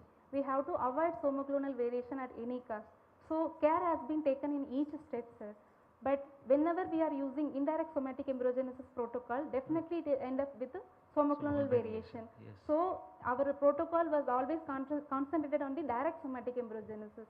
So finally we have ended up with a good efficiency in direct somatic embryogenesis compared to, since we have used both the system, direct and indirect, we have ended up with the direct only best in case of acclimatization. Maybe I am thinking like somaclonal variations are highly specific to that acclimatization related parameters it is affecting. I am just personally felt when I was conducting the research. So what is the genetic fidelity in your case actually? Genetic fidelity in case of direct somatic embryogenesis 100% they are similar with mother plants, sir. And when we are seeing the plantlets, they are very uniform. Now how do you molecularly validate that? Molecular by ISSR we have validated. That is the sir. question, because nowadays nobody use ISSR. And one more thing is also there, sir. In our system, we are not going more than 2 subculture, and very minimum time we are maintaining on the media. So that it will be able to escape that stress, and also we are subjecting them to the liquid medium and without any PBR. That's why in indirect somatic embryogenesis also we have chosen liquid based system but without any growth regulators, and also so single cells to embryo formation stage most chances for somoclonal variation occurrence. So in that stage we have ensured that growth regulators should not be present. Thank you. Thank you, madam. Thank you very much. Thank you. Thank you very much. So we break for lunch, and 2:45. 2:45 we assemble over here. 2:45. 2:45 तक कहेंगे तब human tendency.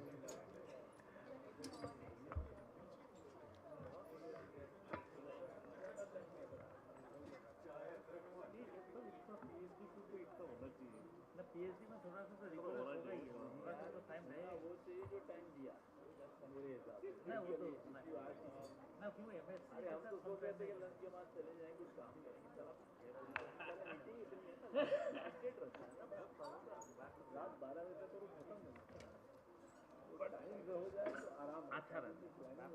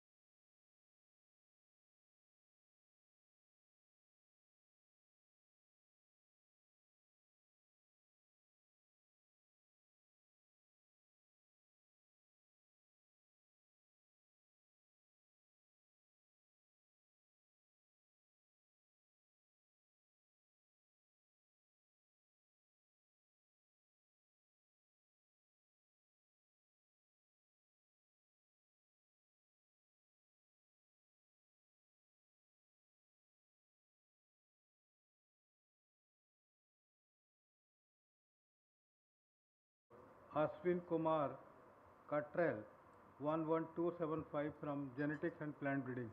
Are you ready? Yes. So, welcome.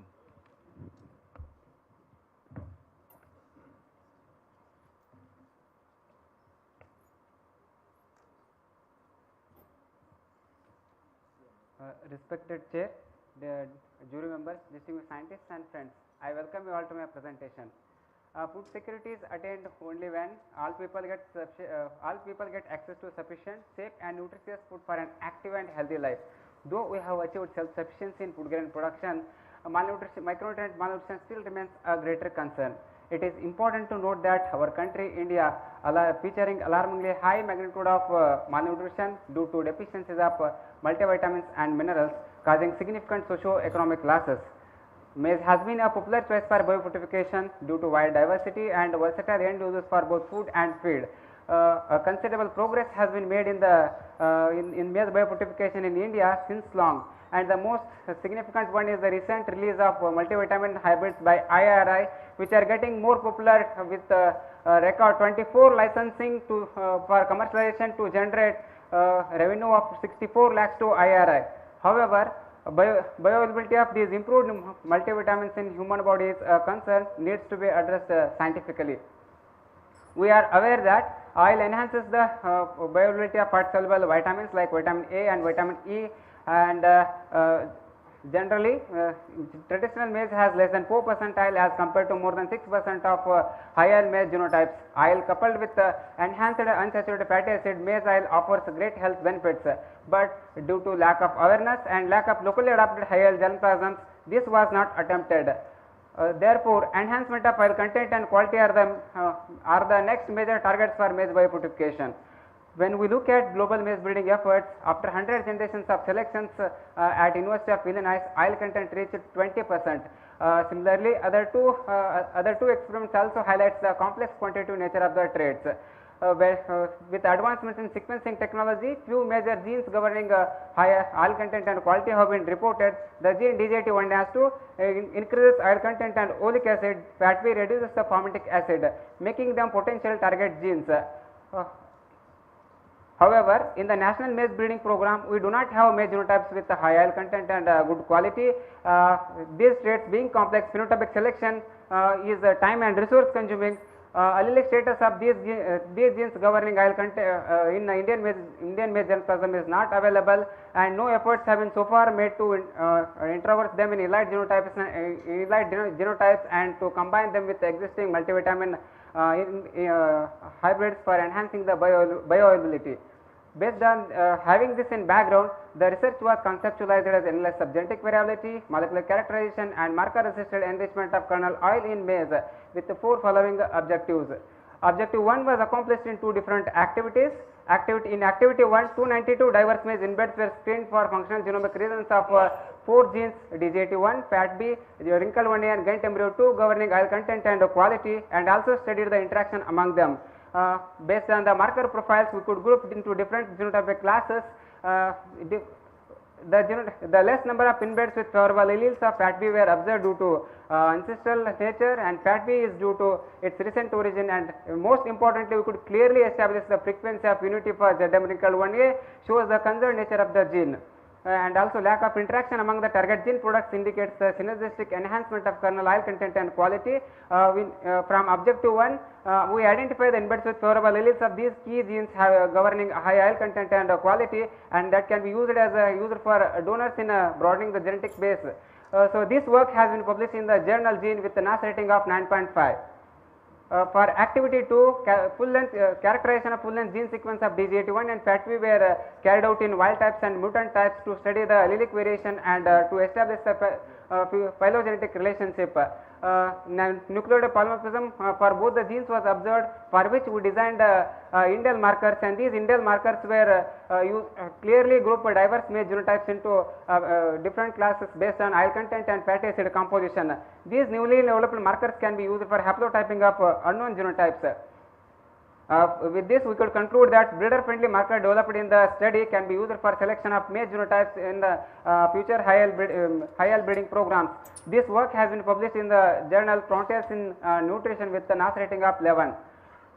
To validate the effect of these key genes on trait improvement, we carried out activity 3 with 48 diverse maize inbreds representing different phenotypic classes identified from the objective 1 belonging to 12 maize breeding centers which were evaluated in 3 different maize growing areas and phenotyped them for oil content and quality.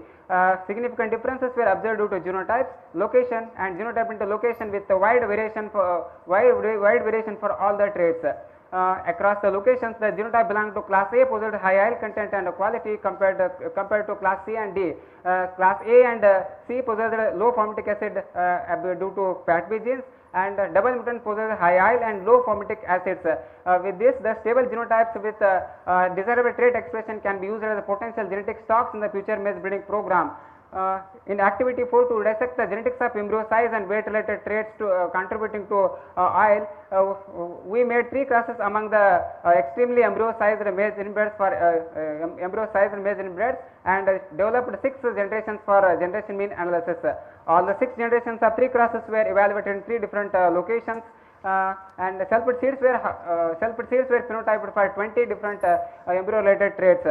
Combined ANOVA revealed the significant differences among the generations. Significance of scaling and joint scaling test revealed the presence of epistasis. Genetic parameters reveal the predominance of dominance effect and dominance into dominance interaction effects. With this, we could clearly establish that we clearly deciphered the genetics of embryo size and which can be improved by breeding approaches. This work has been published in the journal Plant Physiology and Biochemistry with NAS rating of 12.5. Having understood the effect of DG8 fat B and oil content and quality, we went for interrogation of these genes on multivitamin biofortified hybrids from IRI. USD IHO lines were used as donor lines for after establishing the marker polymorphism. I attempted parental crosses in Kharif 2018 when I was in first year of my PhD. The work was carried out for 7 seasons across 4 years. We practiced two generation based backcross breeding to introduce the traits, and we could successfully develop the maize inbreds with we could successfully develop multivitamin biofortified maize inbreds with favorable alleles of DG8 and fat B. And we practiced foreground selection in segregating and self-put generations for target genes, and genomoid SSR markers were used for background selection, and which led to the recovery of recurrent parent genome to the tune of more than 95%. We practiced intensive phenotypic selection for to recover the maximum recurrent parent genomes characters. Having these in hand, we evaluated them for yield and grain quality parameters and estimated oil content, fat acid composition and grain nutritional traits. The introverse inbreds recorded target to be called as high oil inbreds and enhanced oil content, and significant reduction in the formic acid, enhancement in the oleic acid, and balanced linoleic and linoleic acids were prominent across the backgrounds. The introverse inbreds are also rich in provitamin A and provitamin E, high lysine and tryptophan, making these inbreds first of its kind with respect to high oil, better oil quality and multivitamin maize genotypes. Besides grain quality, they recorded superior yield potential, making them promising for use in hybrid development.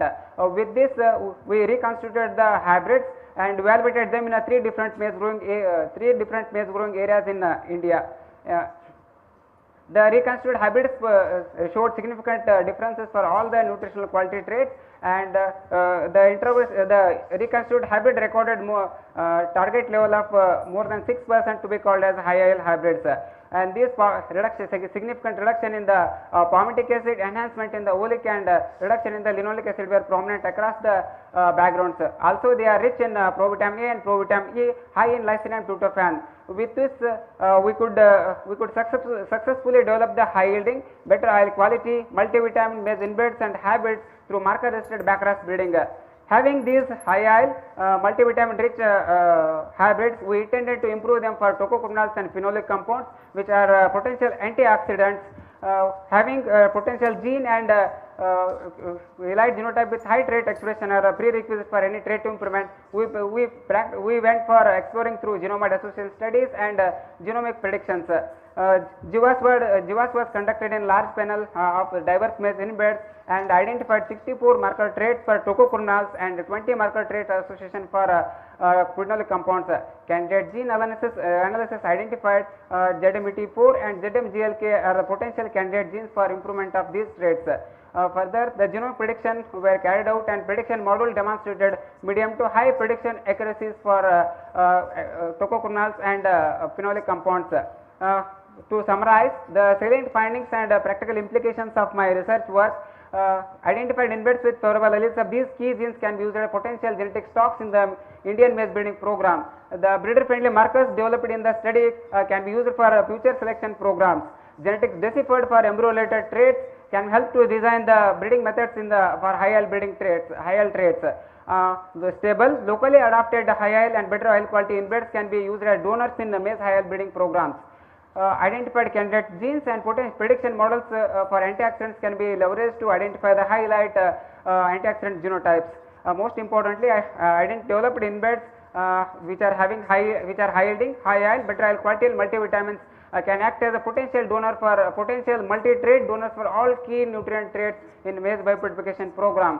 Most importantly, the research work has successfully led to the development of high yielding biopurified habits with high yield, better oil quality, multivitamins like vitamin A and E, and balanced amino acids with making them first of its kind across the world, having 6 target genes in a single genetic background, which can go very long in alleviating micronutrient malnutrition. These developed habits are currently we are taking seed multiplication in a large scale for national testing in the upcoming Kharif season for ASRP trials.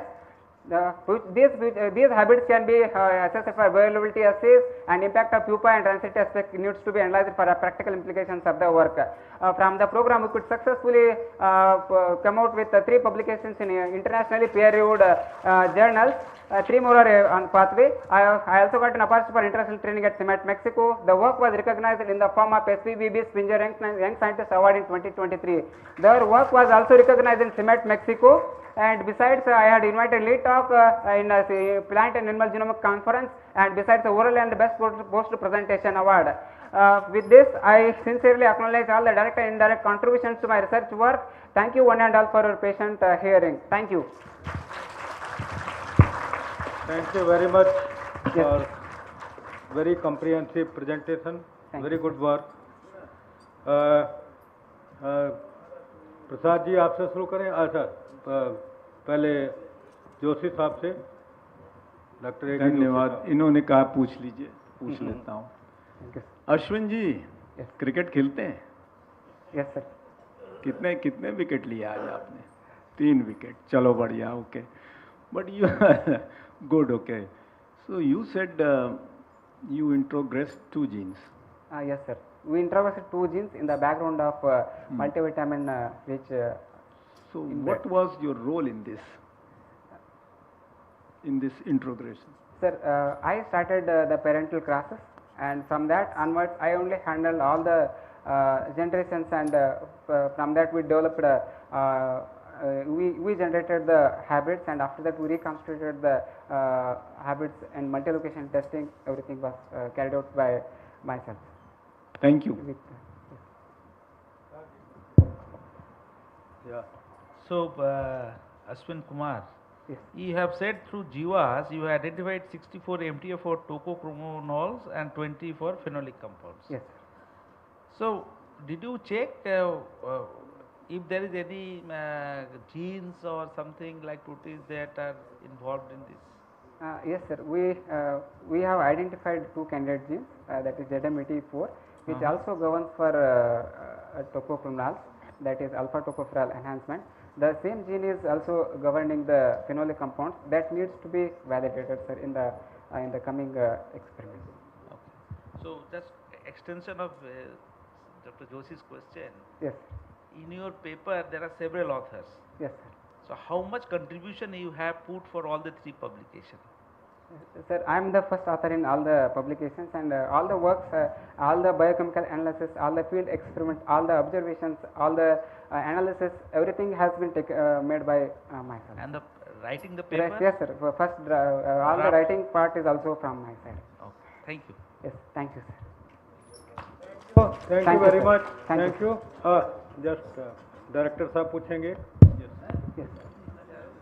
Asuni, excellent Yes. presentation. Thank you. Just tell me, how do you compare this oil content with the varieties of maize which have gone through 100 generation of selection for improvement in oil? Where you stand today, and what is the best genetic variation that is available, and do you think that even going beyond 6%, 7% Yes, sir. for non-oil maize would be a better option? Yes, sir.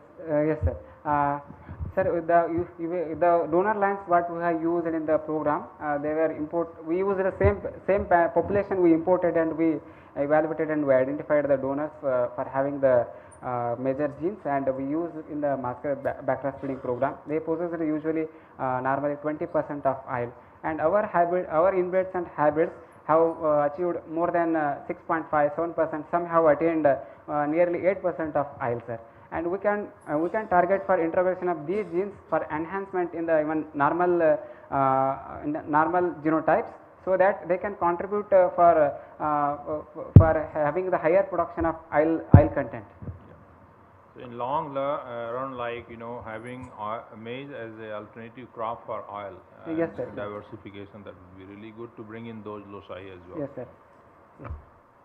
Thank you. Thank you. Thank you very much. You can Thank you, take sir. your Thank seat. The next presentation is by Mr. Aswinik, 11542, Microbiology.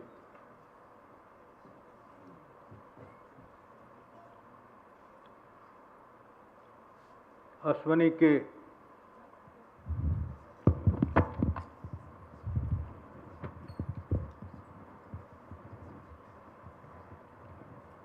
A very warm good afternoon to one and all present here. I welcome you all for my presentation. The present scenario of climate change is leading to a persistent increase in temperature over the years, and 2019 was recorded as the second warmest year so far, and with the further increment over the following years.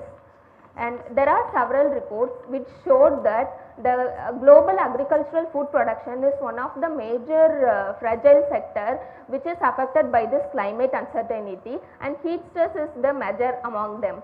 Wheat is the predominant crop cultivated worldwide which is being affected by heat stress, and India is the second largest producer of wheat. So these are the wheat growing regions of India, and the climate, temperature in these areas are in an increasing trend. So the heat stress affects the wheat in several ways. It mainly influences the physiological, biochemical and molecular parameters, including ROS damage, then physiological, some photosynthetic damages to the photosynthetic machinery and related to water and nutrient uptake, ultimately leading to reduction in the grain yield. So is there any solution if wheat can beat the heat? Yes, there are.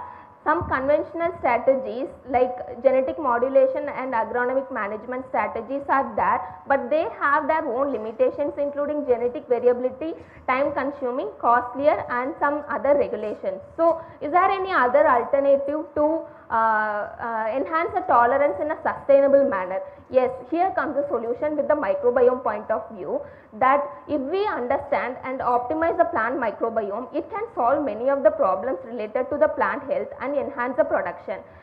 Surprisingly, almost all of the plant parts are associated with a plenty of microorganisms which involve in their growth promotion and stress tolerance, either by direct mechanisms or by indirect mechanisms. And a fascinating fact is that the microbiome is itself recruited by the plants, and the diversity varies from the soil to the leaf. And with the advancement in the omics technologies, it could further help in increasing the production in a sustainable manner. But to our surprise, there was no any report regarding integrating the culturable approaches with the unculturable approaches and finding newer solutions to this problem. Hence, we hypothesized that if the microbiome of a normal plant can be taken by considering the core microbial communities as well as the functional diversity of the microbial communities, we can engineer the plant having higher stress tolerance, ultimately leading to increased nutrient uptake, delayed senescence in case of stay green trait, and ultimately the increased productivity. With this hypothesis, my research work was framed on microbiome mediated management of heat stress in wheat with the 4 objectives. The first objective was to analyze the taxonomic composition of the heat susceptible and heat tolerant varieties, and second, to annotate the microbiome with the probable beneficial functions and develop small microbial communities. Third, to evaluate the effect of SMCs for managing the oxidative stress and starch biosynthesis, and fourth, to test the efficacy of these microbial communities under field condition. So, this is the overview of my research work, where I have taken 3 different wheat varieties based on their heat sensitivity index, 1 heat susceptible variety and 2 heat tolerant varieties. Different samples such as seed, leaf, spike, root and rhizospheric soil samples were taken from 2 different critical stages of heat stress, that is flowering and milking, and then culturable and unculturable analysis was done. In case of culturable analysis, the bacterial cultures were isolated by their prominent morphotyping, and then the prominent morphotypes were subjected to cultural characterization with main emphasis to high temperature tolerance. Those isolates which were tolerant were taken for further functional plant growth promoting characterization, and then the efficient isolates were identified by 16S sequencing. And in case of unculturable analysis, the genomic DNA of the samples were isolated and sequenced for the metagenome. From that, the dominant as well as the core microbial communities were identified. After that, by integrating these 2 approaches, the isolates were selected based on their dominance, function and phytohormone production for the development of small microbial communities, which were then analyzed under the phytodrone and field conditions. For convenience, I have sectioned my work into 5 parts, and this is the first part, that is the culturable approach, where the samples taken were surface sterilized, macerated and serially diluted for different morphotyping. After morphotyping, several cultural characterization was done under different conditions of temperature, pH, moisture and salt concentrations, with main emphasis to high temperature tolerance. And those isolates which were heat tolerant were taken for the qualitative as well as the quantitative PGP traits, including nutrient solubilization and phytohormone production, and the efficient isolates were identified by 16S RNA gene amplification. So, as a total 288 isolates were obtained, from which around 160 isolates were able to grow up to 55 degrees Celsius, and those heat tolerant isolates were taken for further functional characterization qualitatively. So, in this qualitative PGP assay, a Bonneton scale was used to screen the isolates which were showing higher prominent effect, and based on that Bonneton scale, those isolates which were having more than 10 points were taken for quantitative estimation, and these are the isolates which were showing highly prominent effect for each activity, that is N fixation, P solubilization, K solubilization, siderophore production, IAA, GA and cytokinin production. So, in total 76 isolates were identified by 16S rRNA sequencing, which were belonging to 5 different classes, alpha, beta and gamma proteobacteria, bacilli and actinomycetia. Among them, bacilli was the most dominant class, followed by the gamma proteobacteria. Even in case of genus level, the bacillus was the dominant genera found, followed by the Stenotrophomonas. And my second part is the unculturable approach, where the seed samples were taken and surface sterilized and macerated for DNA isolation. Then the DNA was sent for metagenome sequencing, from which the taxonomic as well as the functional profiling was done. This graph shows the functional distribution of phyla level microbial communities, showing the dominance of proteobacteria, firmicutes and actinobacteria, and here is the class level distribution showing the dominance of alpha, gamma proteobacteria, bacilli and actinobacteria, and hence the core microbiome as well as alpha diversity indices were calculated, and in case of the core microbiome, the Clostridium, Stenotrophomonas, Enterobacter, bacilli, Streptomonas and so on were found in the top 25 genera, and further, to analyze the functional diversity of the microbial members in the metagenome, the pathway analysis of the microbial genes were done, which had showed that these microorganisms have significant influence in the stress response as well as the nutrient metabolism. Then then comes the third part of my research, where the results from both the culturable and the unculturable analysis were combined together, and the isolates were selected for testing their compatibility and growth rate for making the small microbial communities, where 4 different small microbial communities were developed, that is dominance based, function based, function plus dominance based and phytohormone based. So, for making the dominance based community, the results of culturable and unculturable dominance were compared, from which the bacillus was found commonly dominant in case of both the culturable as well as unculturable approach. So, those isolates were taken for dominance based, and for the functional based SMCs, all the PGP functions including nutrient and phytohormone, nutrient solubilization and phytohormone production, the isolates which were having most efficient effect were taken, and for making the phytohormone based communities, those isolates which were showing a significant effect of phytohormone production were taken, and hence and the dominance plus function based community included the isolates from dominance based from the first SMC, that is dominance based, and the second one, that is a function based.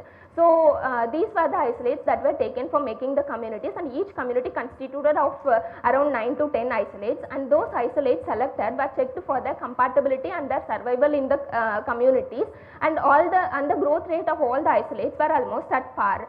So, these isolates, individual isolates along with their communities developed, were tested in planta under glasshouse condition to show check if the community is having more significant or prominent effect than the individual isolates by using 2 different varieties. So, the results had shown that when compared with the individual isolates, our communities had significant prominent impact than the individual isolates in case of both the varieties, and so this encouraged us to move further towards the evaluation of those developed SMCs under controlled heat stress conditions.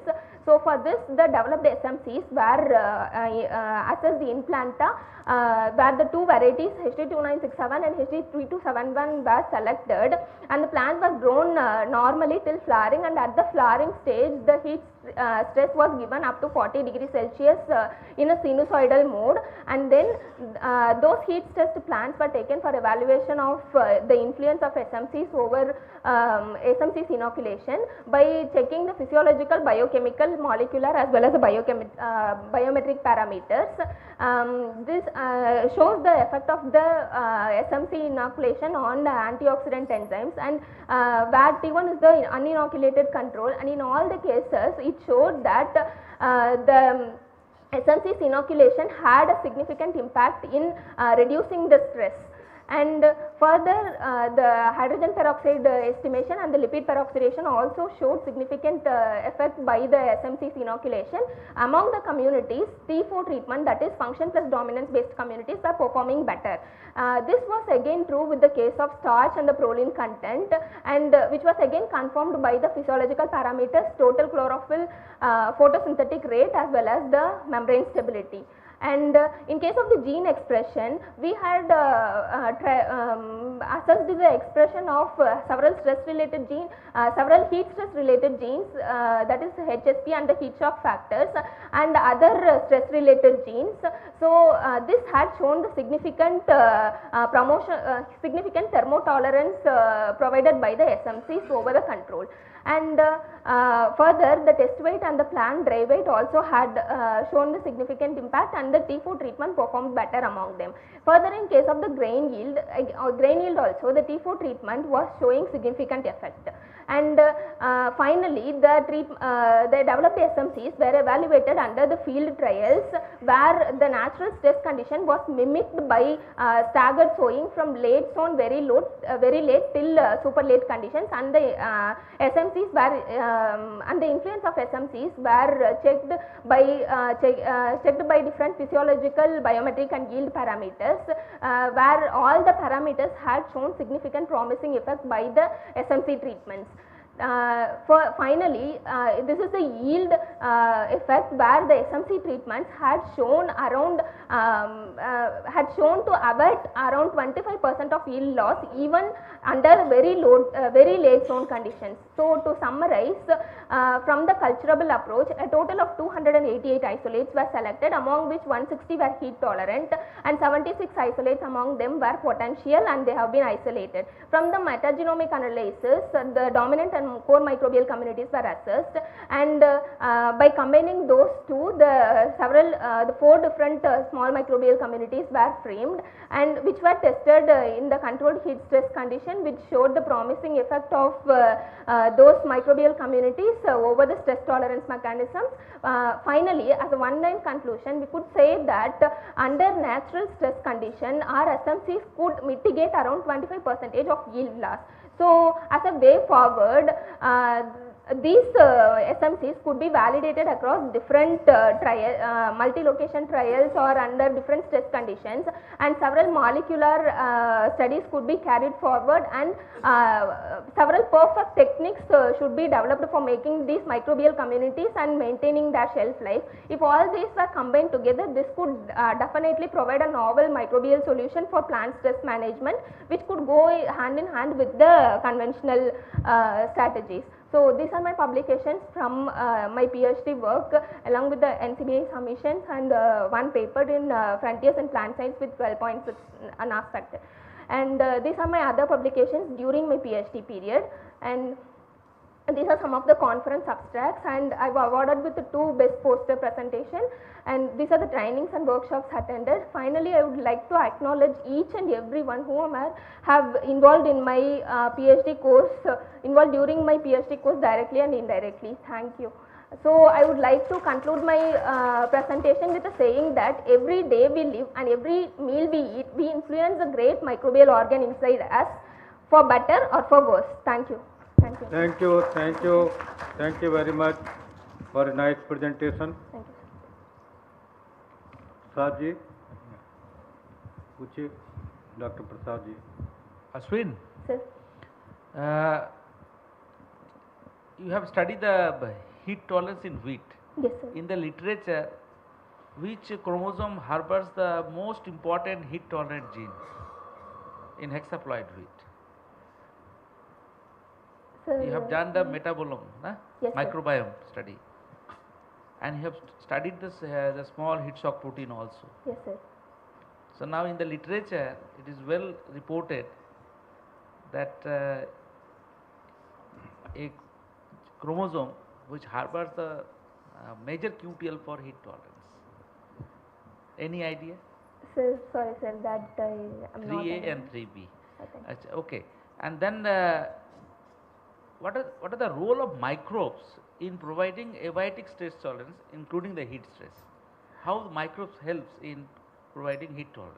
So, these microorganisms have several mechanisms, like for general plant growth promotion, they have mechanisms like nutrient solubilization and phytohormone production, and for stress management, they have biofilm production activity, EPS, and those mechanisms. So, if I asked you to give one prominent, that sir, in case of heat stress, these microbes are involved in modulating the heat shock proteins also, sir. We could find the effect from our gene expression studies. So, by modulating those proteins, these have significant effects, sir. What about the low molecular weight osmolytes? Sir, osmolytes also, these microbial communities have impact, sir, because they could produce their own proline and other osmolytes. So, that could help the plant to tolerate the stress. How many HSP genes are present in wheat? No idea. Okay, that's all from my side. At what stage you think that these SMCs should be applied to plant? Sir, Should mainly, it go as seed treatment or some other mechanisms? sir, mainly as a seed treatment, sir, because But the terminal heat stress, which is the major cause of production loss in wheat, yes, sir. it happens at a very late stage. Sir, actually, if we give the microbiome at the seed stage itself, it will go inside the plant from the initial stage, and that could influence the stress tolerance mechanisms from the initial stages only. So that could make the plant survive the stress condition even in the late conditions, sir. Thank you. Thank you. Thank you very much, Dr. Aswani. The next presentation is by Ms. Sheel Yadav, 11291, Molecular Biology and Biotechnology.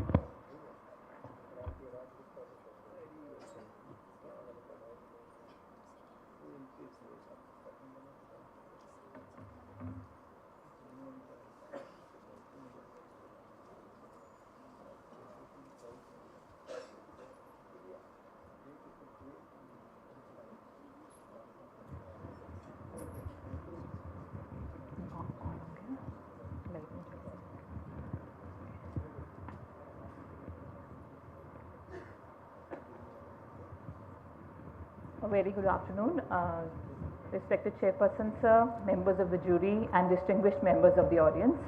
I welcome you all to this round of gold medal presentations. Now, pulses, as we know, are rich sources of proteins, and therefore they occupy a prominent place in common man's dietary intake. Chickpea is the most consumed pulse crop in the world. It is highly nutritious with a seed protein content varying from 17% to as high as 31%, and therefore it is also referred to as poor man's meat. Now, India is the largest producer of chickpea in the world, amounting to more than 70% of chickpea production. However, because in India chickpea is largely grown under rain-fed conditions, the growth of the crop relies heavily on stored soil moisture content. And under these circumstances, a lack of rainfall at the reproductive stage leads to generation of terminal drought stress conditions, which can cause yield loss of up to 50%. Now, once an orphan legume, today with the concerted efforts of breeders and scientists globally, we have a plethora of genomic resources in chickpea. This includes whole genome sequences for both the desi and Kabuli varieties, for the wild species, and also very high density genetic and physical maps, which have allowed us to map and precisely identify the genomic regions which govern traits of economic importance. And for drought tolerance as well, we have a QTL which was mapped on chromosome 4, a QTL hotspot region. But how the genes are regulated at these loci under external environmental conditions is still not known.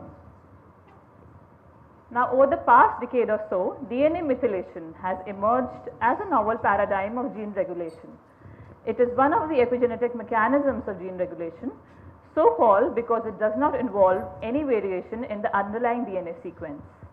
It involves the addition of a methyl group to the carbon 5 of cytosine residues, and unlike animals where cytosine methylation takes place exclusively in the CG context, in plants it occurs in 3 different sequence contexts: the symmetric CG-CHG context and the asymmetric CHH context, where H is any residue except G. Now, usually promoter methylation is associated with a decreased DNA expression. The gene body methylation, specifically in CG terms, is associated with an enhanced gene expression. And it's not like variation in DNA methylation does not result in a heritable variation in gene expression. There are examples, and one particular example is in rice, the SPL14 gene, which was mapped from the wealthy farmer panicle QTL. Now, this particular gene is a naturally occurring epimutation. It is a hypomethylated version of a wild type allele, and this allele was successfully introgressed in various indica rice backgrounds to develop varieties which had higher grain number per panicle. So based on this background, the title of my thesis was proposed to be Understanding Epigenetic Regulatory Mechanisms Influencing Drought Tolerance Pathways for Identification of Key Genes in Chickpea, with two objectives. The first one was to carry out genome-wide methylation study in genotypes which contrast for drought stress tolerance, and the second one was to identify differentially expressed genes influenced by methylation in response to drought stress. So for meeting the first objective, we performed whole genome bisulfite sequencing, and for the second objective, RNA sequencing was done. Now our experimental material consisted of two desi chickpea varieties, ICC 4958 and ICC 1882, while ICC 4958 is a drought tolerant variety owing to its prolific rooting system. ICC 1882 is a drought sensitive variety. Now it was a 126-day experiment where we allowed plants of both the genotypes to grow. At 76 days after sowing, when the plants for both the genotypes had begun to flower, we initiated the stress treatment. From this day on, we provided equal volumes of water to the control or well watered plants, but for the stress plants we did not provide them any water until the end of the experimental period. We waited for the flowers and the plants to flower because we wanted to simulate terminal drought stress conditions, and we ensured that for the control plants we maintained the soil moisture content as 90% of field capacity, whereas for the stress plants we maintained it at 30% of field capacity. So by the end of the experimental period, we observed significant reduction in the above ground biomass for the sensitive variety, whereas not much of a difference was seen for the tolerant variety. In order to quantify drought and to study the differential responsiveness of the two genotypes under drought stress, we estimated different morphological parameters and physiochemical parameters, and we observed that the two genotypes differed significantly in terms of their drought responsiveness for these traits, which went on to prove the suitability of our experimental material for further downstream analysis. Now to achieve the first objective, which was to identify genome-wide differences in DNA methylation level, we performed whole genome bisulfite sequencing. This is a NGS-based sequencing procedure where during library development, we expose the genomic DNA to a deaminating or oxidizing agent called sodium bisulfite, as a result of which the methylated cytosines remain as such.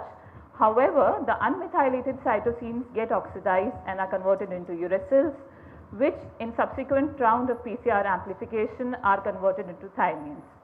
So for the non-methylated cytosines, a C to T transition is visible, while the methylated cytosines remain as such.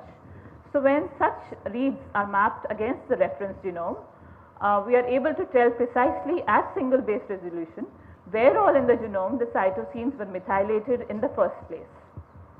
Now based on this analysis, we observed that for the tolerant genotype there was significant hypomethylation or less methylation, and not much of a difference was observed for the sensitive genotype. Now to draw a meaningful inference from our whole genome bisulfite sequencing data, we identified a set of genes which code for ribosomal proteins, and these were observed to be significantly upregulated in the tolerant genotype compared to the sensitive genotype. And interestingly, the expression of many of these genes was almost similar to the previously published root transcriptomes under drought stress conditions.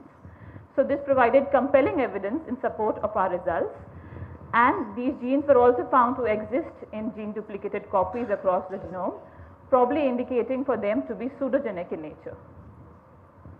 So one of these genes was picked up for validation for both methylation and expression through QRT-PCR and BS-PCR. BS-PCR is a candidate gene-based sequencing approach where the desired gene is sequenced after the genomic DNA has been treated with sodium bisulfite, and it was found that this particular gene was both overexpressed and hypermethylated in the tolerant genotype compared to the sensitive genotype. As such, this gene was heavily methylated, which is seen in the chromatogram below because of the abundant C peaks, which denote the presence of methylated cytosines. Had these cytosines been non-methylated, they would have got converted into thymines due to bisulfite treatment, which did not happen here. And the reason why we picked this gene was for validation is because this gene, the protein that it encodes forms a part of the TOR pathway, the target of rapamycin signaling pathway, and this pathway goes on to determine the protein translational capacities of the cells. So based on these results, we proposed a hypothetical model. We believe that because of differences in expression of the ribosomal protein genes, there was a difference in the rate of ribosome biosynthesis, which in turn could have led to differences in the rate of biomass accumulation for both the tolerant and sensitive genotypes, which we had seen in our phenotypic observations. The other set of genes that we picked up for validation were the SPL transcription factor genes. Now we picked these up for validation because historically many of these genes are known to be epi alleles, and also these transcription factors are involved in governing root development. And because the genotypes that we were studying differed significantly in terms of their root morphological traits, we thought it would be pertinent to study their expression and methylation. And for this we picked up another gene, the SPL9 gene. We confirmed its methylation and expression and found it to be both hypermethylated and overexpressed in the tolerant genotype. So because we wanted to extrapolate the results that we obtained on a wider germplasm set, we performed another study where we identified the presence of genome-wide presence of certain genes which code for important enzymes like RNA helicases and chromatin remodelers. Now both these set of enzymes are involved in de novo methylation pathway, and we also saw that some of these genes were differentially regulated between the tolerant and sensitive genotypes, which could have led to differences in the genome-wide methylation level for the two genotypes. Now the salient findings of our study was that we found that drought could induce significant differences in genome-wide DNA methylation levels, and ribosome biosynthesis could be a target for under drought stress. It could be differentially affected, and the genes RPS6 and SPL9 could serve as potential appeals in the epi alleles in the future. Once their inheritance and stability is confirmed, we can integrate them in crop improvement programs in chickpea to develop drought tolerant cultivars. Now the UN SDG2, which aims at achieving zero hunger, it promotes and endorses the utilization of innovative technologies and solutions to build climate resilience in agriculture, and we believe our study is a very small step in that direction. Through this work, I was able to publish 3 research articles and 2 review articles. One of the articles we have submitted after addressing the minor concerns of the reviewer. The other research articles as a co-author during this period while working in the lab are 4. I also served as a Board of Studies member, a student representative, won a Best Article Award and presented posters at various national and international symposiums. I would like to thank my chairperson Dr. P.K. Jain for his valuable guidance and support throughout this study, and we acknowledge the funding that we received from NAHIPCAST during this period. Thank you. Thank you very much. Thank you, Ms. Sheel Yadav. पूछिए प्रसाद साहब आपका area है. Seal, it's a nice work. I have 3 specific questions for you. So how do you validate the role of class C in regulation of this siRNA generation? Validate the role of? Class C gene. Class C genes, yes sir. So actually these are genes which are these are part of these belong to the RNA helicase gene family, and recently they have been shown to control the genome-wide level of differences in DNA methylation. So there are mutants in Arabidopsis which are available, and it was shown that in these mutants there were differences in the siRNA accumulation also, depending on the gene that was mutated and correlation with the lesser production of siRNAs in those mutants. So in this line you have talked about helicases. Yes sir. So are they DNA or RNA helicases? These are RNA helicases. If so, then how do they impact the DNA methylation? So because DNA methylation, particularly the de novo methylation pathway, which is through the RNA directed DNA methylation pathway. So there are a lot of small RNAs involved in this. So and RNA helicases govern the metabolism of small RNAs as well. So that's how they can affect the methylation pathway also. So last question is that you have talked about grass family genes. Huh? Yes, sir. Yes, sir. So what are the targets of these grass family genes and how they impart the drought tolerance? Grass transcription factor genes are involved in a lot of metabolic pathways, one of them being in the root development. So, so I'm sorry, I missed the question. What was the second part of the question? Yes, sir. What are the targets of these grass family genes? What are the targets of these? And how they impart drought tolerance? So I know that they are involved in regulating the root growth. So through root growth, they affect the responsiveness of genotypes to drought tolerance, because roots are the organs which determine the drought responsiveness of genotypes. I don't know the exact targets of the transcription factors. You have not mentioned that, so Yes. Okay, sir. That is. Director साहब पूछेंगे. Yeah, Sheil, excellent presentation. Just tell me whether these AP genes, they follow Mendel's laws or they don't follow? Yes, and if they they do. don't, They do do, follow. sir. But the caveat here being they need to be stable. Stable because some of them can revert to their original forms. And if they are stable, like some of the alleles are, like the SPL14 gene that I mentioned in rice, it's a stable naturally occurring epimutation. So that they had introgressed also successfully in indica rice backgrounds through mass. So that means they could be inherited in the same manner. Okay, thank you. Okay, thank you very much for an excellent presentation. Good work. The next presentation is by Mr. Siddhant Ranjan Padhi, 11829 from Plant Genetic Resources. Mr. Padhi. Hello. Good afternoon, respected chairpersons, honorable dignitaries, esteemed juries, scientists, and my fellow audience. Myself, Siddhant Ranjan Padhi, I welcome you all to my merit medal presentation. As you all know, India is the 5th largest economy in the whole world, and it has succeeded to achieve food security. But still, we are far behind to achieve nutritional security, as 3 out of 4 Indians, they are still cannot afford healthy diets. Malnutrition is still not known, and India ranks in 2021. It was ranked 107 out of 121 countries, but in 2023 it slipped 4 places to 111 out of 121 countries global hunger index. Many reasons are there, like differences in socio-economic status, overpopulation, regional diversity, dietary habits. And India has the largest vegetarian population in the whole world, and as per World Atlas report, it constitutes about 38% of the population. So plant-based source protein should be there to meet their nutritional requirements or protein deficit. So for that we have to look the reservoir in the plants, that is plant genetic resources.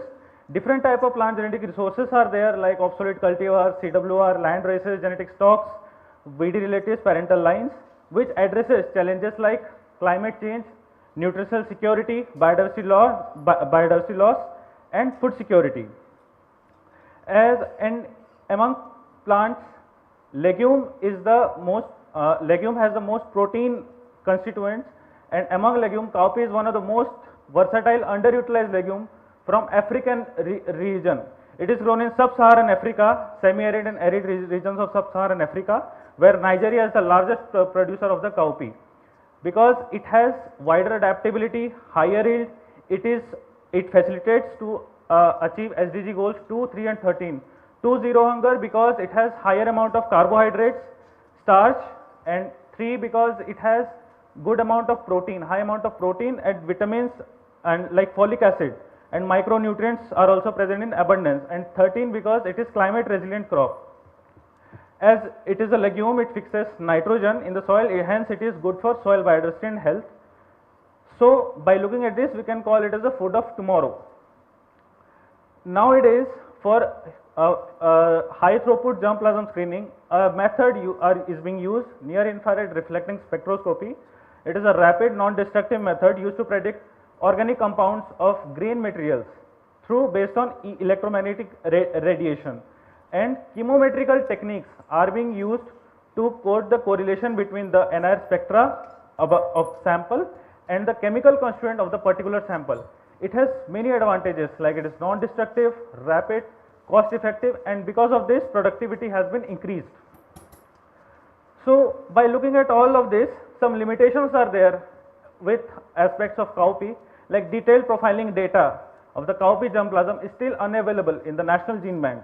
NRS prediction models globally is available only for seed nitrogen content, and association linkage data among nutritional traits, it is available for protein and beta carotene content. So by taking these limitations, we have this research topic has been taken up, genome-wide association mapping of cowpea germplasm for key quality traits. Coming to my first objective, that is nutritional profiling of diverse cowpea core set. First of all, we have selected the samples, and I must tell you that we have used all of the entire gene bank accession, that is 4,647 accessions. Two sets have been made, core set and NIR core. Core set is developed from the phenotypic variability of the accessions, while NIR core has been made from the NRS spectral variability of those accessions. And this NIR core and core set, by mixing, composite core of 202 diverse cowpea set have been made, that is phenotypically diverse, biochemically diverse, and geographically diverse. This is the nutritional traits which have been worked out with the particular method, standard and official AOSC methods. So while I talk to you about that composite core is having biochemically diverse set, so basically substantial variability has been observed in our work traits, like as you can see here, maximum and minimum values for all the traits. And I must tell you, the higher higher value of protein, iron and zinc is carried out generally higher than most of the pulses except black gram, lentil and soybean.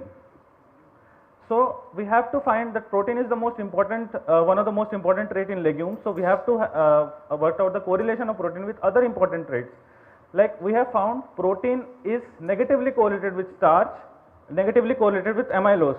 But the most important thing here, we are observing that protein is positively correlated with the minerals, iron, copper, zinc and sugar, which increases the palatability of the legume, of the particular legume.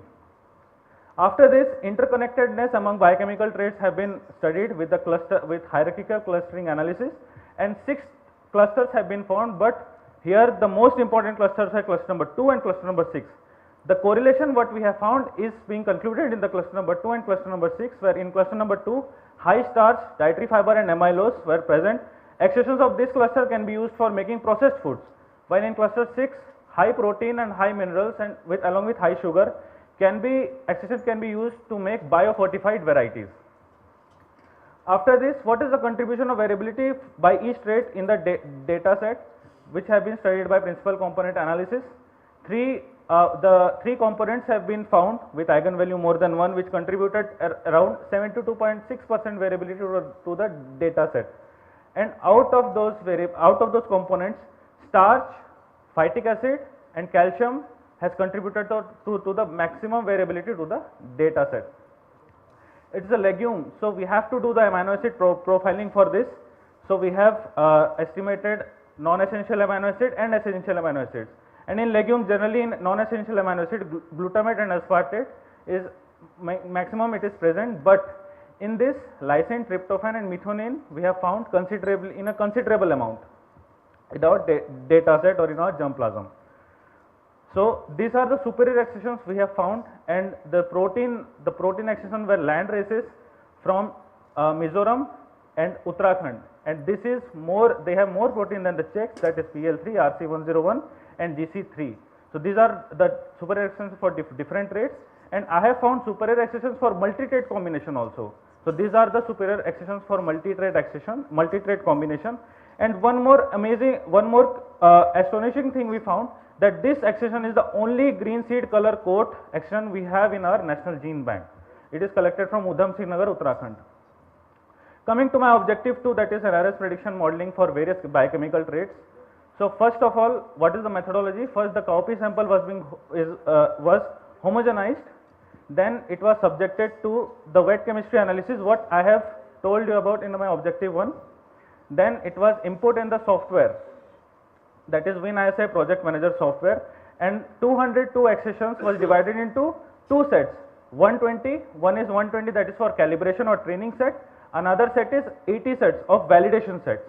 So the 120 number of cowpea set is being calibrated through calibration equation, and the rest of the 80 set were being validated through the calibration equation what we have made from the training set. The training set is training the model, and validation set is to validate the model, well, it is working or not.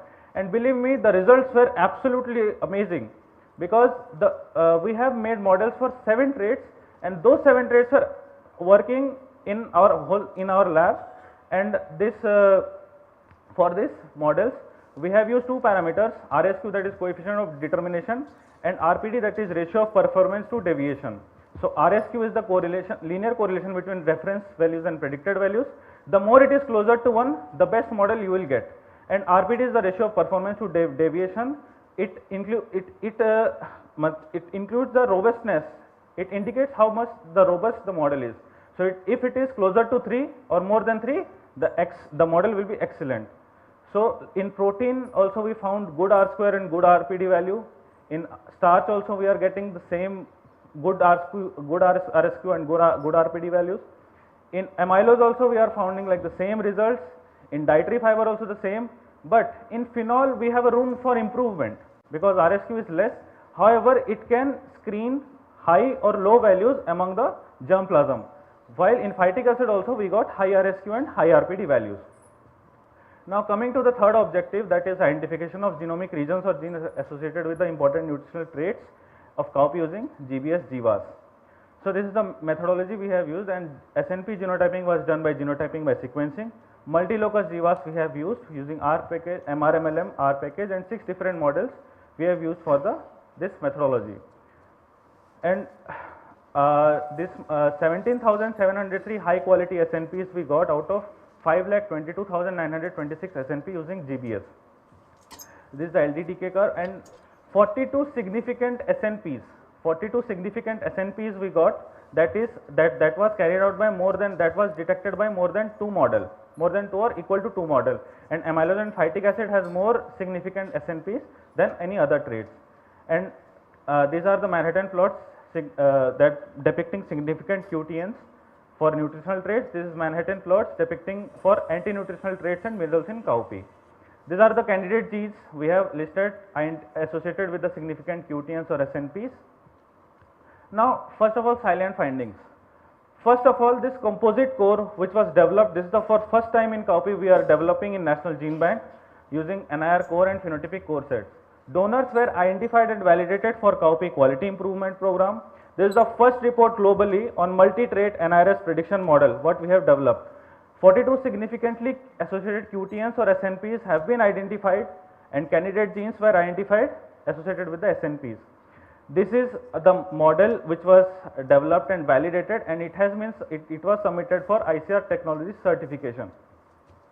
This is my research publications from PhD, and all are above NAS rating 10, and this is the additional research publication as a co-author in my lab, and they are also above NAS rating 10. And award, coming to award, there was a International Congress of Nutrition in Tokyo. For the modeling work, I have got Young Investigator Excellent Abstract Award from the Tokyo. And for my objective 1, I have got certificate of participation as an oral presenter in first International Agrobiodiversity Congress. I got my fellowship from CSIR-JRF in my PhD program. So these practical implications as superior accession can be registered as genetic stocks.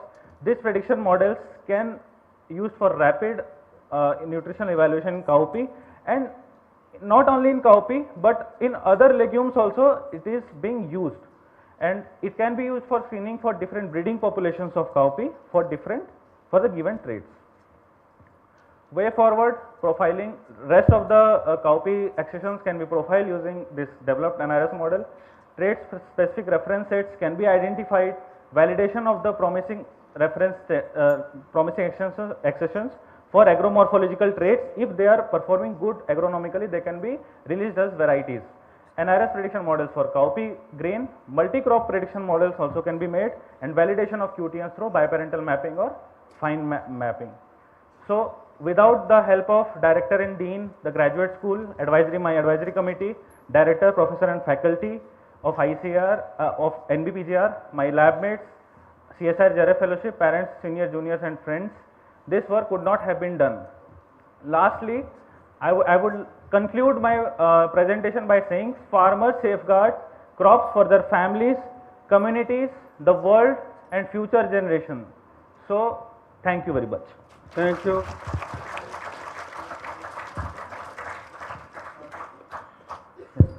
Thank you very much. Now it's open for questions. Dr. Prasad Saab. See that. Yes. Tell me one thing, that everybody is doing Jivas for any trait. Yes. What novelty you have produced here, and how you validate your data? As in Jivas or in other objectives? Like Jivas. Jivas actually, sir, in given literature, we have not found, except protein or beta carotene content in Jivas, we have not found any available literature for the cowpea. But we are doing here and for 11 traits, and we have found significant QTNs, and validation is still underway, sir. Still it is not validated, the candidate genes are not validated. That is the important thing. It is still underway because numerous false positive can be identified. Yes, sir. Jivas. Because you have done this candidate gene analysis, na? So yes, did sir. you perform the haplotyping of this? No, actually, sir, this candidate gene we have identified based on the literature on different on other legumes, and still validation is underway. It will be done soon, and means will write the. Now tell me, what is the genome size of that cowpea? 620 megabase pairs. 620. How many chromosomes are there? 22. 22. Yes. And genome sequence is available? Genome sequence, reference genome sequence is available, sir, for that. And which journal it was published? That I don't. Oh, you should actually, Yes, because sir. you are working in cowpea Yes, and sir, Jivas. Without genome sequence, you cannot do. Yes, sir. In Plant Journal in 2019 it Okay, was published. okay. That's all from my side. Thank you, जाएंगे sir. Doctor साहब, doctor A के जोशी साहब. मैंने सोचा मनोज जी को rest देते हैं थोड़ा. सिद्धांत जी. Yes sir. जैसा मनोज जी ने कहा, हाँ जी सर, जीवास जेनेटिक्स का क्रिकेट हो गया है, सब क्रिकेट खेल रहे हैं साहब, ठीक है ना? Yes sir. No, why I am saying this, your title doesn't represent the beautiful part of your work. Okay. You have done amazing work, I can tell you. Beautiful. Yes, thank you, sir. जीवास Thank तो you very आपने much. Thank you very much. Glamour के लिए डाल दिया है मुंबई का नाम, तो थोड़ा उससे बचना अगली बार, ठीक है? यही है. This is not my question, suggestion. Thank you. Thank you very much, sir. Director साहब. Can you educate me on what is the difference between a QTN and a MTA that you identify through GWAS?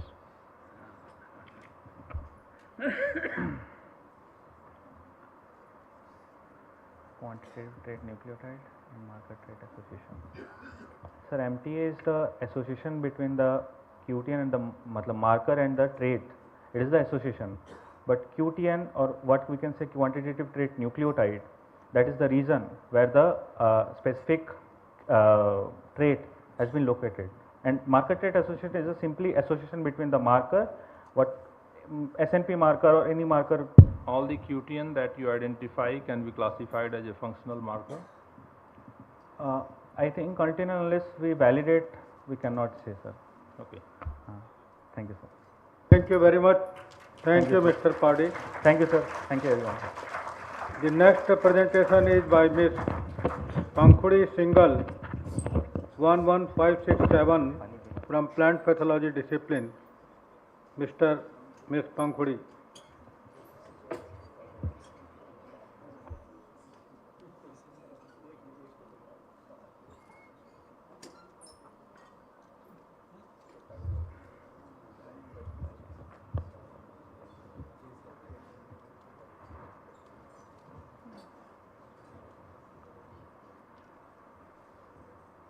A very good afternoon to one and all. I am Dr. Pankhuri Singhal and I welcome you all to my presentation. Edible oil forms a major part of Indian diet and it is consumed at about 24 million tons every year, and approximately 14 million tons is imported, making India world's largest importer of edible oil. So what is the way out? Mustard. It is an important oilseed crop of India and it has potential of making India self-sufficient in edible oil production, with various benefits like improving blood circulation, fighting infections, etc. Apart from edible oil, it can also be used as a condiment, green vegetable and for fodder purposes. This is a pic of healthy mustard field, yellow and green. But what if these fields turn into devastated ones with stunted plants and distorted leaves? These pics are from the experimental mustard fields of ICAR, wherein plants were found to be severely stunted with mosaic and puckering patterns on the leaves, and the incidence ranged from 60 to 100%. 8 genotypes were grown in these fields, ranging from conventional to the 00 type.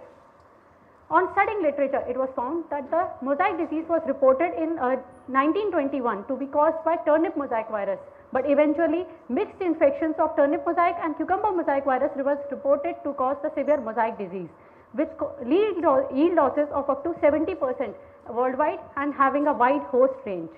So the questions arose whether the symptoms in our disease, fields were caused by which viruses, what are the population dynamics of these viruses, and whether there is any impact on yield, for which a research title, Virome analysis for the identification and characterization of viruses associated with mosaic disease was framed with my chairperson Dr. V.K. Baranwal.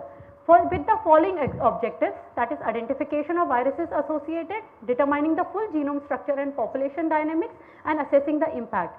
For the first objective, symptomatic leaf samples exhibiting mosaic were collected from the first year and were subjected to electron microscopic studies, and presence of flexures and isometric particles were observed.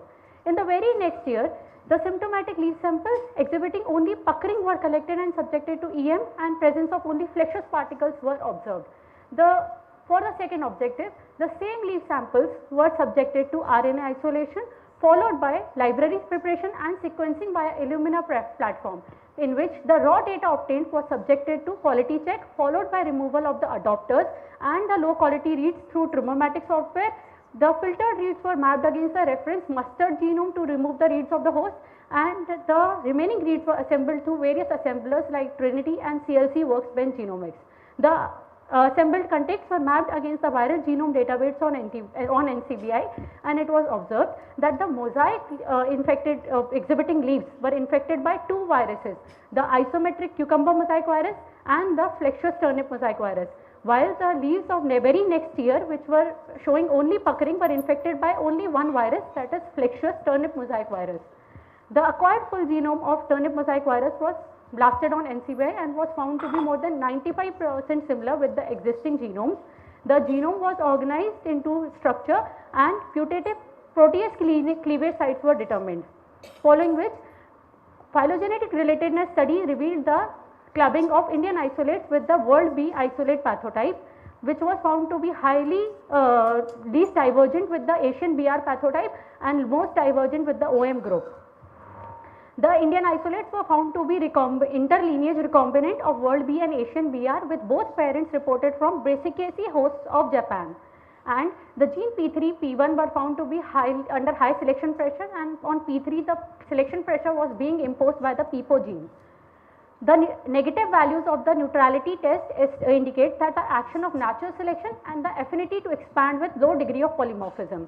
Also, the highest gene flow and the lowest genetic differentiation was noticed between the isolates of world B and the Asian BR pathotypes, indicating their co-evolving nature.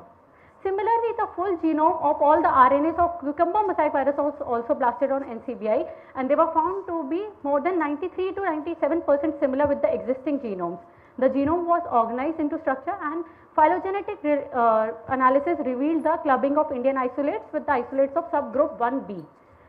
The RNA3 of the subgroup 1B was found to be least divergent, and between the populations, the subgroup 1B and subgroup 1A isolates were found to be least divergent, indicating their co-evolving nature. The RNA1 was found to be a interlineage recombinant of subgroup 1b and 1a with both parents reported from India and China. The RNA2 was reported to be a intralineage recombinant of subgroup 1b with one parent from India and other from China. And RNA3 was again an interlineage recombinant of subgroup 1a and 1b with one parent from India and other from Japan, and one of these parents was from Brassicaceae host.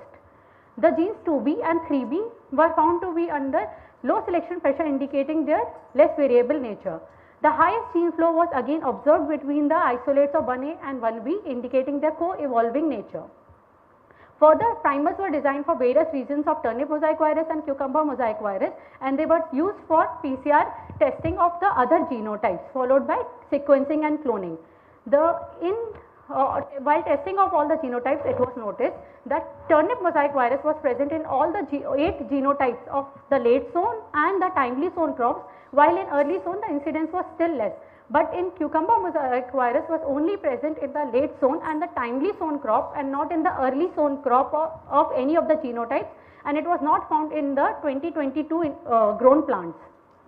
To assess the yield losses, first the transmission studies were conducted, wherein immature seeds were collected from the infected plants and seed dissection experiments were performed, following which RNA was isolated from all the seed parts, and it was turnip mosaic virus was found to infect the immature seeds, the cotyledons and the embryo in the PCR. Further, mature seeds were also collected to conduct the grow out test, and the seedlings found to be infected with the turnip mosaic virus. The first generation plants were also symptomatic, exhibiting puckering and stunting symptoms. This reveals the true seed-borne nature and the seedling transmitted nature of the turnip mosaic virus.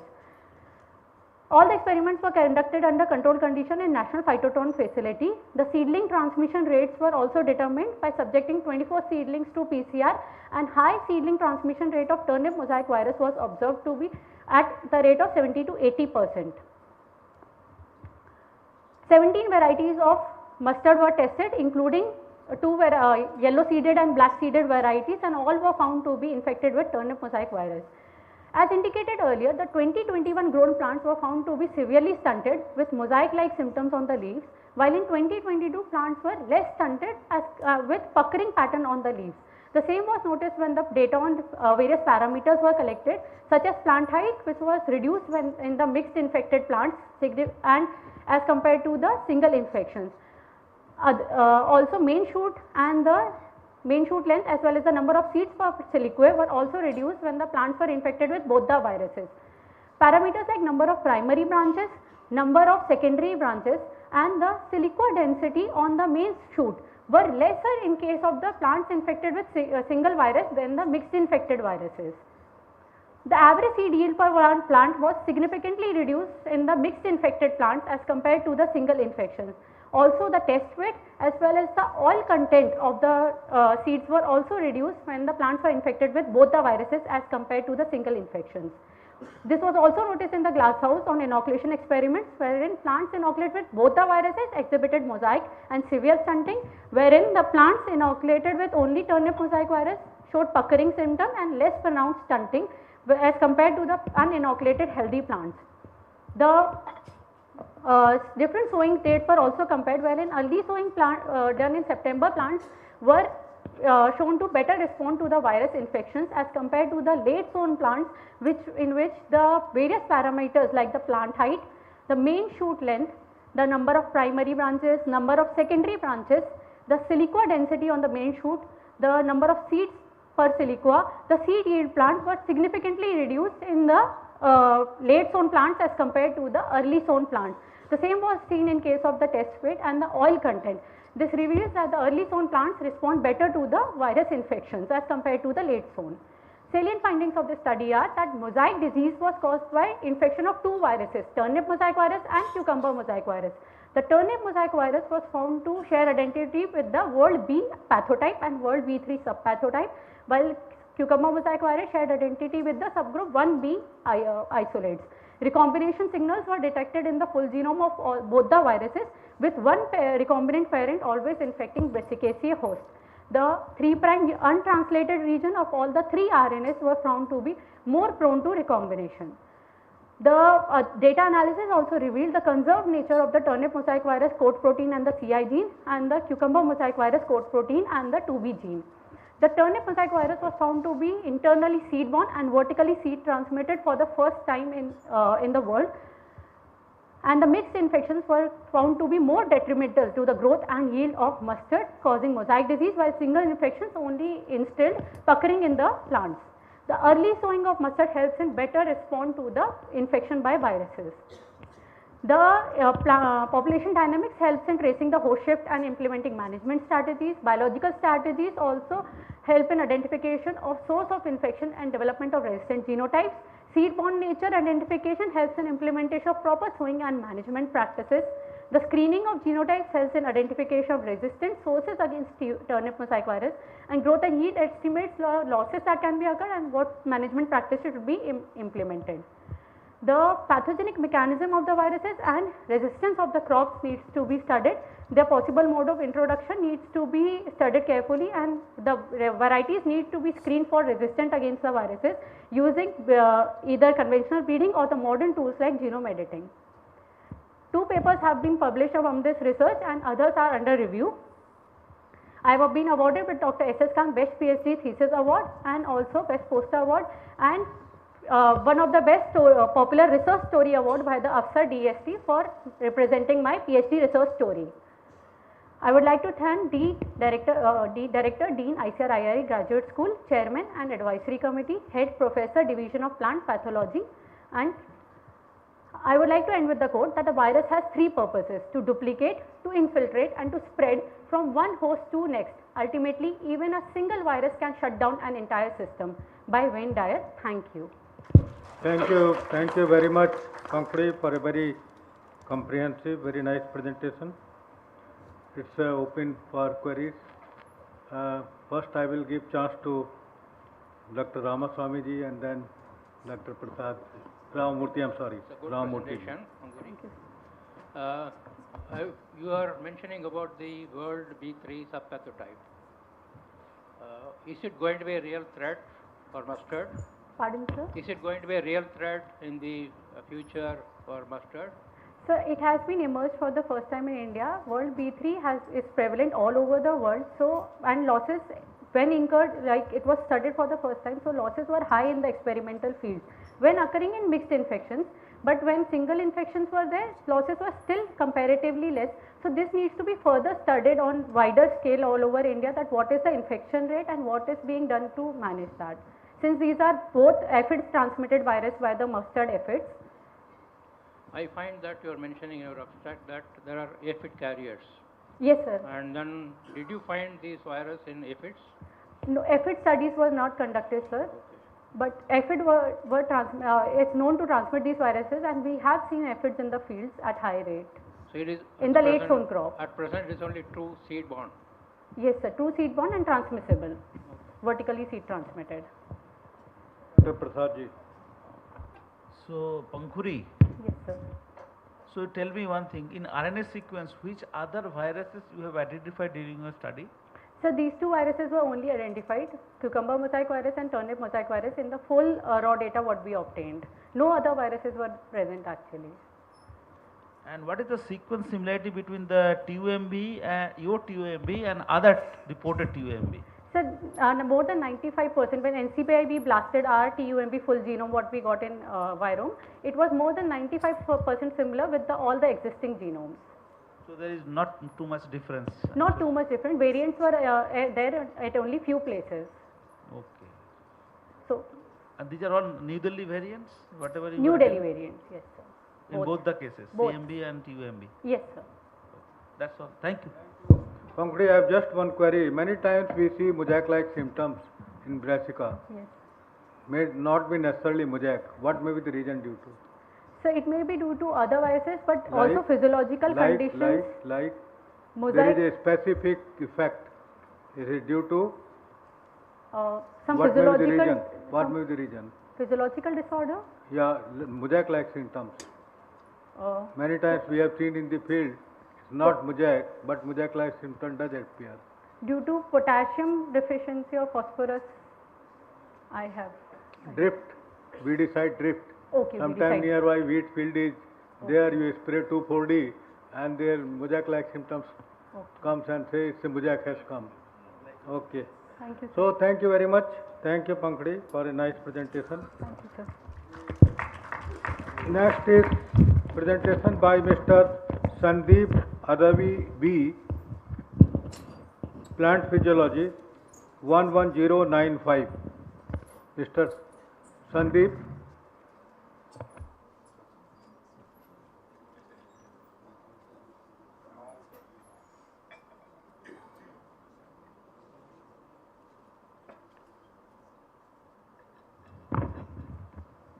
Hello.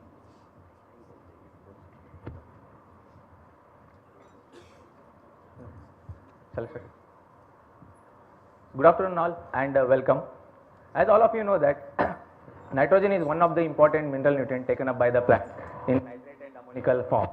Nitrate, apart from acting as a nutrient, it also acts as a signaling molecule regulating root architecture, shoot development and seed germination. The nitrate regulated transcriptional response is called as primary nitrate response. The first association of calcium along with nitrate was well established back in 1997. In model plants like Arabidopsis, it is well established that calcium sensors like CBL19 along with CIPK23 will regulate the nitrate transporter NRT1.1, and calcium dependent protein kinases 10, 30 and 32 will regulate the NLP6 and 7, which is a master regulator of nitrate response, and thereby it will regulate the nitrate related responses. Since the non-availability of a complete whole genome sequence of wheat until 2018, the only limited work has been carried out in wheat, and there is no conclusive work has been carried out in wheat with respect to nitrate signaling.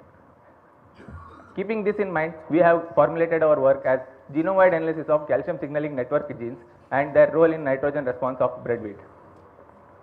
The work consisted of three objectives. First one is identification of calcium signaling network genes associated with nitrate signaling from the wheat genome and their nitrate responsive expression pattern. Second one is to understand the role of calcium in nitrate starvation response, primary nitrate response and nitrate mediated root growth. Third one is to understand the change in cytosolic calcium abundance in response to nitrate. We have identified 7 CBLs, 24 CIPKs, 17 CPKs and 6 NLPs in Triticum aestivum and its progenitor Triticum dicoccodis, Agellos tosti and Triticum urartu. The identified orthologs were connected using shiny circos. To know the evolutionary relationship, we did a phylogenetic analysis and we found that the CBLs formed 4 clades and CIPK, CPK and NLPs formed 3 clades respectively. Further, the identified genes were characterized by identifying motif distribution, cis regulatory elements and exon-intron distribution as well as in silico expression pattern. Further, to understand the nitrate responsive expression pattern, we did a wet lab experiment where we used 2 contrasting wheat genotypes, that is BT Scomberg having high nitrate use efficiency and Gluas early having low nitrate use efficiency, and these seedlings were grown in Hoagland solution with low nitrate, that is 0.05 millimolar nitrate and high nitrate as 5 millimolar, and the expression pattern was studied in shoot and root at 20 days old seedlings. We found that in leaf, high N has enhanced the CBL expression, while in root high N has reduced the expression in both the genotypes. This part of the work has been published in article having NAS rating 12.50. Further, the CIPKs have shown contrasting response in response to low nitrate as well as high nitrate in both leaf and root. In CPKs, the expression was enhanced by high nitrate, while in root the expression was reduced. Similar pattern of expression was also seen for NLPs. Further, to meet the second objective, that is about role of calcium in response to nitrate in nitrate responsive processes, we did a 5 sub experiment. First one is nitrate starvation response, in which we used 5 days old germinated seedlings. These were grown in nitrate for another 5 days. Then they were shifted to nitrate free media for 2 to 10 days along with calcium and its chelator EGTA. We found that calcium addition has significantly reduced the fresh weight as well as root growth, and it has curtailed the anthocyanin content, but we have not seen any significant change in nitrate reductase activity. After 10 days of treatment, we found that calcium has enhanced the leaf specific expression of nitrate reductase, CBL1, 9, CIPK32, LBD37, 38 and chalcone synthase. From this, it is concluded that the optimum cytosolic calcium will lead to upregulation of nitrate responsive genes mimicking the nitrate availability to certain extent. This part of the work has been published with NAS rating of 7.70. Further, to know the role of calcium in primary nitrate response, we carried out we have taken 5 days old germinated seedling of British comber, and they were shifted to another 5 days in nitrate free media. Later they were exposed to nitrate for 5 millimolar of nitrate, and time course gene expression was studied for PNR sentinel genes. We found that after 30 minutes of exposure to nitrate in both leaf and root, the PNR sentinel genes showed higher level of expression. Keeping this lead, we have carried forward our experiment, and we have did nitrate dose response along with calcium chelator EGTA. We found that EGTA lowered the expression of NPF 6.1 and NIR at all doses, and EGTA has augmented the expression of NRT 2.1 and NR at low nitrate levels. Further, we carried out time course of nitrate uptake and NR activity. We found that external addition of calcium has augmented the leaf NR activity till 2 hours, but EGTA has drastically reduced the leaf NR activity. But external supply of calcium didn't show any enhancement in nitrate uptake, but EGTA supplement has drastically enhanced the nitrate uptake till 4 hours. From this, it is concluded that under low nitrate availability, the regulation of NRT 2.1 involves NPF 6.1 with calcium playing a major role. And in leaf, short-term supply of calcium and along with the nitrate will enhance the nitrate reductase activity, but long-term supply will reduce the NR activity with CPK70 playing a major role. In root, the supplement of EGTA will enhance the NR activity by promoting the efflux of nitrate from the vacuoles. High availability of nitrate will enhance the cytosolic nitrate level, and it is found that it will enhance the calcium uptake, and thereby it will promote the CBL1 and 9 along with CIPK23, and this will lead to shifting of low affinity NRT 2.1 NPF 6.1 into high affinity NPF 6.1. But addition of calcium will suppress this and thereby enhances the nitrate uptake activity. This part of the work has been published with NAS rating of 8.90.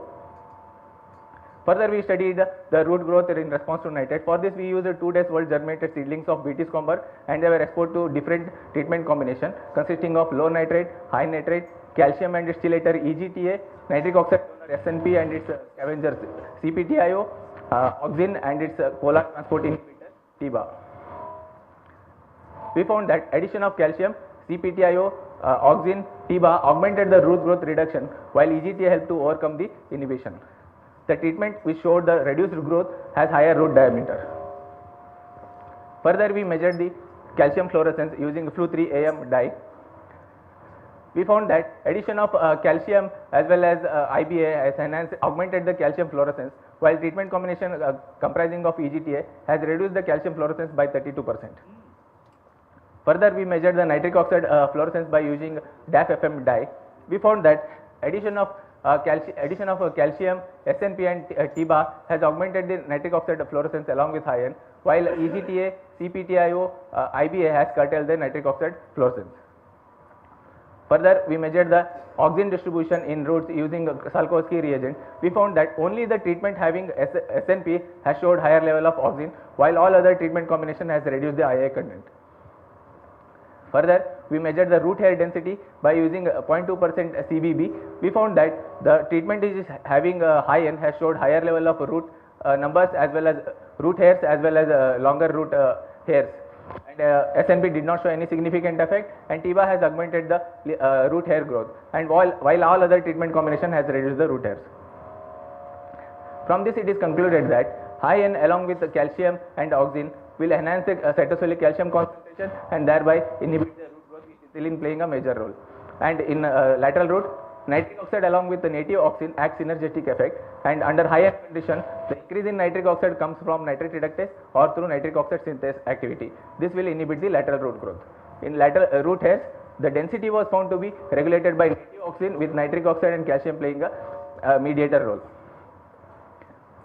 Further, the next question is, in response to nitrate, the cytosolic calcium is increasing. Whether this is coming from apoplastic source or it is coming from the intracellular source. For this, we have conducted an experiment by isolating the protoplast of the leaf, and the leaves were exposed to different treatment combination having low N, high N, along with verapamil, that is inhibitor of potential dependent calcium channel, lanthanum chloride, that is a non-specific calcium channel blocker, EGTA, that is calcium chelator, lithium chloride, that is blocker of IP3 gated channel blockers, and ruthenium red, that is inhibitor of intracellular antiporter of calcium. And the calcium fluorescence was analyzed using a fluo3 AM dye. We found that nitrate dose dependent increase in the calcium fluorescence, and lanthanum chloride, which is non-specific channel blocker, has nearly abolished the calcium fluorescence. EGTA along with lithium chloride, that is IP3 gated channel inhibitor, has shown 33% reduction in calcium fluorescence, while ruthenium red, that is inhibitor of calcium and antiporter, has drastically reduced the calcium fluorescence. From this, it is concluded that changes in the cytosolic calcium in response to nitrate involves both influx of extracellular calcium and release of calcium from intracellular source. Further, we carried out a field study where we used two contrasting genotype of wheat, that is BT Stromberg and Gluas early, and we have 4 set of treatment, that is without nitrogen along with external addition of calcium, with nitrogen, and fourth one is with nitrogen along with external addition of calcium. We found that addition of calcium has significantly enhanced the nitrogen per plant in plus and grown plants, and calcium has significantly enhanced the grain nitrogen level. And we found that calcium has improved the post-anthesis nitrogen uptake in both the genotypes, and in BTS, calcium improved the remobilization mainly from flag leaf of both N concentration. In Gluas early, calcium has improved the remobilization only from stem. Further, we have observed that there is no significant change was observed with respect to nitrogen utilization efficiency with addition of calcium, but the nitrogen uptake efficiency was enhanced in both genotypes with external addition of calcium. And in overall, the nitrogen use efficiency was found to be enhanced by 30 to 53% in both the genotypes. From all this work, it can be concluded as calcium is an integral component of a plant response to nitrate supply and nitrate starvation, and fine tuning of this calcium signaling will help in improving nitrogen use efficiency.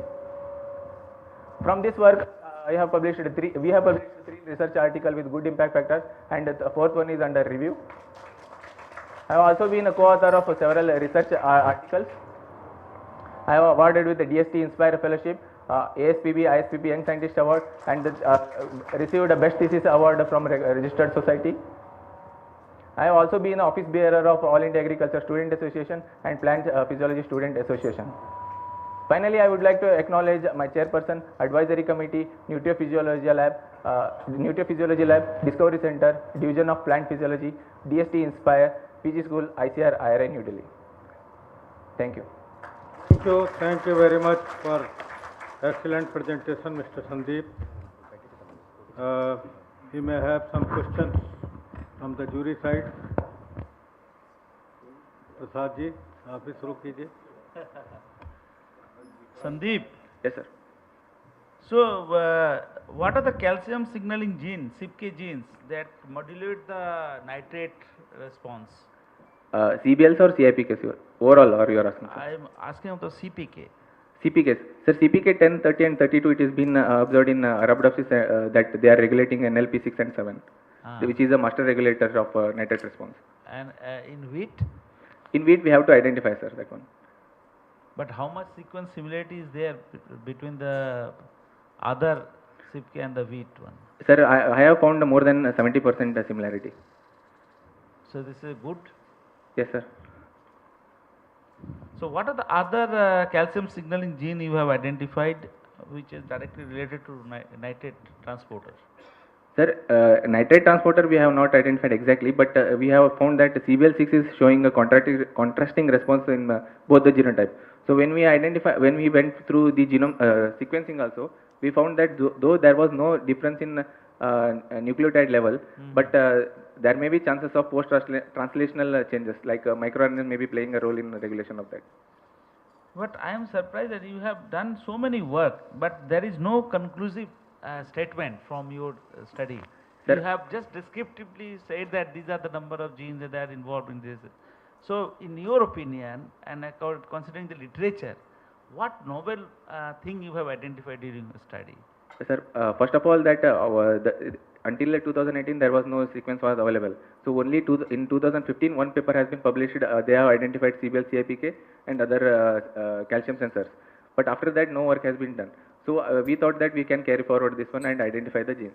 So we have found CBL 2 and 3, they were more responsive, showing higher level of expression in leaf compared to root. And CBL6 was mainly found in spike, sir. We have not, I have not shown that one, but CBL6 has shown contractive response in spike. No, my question is that it's a very complex thing actually, the nitrate response. Yes, sir. So how you think that you can mitigate, we can mitigate this challenge of nitrogen use efficiency and this in crop plant? Sir, from my perspective, if we fine tune the calcium signaling, we narrow down the particular gene that is regulating the NLP6 or 7, as it is happening in case of Arabidopsis. If we narrow down to the particular gene, then we can increase the nitrogen use efficiency. But what about the NRT genes, because they are well worked out? So Yes, did you find any NRT gene in your Sir, study? I have not went to identification of NRT genes because they have already been But identified. did you check the expression of NRT gene in your Yes, sir, we have contrasting checked. genotype? Yes, contrasting, yes, sir, we checked. And what is the result for that? Sir, in the case of the nitrogen use efficient genotype, that is the British Comber, they are having more responsive in root compared to leaf. No, that is already known. Yes, sir, but that's why we didn't focus on that. We have focused mainly on calcium signaling. That will be coming for nitrate signaling, so that's we have not focused there. Okay, Mr. Sandeep, thank you very much. Thank you for a nice presentation. Thank you. The next presentation is by Ms. Archana HR 11598 from Seed Science and Technology. Archana. Yeah. A very good evening to all the dignitaries. Welcome to my presentation. I am Archana HR, PhD student from Division of Seed Science and Technology. Global warming is increasing day by day, resulting in 1.1 degrees Celsius above the pre-industrial average temperature, resulting in increase in heat waves, increase in mortality of the plants, especially in the month of May and June, which coincides with the rice nursery, which was also affecting different rice growing belts of the country. Rice, which is a staple food for nearly half of the world's population, covering 11% of the total cultivated area with increased consumption rate over the years, is highly susceptible to heat stress, and it is significantly affected by the heat waves, and a simulation study also shows that a 1 degree Celsius increase in the global temperature can cause 3.2 to 3.7% reduction in the rice yield.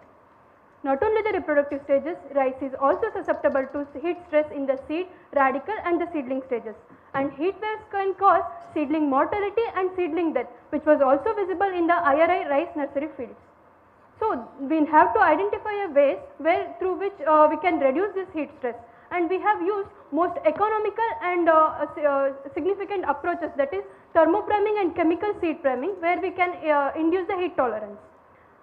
Induction of the thermotolerance by mild temperature treatment before inducing the high temperature stress is called as thermopriming, and imbibition of the seeds in a chemical which can enter inside the seed to induce the tolerance, it is called as chemical seed priming.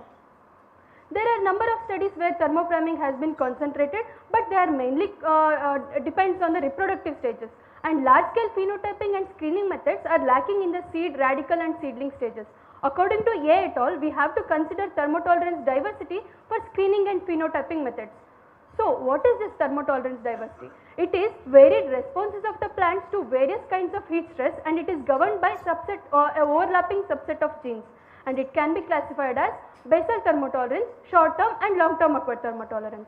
The maximum temperature up to which a plant can tolerate is called as basal thermotolerance, and after a mild temperature treatment, if a short recovery period is given before induction of heat stress, it is called as short term acquired thermotolerance, and after a mild temperature treatment, if a long recovery period is given before going for a high temperature stress, it is called as long term acquired thermotolerance. The another approach, that is seed priming, it is controlled hydration of the seeds to initiate the metabolic activity, followed by drying back to the original moisture content before seed germination. It is a more common practice in rice. However, different authors have recommended different durations of imbibition for this rice seed priming. This is why durations is due to lack of standardization in the phase, duration, water availability and dry back temperatures. Also, there are many number of reports where spermidine has been used to induce the different stresses like cold, salt, metal toxicity. However, very less information is there where spermidine has been used to prime the seeds and to induce the heat tolerance. Based on this, we found several research gaps such as lack of appropriate phenotyping methods in the thermotolerance diversity, lack of comparative studies in the tolerant and susceptible genotypes in the rice in the early stages, and the chemical basis and biochemical basis in the seeds. So, based on this we proposed our thesis titled Studies on Thermotolerance and its Induction during Seed Germination and Seedling Growth in Rice. And our objectives are development of phenotyping methodology for thermotolerance diversity in seed, radical and seedling stages, and standardization of the seed priming technique to study the thermotolerance diversity in heat susceptible and tolerant varieties, and to study the physiochemical basis of chemical priming and thermopriming. And we used IR64, a reported heat susceptible variety, and for comparison we used N22 which is a tolerant variety, and for validation we taken already reported susceptible and tolerant genotypes. And for the methodology development we have conducted 4 set of experiments. In the control where no heat stress was given, the all seed will germinate. But when the in the basal thermotolerance we have directly exposed the seeds to high temperature stress, resulting in death of most of the seeds. And in the short term acquired thermotolerance, after mild temperature treatment, a short recovery of 2 hours was given, then exposed to the high temperature stress. This resulted in enhancement of the seed germination. And in the long term acquired thermotolerance, after mild temperature treatment, a 2 days recovery was given, then exposed to the high temperature stress, it also increased the germination. Now the question is, what is the duration and temperature that is needed to induce the thermotolerance and to identify the basal thermotolerance in the seed, radical and the seedling stages.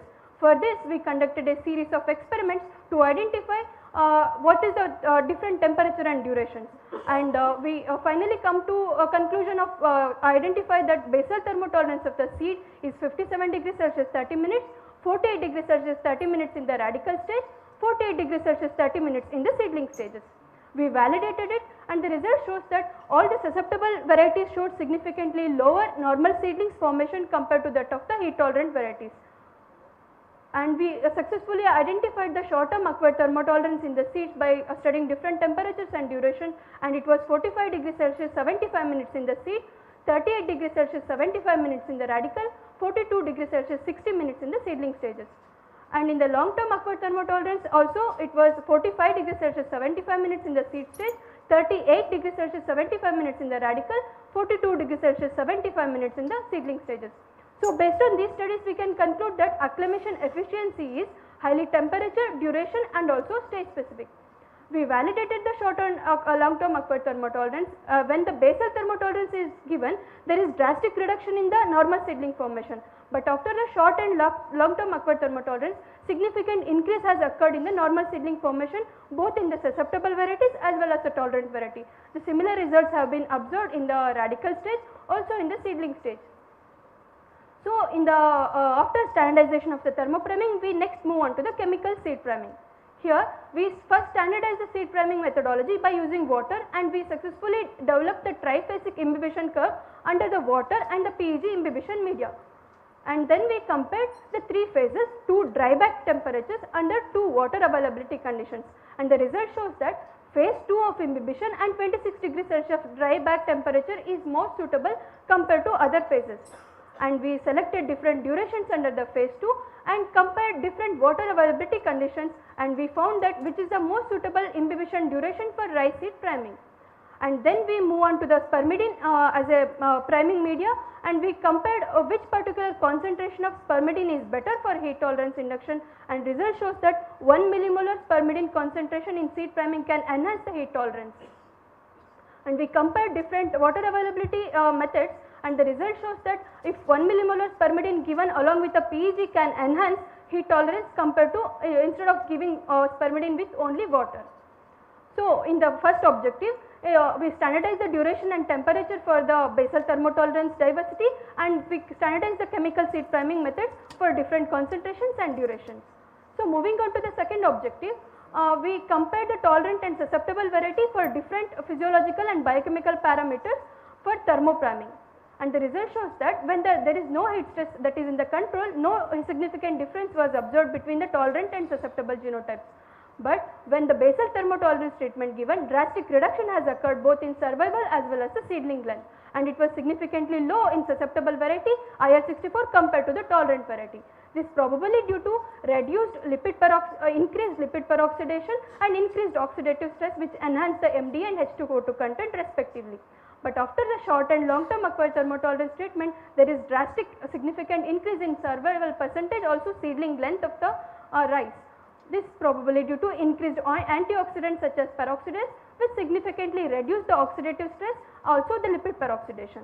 So similar phenomenon has been observed in the radical stage, also in the seedling stages. Moving on to the third objective, we compared the contrast genotypes for spermidine seed priming. What is the how the spermidine priming is helping to induce the heat tolerance.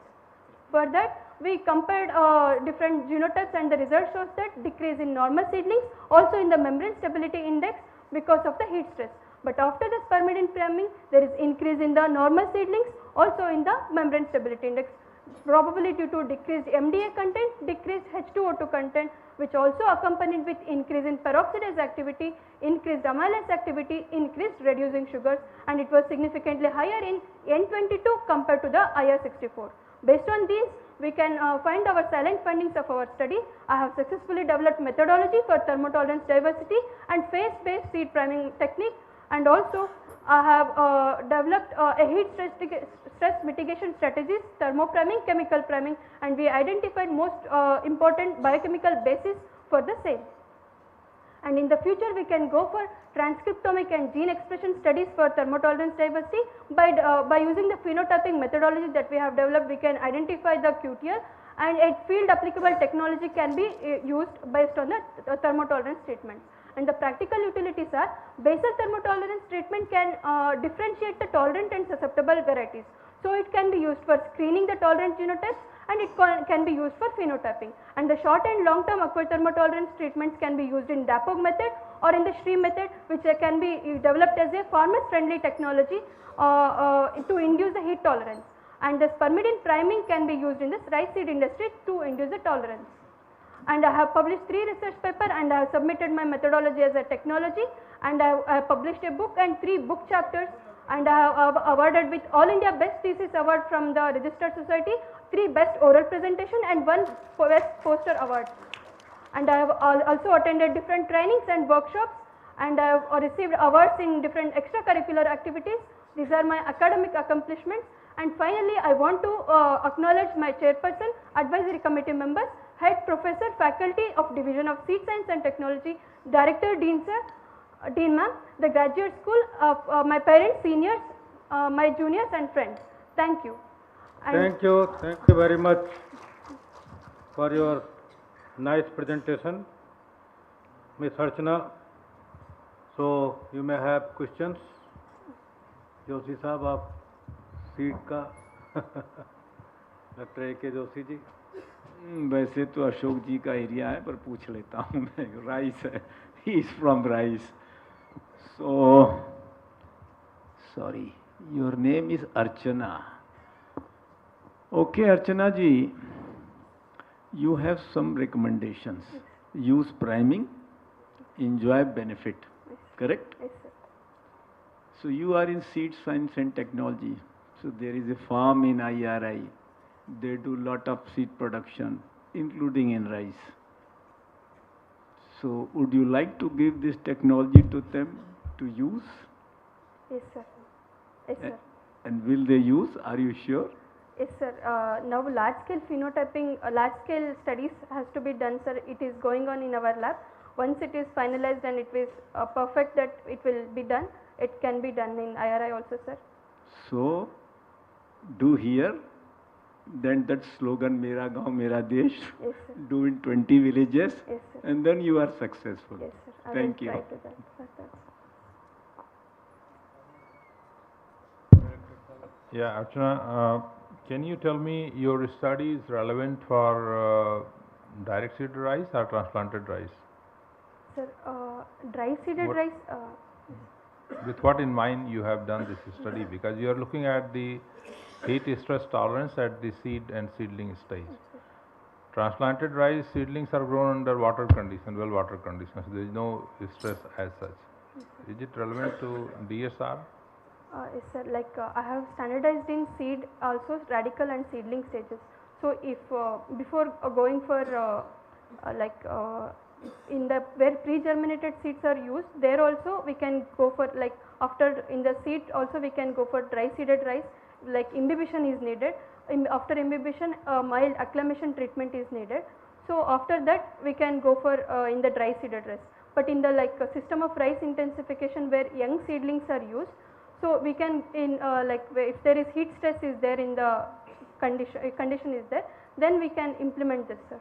Like give the treatment to the 7-day-old seedlings and then transplant in the field.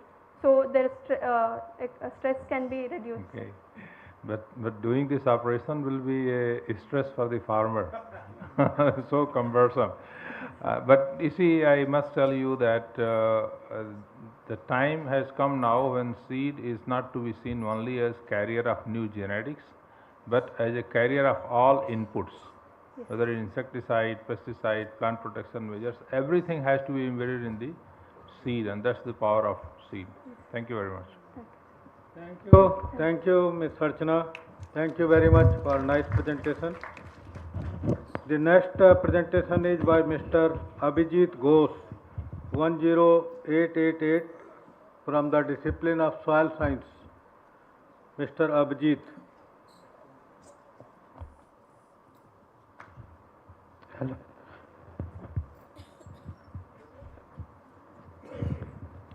Most honorable chairperson of the session, respected juries, dignitaries, ladies and gentlemen, I welcome you on my thesis presentation.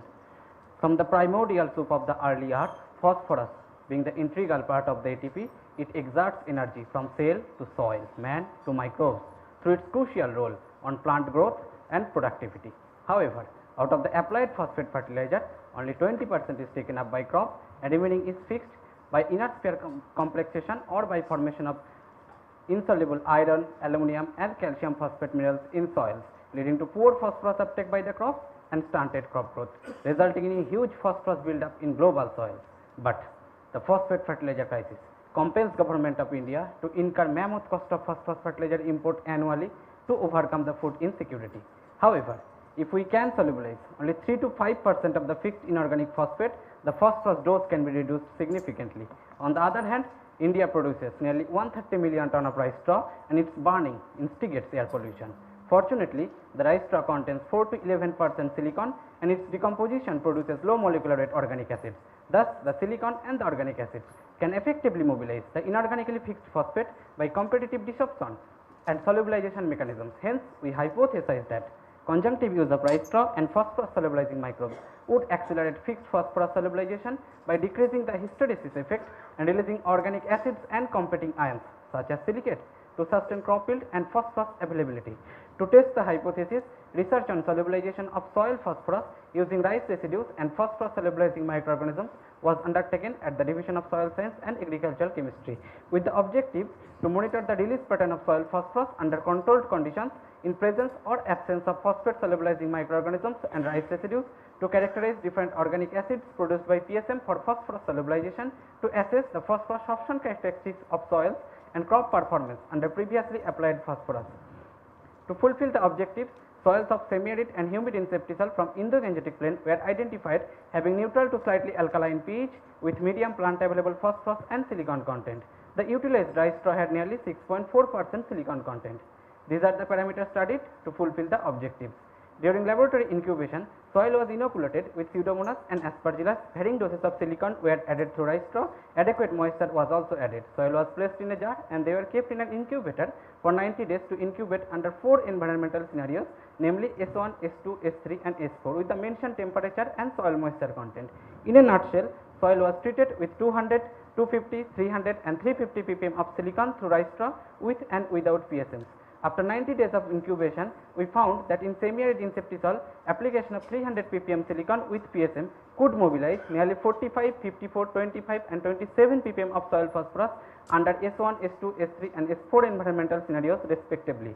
Whereas in humid inceptisol, it could mobilize nearly 49, 57, 33 and 34 ppm of soil phosphorus under those corresponding environmental scenarios. To study the phosphorus mobilization kinetic, a two-pool kinetic model was chosen. Application of 300 and 350 ppm silicon with PSM resulted in nearly 25 to 36% greater inorganic phosphorus mobilization rate over control in semi-arid inceptisol, whereas in humid inceptisol they resulted in nearly 29 to 42% greater inorganic phosphorus solubilization rate over control. To study the phosphorus inorganic fractions, Kuo's methodology was adopted.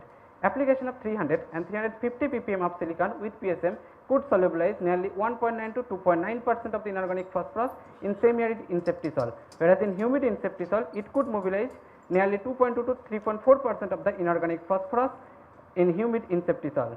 To study the phosphorus hysteresis effect, adsorption and desorption study was conducted. Data were fitted on Langmuir and Friendlich isoforms.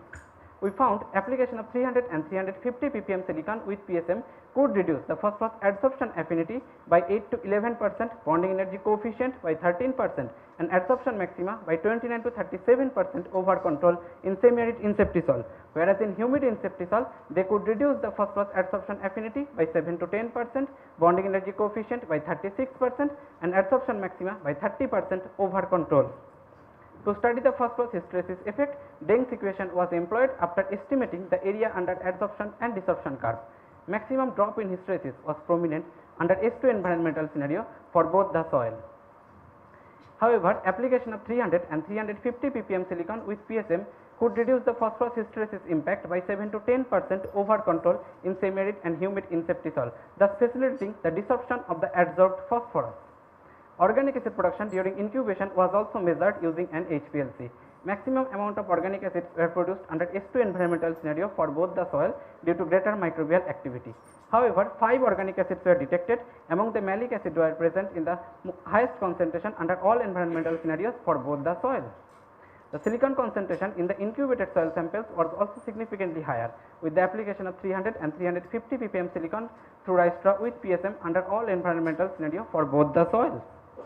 The soil enzyme activity during incubation was also significantly higher under S2 environmental scenario due to greater moisture availability and higher temperature. However, rice straw plus PSM application could significantly improve the soil enzyme activity by 2.4 to 3.2 times in semi-arid inceptisol and by 2.1 to 4.4 times in humid inceptisol respectively due to greater substrate supply. The structural equation model revealed that the drop in hysteresis was mostly achieved by microbial factors, whereas inorganic phosphorus solubilization was mostly governed by the soil environment. However, phosphorus mobilization in these soils are mostly dominated by the inorganic phosphorus solubilization, specifically the iron and calcium bound phosphorus. In a nutshell, application of 300 and 350 ppm silicon with PSM resulted in highest inorganic phosphorus solubilization, silicon concentration, enzyme activity and organic acid production, but lowest phosphorus adsorption and hysteresis. But the dilemma was that could this treatment sufficiently supply phosphorus to crops effectively?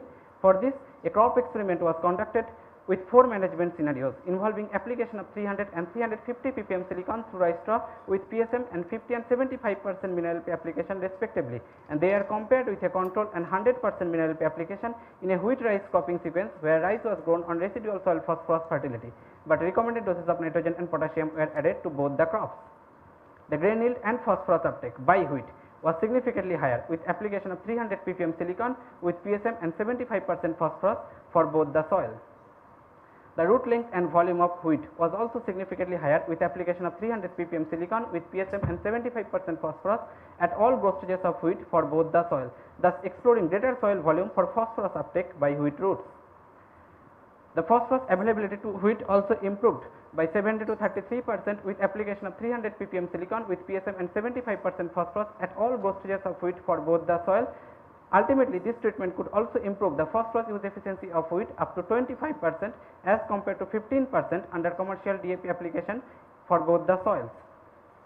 Moving on to rice, the grain yield and phosphorus uptake by rice was also significantly higher with application of 300 and 350 ppm silicon with PSM and 75% phosphorus for both the soils. These treatments also significantly improved the root length and root volume of rice at all growth stages of rice for both the soil, thus exploring greater soil volume for phosphorus uptake by rice roots also. The phosphorus availability to rice improved by 29 to 37% with application of 300 ppm silicon with PSM and 75% phosphorus at all growth stages of rice for both the soils. In a nutshell, application of 300 and 350 ppm silicon with PSM and 75% phosphorus could solubilize nearly 4.1 to 7.8% of the inorganic recalcitrant soil phosphorus to meet the phosphorus demand of the crops in the wheat rice cropping sequence in humid and semi-arid inceptisols. The metagenome analysis of wheat and rice rhizosphere soil indicated the presence of other phosphorus solubilizing microorganisms along with Pseudomonas and Aspergillus to accelerate the phosphorus solubilization process after rice straw plus PSM application for both the soils. The soil enzyme activity was also significantly higher with application of rice straw plus PSM at all growth stages of wheat and rice for both the soil, thus facilitating microbial decay of rice straw to enhance the silicon concentration to boost phosphorus desorption. The organic acid production in the wheat and rice rhizosphere soil was also significantly higher with application of rice straw plus PSM at all growth stages of wheat and rice for both the soils, thus facilitating the solubilization of iron, aluminum and calcium bond phosphate by chelating iron, aluminum and calcium and releasing phosphate in the soil solution for plant uptake. A notable drop in soil pH was also observed with the application of rice straw plus PSM at all growth stages of wheat and rice for both the soil. At wheat and rice harvest, silicon concentration was also significantly higher with application of 300 and 350 ppm silicon with PSM and 75% phosphorus for both the soil. The structural equation model of the wheat and rice rhizosphere soil indicated that the phosphorus transformation in these soils are mostly governed by increase in silicon and organic acid concentration and a slight drop in soil pH. However, the transformed phosphorus mostly migrated toward the plant available forms of phosphorus to improve the crop yield significantly. Conclusively, silicon application at 300 ppm through rice straw with PSM could improve plant available phosphorus by 29 to 43% depending upon soil moisture condition. Adding silicon at 300 to 350 ppm through rice straw with PSM could be a practical way to solubilize the inorganic recalcitrant soil phosphorus in subtropical soils by minimizing the hysteresis impact up to 10%. Silicon application at 300 ppm through rice straw with PSM and 75% phosphorus could solubilize nearly 4.1 to 7.8% of the inorganic phosphorus, indicating a positive interaction between phosphorus and silicon. Moreover, silicon application at 300 ppm through rice straw could also sustain rice grain yield and phosphorus availability. In future, development of a machine for in situ incorporation of rice straw to save time and money will be the prime opportunity. Practically, resolubilization of recalcitrant soil phosphorus would significantly drop down the phosphorus import burden to save public money. Application of rice straw plus PSM could also save 25% of the mineral phosphorus fertilizer to boost farmers' income. But our choice is in our hand. We can burn the rice straw or we can bury the rice straw to save our environment. Based on thesis work, I could publish 4 research articles having NAS rating more than 10 and gained overall citation of more than 1400. Based on the thesis work, I also received Japan International Award for Young Agriculture Researchers from Government of Japan, Indian Science Congress Association Young Scientist Award, Best Doctoral Research Presentation Award from Indian Society of Soil Science and DST Young Scientist Research Grant of 39 lakh. These are my brief academic achievements. I sincerely thank my chairman and advisory committee for their continuous help, support and motivation. Hoping for a sustainable phosphorus circular bioeconomy, thank you all for your valuable time and patience. Thank you, Mr. Abhijit Ghosh for a very comprehensive presentation. Now it's open for questions from the jury. Dr. R.K. Palji. Hello. Excellent presentation and very, very practical thing. So how do you translate your research into a commercial venture?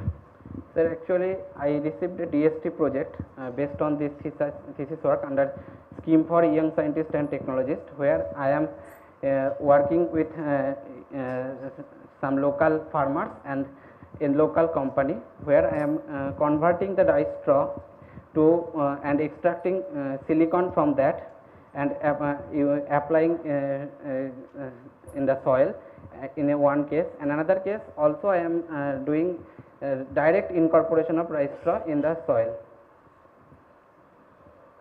What is the scale? Sir, I am doing in my nearby institute village, that is in district of Datia, MP. I am covering 50 and 50 farmers for those 2 studies. Good. So you should, I think, go for a good policy paper, and particularly from your research, because stubble burning is a very, very major issue, yes, environmental issue, and if you can give some solution, it will be very good. Thank you so much. Thank you, sir. How much silicon we are adding if we burn the rice crop? Sir, if we burn the rice straw, there may be addition of silicon, but there will be loss of other nutrients and also death of the beneficial microorganisms. So we do not promote that, sir, basically. But perhaps, I mean, the farmers, you have told, you know, out of almost. Yes, sir, in Datia there is a problem of residue burning, and I know you know that, sir, because but it happens. But we are trying to do this with 100 farmers, sir. So let's see. Okay. Okay. Thank you. Thank you, Mr. Ghosh. Thank you. Thank you very much. The next presentation is by Mr. Dhananjay A. Hongal, 11619, Vegetable Science.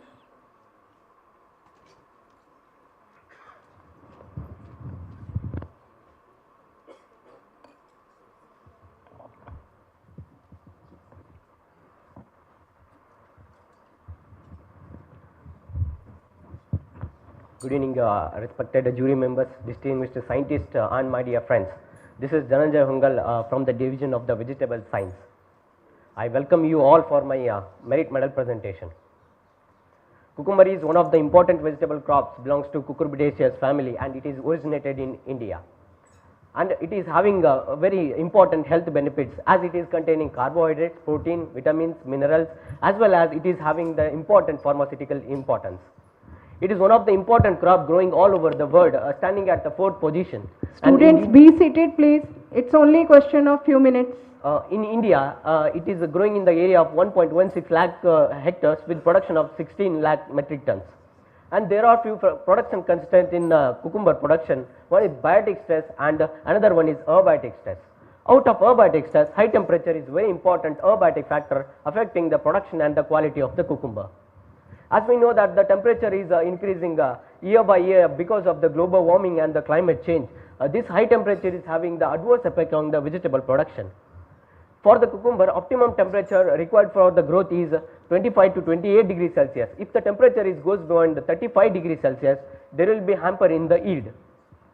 For that, breeding of the cucumber is a sustainable approach. Before going to the breeding, screening and the identification of the tolerant genotype is very important, as well as the understanding the physiobiochemical basis of heat tolerance is also important. Though cucumber is originated in India, wide variability is found for the different traits including heat responsive genes. There are some gaps in this research. Very few studies have been conducted to identify the tolerant genotypes, and no study has been found till today to understand the physiobiochemical and the molecular basis of high temperature tolerance in cucumber, and no QTL has been identified for high temperature tolerance in cucumber using a GWAS. Based on this background, we formulated our thesis title as Understanding the Physiobiochemical and the Molecular Basis of High Temperature Tolerance in Cucumber. The objectives were the screening of the cucumber germplasm for a heat stress tolerance using the heat stress associated physiological traits under the controlled condition, and validation of the selected genotypes in the field condition, and the studies on the important physiological and the biochemical traits associated with heat stress response in selected genotypes, and studies on the expression pattern of key genes associated with heat stress in selected contrasting genotypes, and the identification of the QTL for the heat stress tolerance using genome-wide association study. In the first objective, we screened 123 genotypes under growth chambers. Here the controlled temperature was kept 30 degree, 25 degree day and night temperature, and for treatment 40 degree and 35 degree. Screening was based on the physiological traits. Based on the percentage decrease in these physiological traits, heat tolerance index was calculated, as well as the heat injury index based on the visual symptoms was also taken into consideration to identify the fault tolerant and fire sensitive genotypes. This is how heat tolerant index was calculated. For each trait, percentage decrease in a particular trait was calculated. If it is 0 to 25%, for that trait tolerant category was given with score 3. If the percentage decrease in the particular trait is 75 to 100%, then the susceptible category was given with the score 0. Then the total scores for all the traits for each variety was added to get the final score. The highest score obtaining variety was considered as tolerant. The lowest score obtaining variety was considered as susceptible. Also, 5 selected thermotolerance and 5 sensitive genotypes were validated in the field conditions using photosynthetic and gas exchange parameters as well as the yield parameters. This is a result of the objective first. Out of 123 genotypes, above 5 mentioned genotypes having the low percentage decrease in the chlorophyll, membrane stability index and dry weight, and the below mentioned genotypes out of 123 genotypes have the maximum loss percentage in the chlorophyll, membrane stability index and dry weight. Based on the decrease in the chlorophyll, membrane stability index and dry weight, heat tolerance index was calculated. Out of 123 genotypes, above mentioned genotypes got the highest score and they were considered as tolerant, and the below mentioned susceptible genotypes were scored 0 and they were considered as susceptible. Even same screening was done in the second season also, we got the same result. Here the genotypes with the low percentage loss in the chlorophyll, membrane stability index and dry weight were considered as tolerant, and the genotypes which show the highest percentage loss in the chlorophyll, membrane stability index and dry weight at high temperature conditions were considered as susceptible. And also canopy temperature depreciation was also taken as one of the screening tool. Some of the genotypes shown the highest canopy temperature depreciation among the 123 genotypes, and the below mentioned genotypes shown the lowest canopy temperature depreciation at the high temperature conditions. Again, the genotypes with the higher canopy temperature depreciation at high temperature conditions were considered as tolerant, and genotypes with the lower canopy temperature depreciation were considered as susceptible. Also, based on the visual symptoms, we have identified heat injury index also, and also first quaternary stage we have taken as an important stage. Here the genotypes scored based on the visual symptoms. The genotypes with the no injury were given 1 number, and the genotypes with the highest injury were given 5 number. And the same type of the injury index was taken in the second season screening. And based on all these screening tools, we identified DARL 106, DGC 103, WBC 13, WBC 39 bar 1 and DC 83 were tolerant genotypes, and Barapatta, EC line, WBC 22, DC 206 and DC 59 and susceptible genotypes. These 5 tolerant and 5 sensitive genotypes were selected for the field validation. The photosynthetic and gaseous parameters were taken for the field validation. Here the tolerant genotypes exhibited the highest photosynthetic activity compared to susceptible genotypes in the field condition. As well as we have taken the yield parameters. Here tolerant genotypes exhibited the highest number of the fruits, individual fruit weight and the fruit yield per plant under in the field conditions compared to susceptible genotypes. Out of tolerant genotypes, WBC 13 and DC 83 give the good amount of the yield at the high temperature condition. This is salient findings of the objective 1. We screened 5 tolerant and 5 sensitive genotypes out of 123 genotypes based on the physiological traits, as well as the thermopotential of these 10 genotypes evaluated in the field condition using the photosynthetic and yield parameters. And the detailed study of the physiological and biochemical traits associated with the heat stress was studied in these 5 selected tolerant and 5 sensitive genotypes. Different analysis was done in the different 3 conditions in the control, moderate and high stress, and the different physiological traits were taken into consideration, as well as the different biochemical parameters were also taken into consideration. This is the result. The tolerant genotypes exhibited the highest canopy, chlorophyll and membrane stability index compared to susceptible genotypes.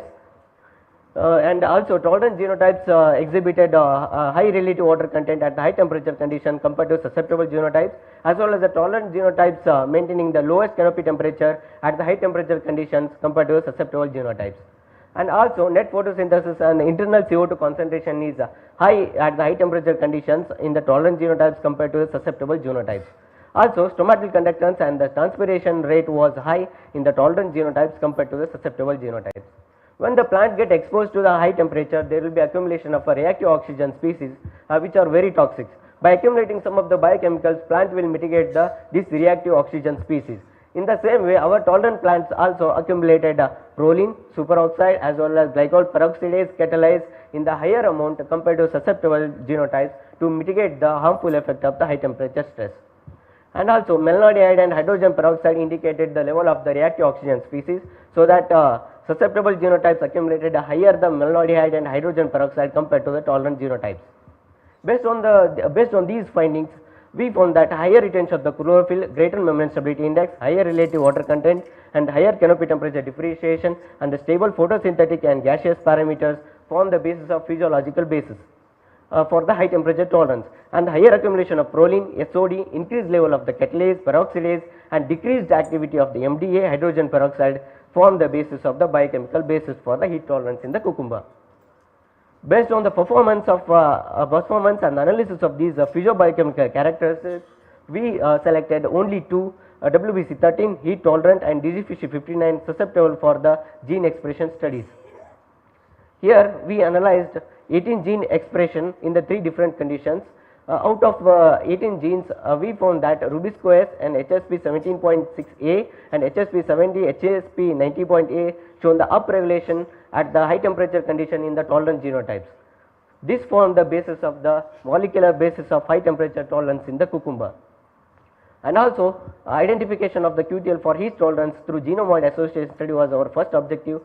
Here the genotyping, phenotyping of the 2 seasons data were analyzed for for the GWAS analysis, and marker trait association was done, as well as gene ontology was done using with the help of SNP UniProt database as well as available literatures.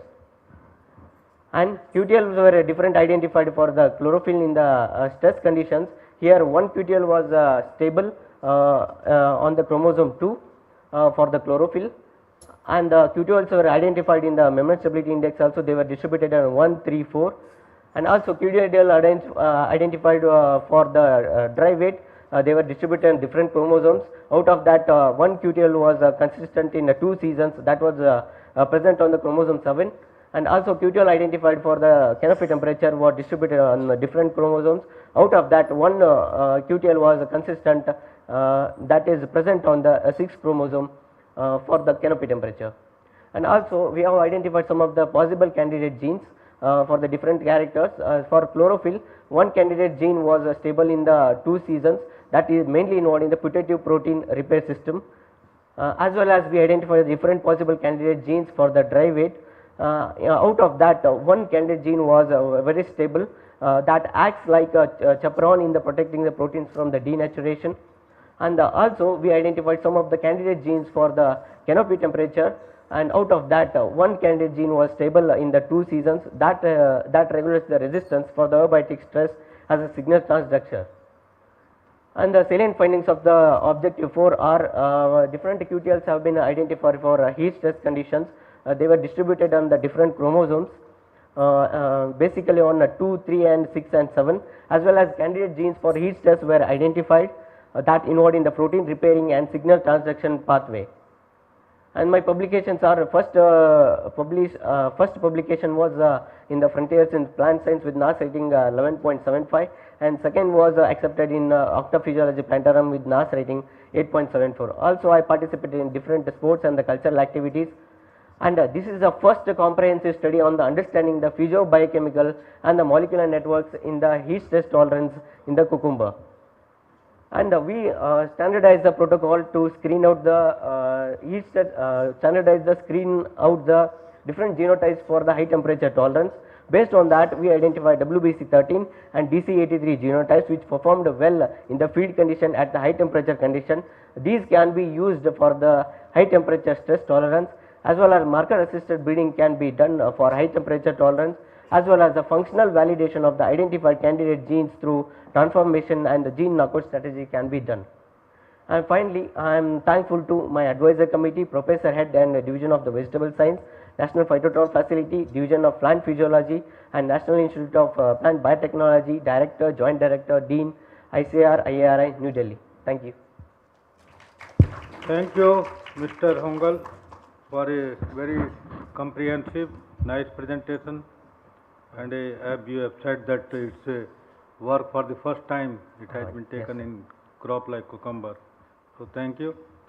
Now we have the jury for questions. Dhananjay, Yeah, Dr. Manoj Prasad ji. tell me one thing. What novel you have find in your study? Because everything, whatever gene you have used, that is already well known. Yes, sir. Even in GWAS also, you have not shown something novel actually. So how do you justify that the work you have done for the first time in cucumber? Yes. You should found something. Yes, sir. Sir, actually in earlier reports, what others have done is only just they have taken either physiological or some have taken only biochemical to screen out or to identify the genes for high temperature tolerance, sir. But we have taken the whole comprehensive study, sir. So what are the different physiological you have traits? done a good job for a crop like cucumber. Yes. But my question is, when you are doing for the first time a molecular work, Yes, sir. then you should find something new, novel, that is not reported in other crops. Do you find something like this? Can you tell us? Sir, actually, this regulation of genes, they have not studied, sir, but we have studied in our crops, sir. Okay. Excellent presentation.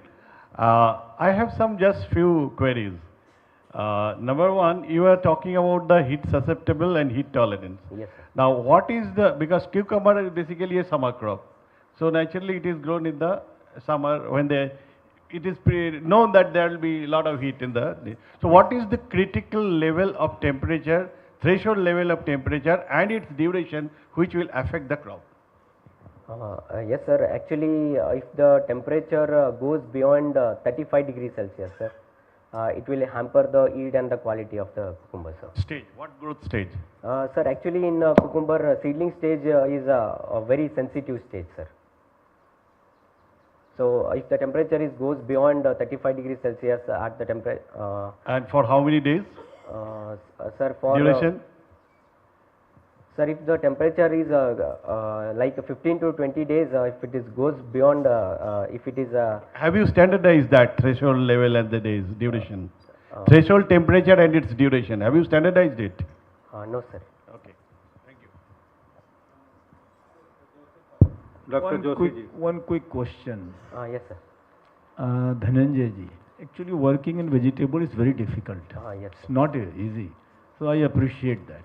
Yes, thank you, sir. And you are developing climate smart genotype. Yes. So can you tell me any trait other than heat tolerance in this genotype which you are willing to develop? Sir, pardon? Climate smart genotype. Yes, sir. So you want heat tolerance? Yes, sir.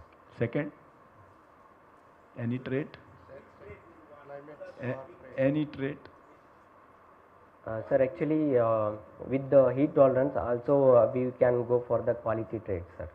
Drought tolerance. Drought, heat and drought. Drought tolerance, heat tolerance, then duration. Okay, quality will also come certainly. Yes. Thank you. Thank you very much, Thank you. Mr. Dhananjay. Thank you, sir. The last presentation is by Ms. Rasmi Yadav, 11641, Water Science and Technology. Ms. Rasmi.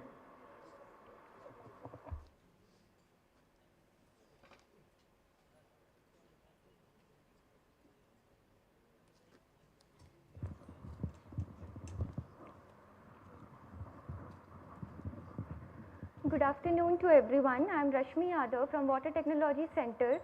I welcome you all for my presentation.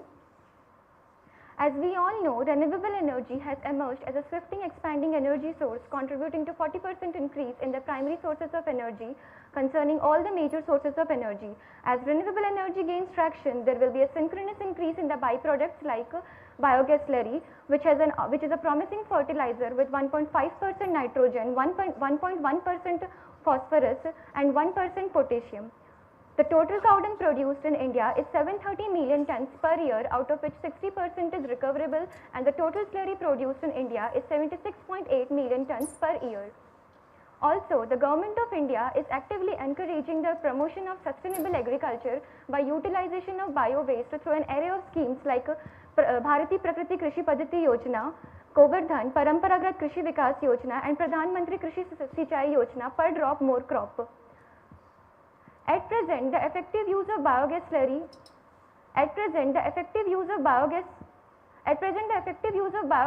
faces challenges due to weed infestation, termite attack, nitrogen loss through volatilization, greenhouse gas emission, nutrient surface runoff and livestock odor.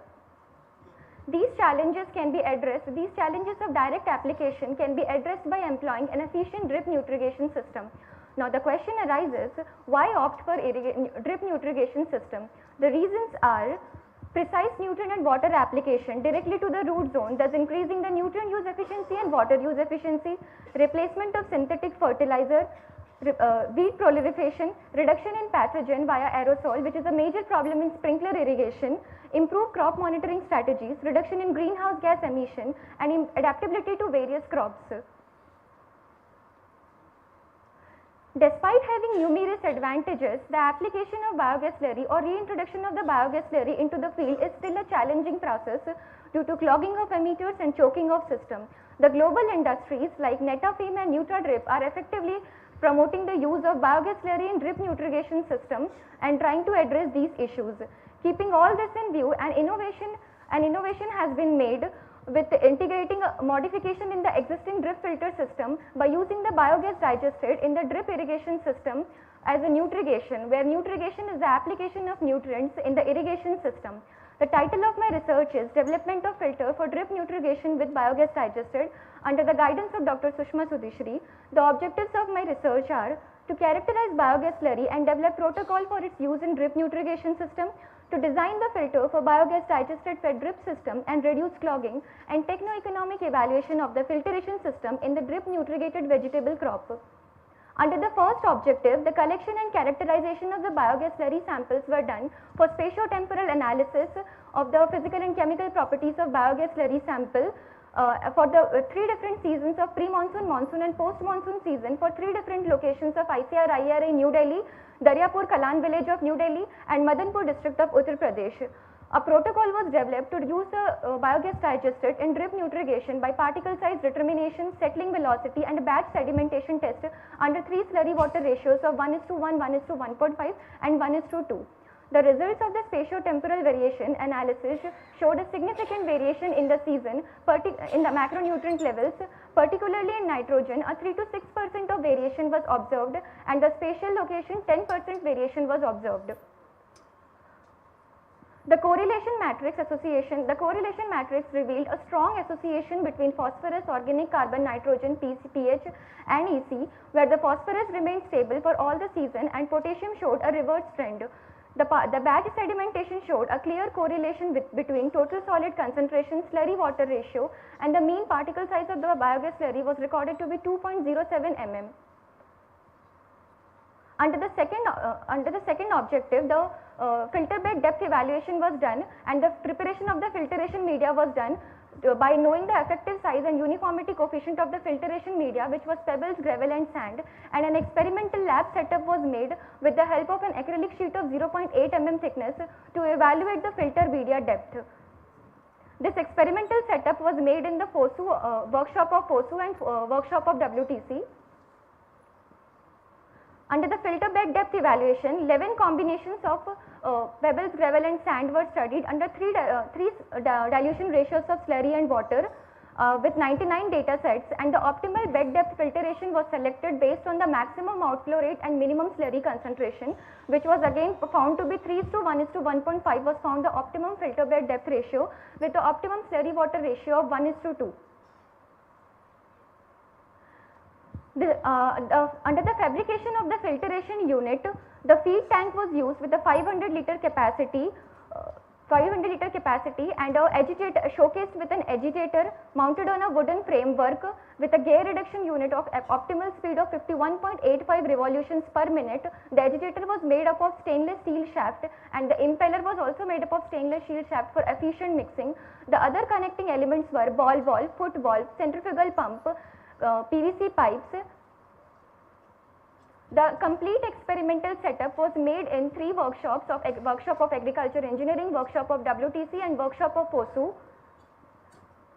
The figure illustrates a comprehensive schematic diagram of all the filters and the experimental setup in the field with the orientation and configuration of the filter system. This is a sedimentation filter system. The sedimentation filter system, despite its high nutrient recovery, was considered inadequate for filtration because of low removal efficiency of 26.7% and high turbidity and high total solid concentration.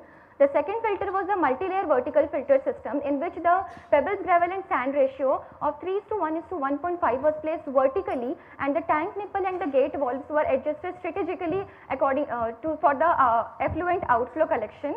The third is the cascade filter system, which was arranged in a fashion of cascade with different grades fed with optimal filtration, optimal bed filtrations of 3:1:1.5 and a slurry dilution ratio of 1:2, followed by the concentric filter system in which pebbles, gravel and sand were used, and a 2 mm drilled holes were made for the outflow of the effluent, and a pipe filter system which was again fed with pebbles, gravel and sand ratio of 3:1:1.5, and the ball valves were attached strategically for flushing and for the collection of the effluent.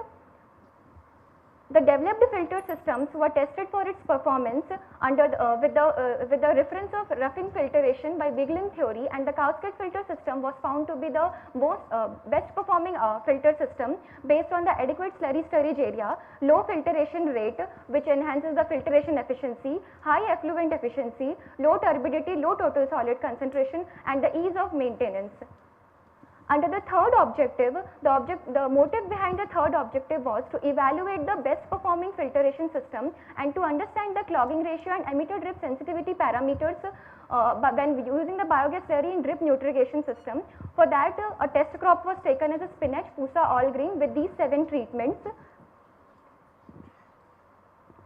The nutrient availability in the developed filters were found to be almost same in the 4 developed filters except for the sedimentation filter system. In the emitter drip sensitivity parameters or the hydraulic parameters of the drip were found to be under the acceptable range with the increased use of biogas slurry nutrition, and the clogging ratio was found to be 6.91% to 29.11%.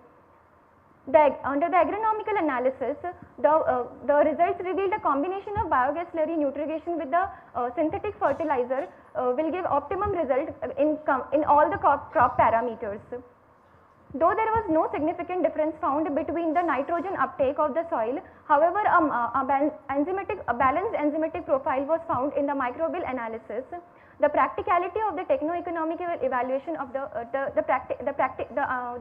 economic evaluation underscored the practicality of filtration system when used in combination with biogas slurry nutrition and synthetic fertilizer, that is 80% RDF with biogas slurry nutrition, with a benefit cost ratio of 2.3 and a payback period of 1 year 4 months.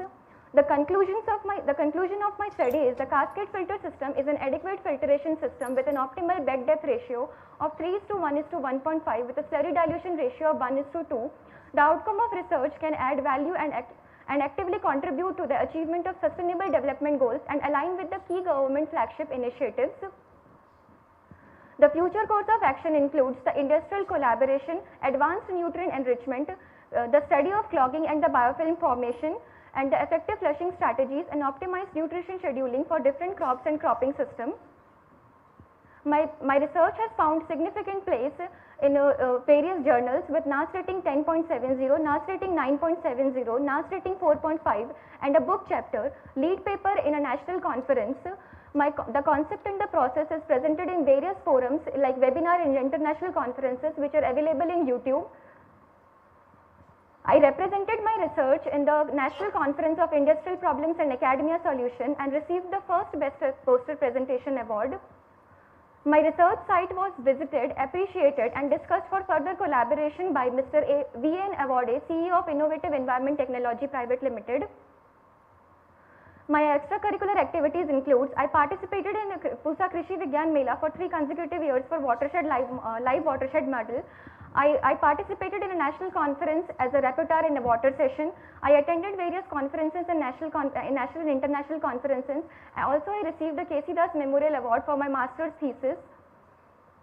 I would like to thank my chairman, co-chairman and advisory members, Dean ma'am for her valuable suggestions during conceptualization of my research, director, project director sir, professor, all faculties of Water Technology Center, lab members, workshop technicians, parents, friends, seniors and juniors. At last I would like to conclude, biogas slurry paving the way to greener and more sustainable future, one brown gold drop at a time. Thank you. Thank you, Ms. Rasmi Yadav for a very good topic, very good presentation, because it is important because we have to make use of this biogas and this slurry, adding nutrients as well as adding energy to the system. So, Pal Sahab या बिरथल साहब पहले पूछ रही, बिरथल साहब. Yes. Rashmi, a very good, excellent presentation, particularly keeping on the view the government's emphasis on circular economy. Thank you, sir. So, just I want to ask, what is the commercial utility of your research? Like commercial utility means like it can be applied to farmers field or not? Farmers fields or industries, because when you are talking about the circular economy, it is not only the farmers, but right from the... So this can be upscaled. Like first we tested in the laboratory test, we have got the optimal bed depth ratio, we have got the slurry dilution ratio, we have arranged the configuration or orientation, and so this can be upscaled, like we upscaled it in experimental plot in our field. So this can be upscaled in farmers field also and for industrial collaboration also. Okay. You said that India produces about 760 million tons of dung every year. So what is the dung evacuation rate for say cow? Sir, I per day? couldn't understand. And that. from where did you get this figure? Sir, from reference. Okay. And is there any difference between the celery, biogas celery and the dung manure in terms of nutrient composition? Biogas slurry and? Manure. Yes, sir. Nutrient composition variation is there. Like what kind? In which it is higher? So biogas slurry has the highest nutrient composition.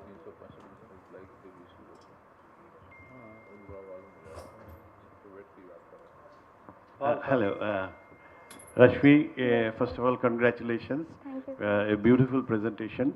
I learned some new term, the nutrition. So how is it different? Can you define between fertigation and nutrition? Yes, sir. When we say fertigation, it includes chemical fertilizers also and organic fertilizers also. But when we are saying nutrition, sir, it's a new term and nowadays it is used more often. When we are saying nutrition, means we are applying nutrients to the irrigation system to the crops or plants. Through fertilizer also you are using nutrients? But fertilizers are synthetic fertilizers. Oh, okay. Nutrition means it is only organic.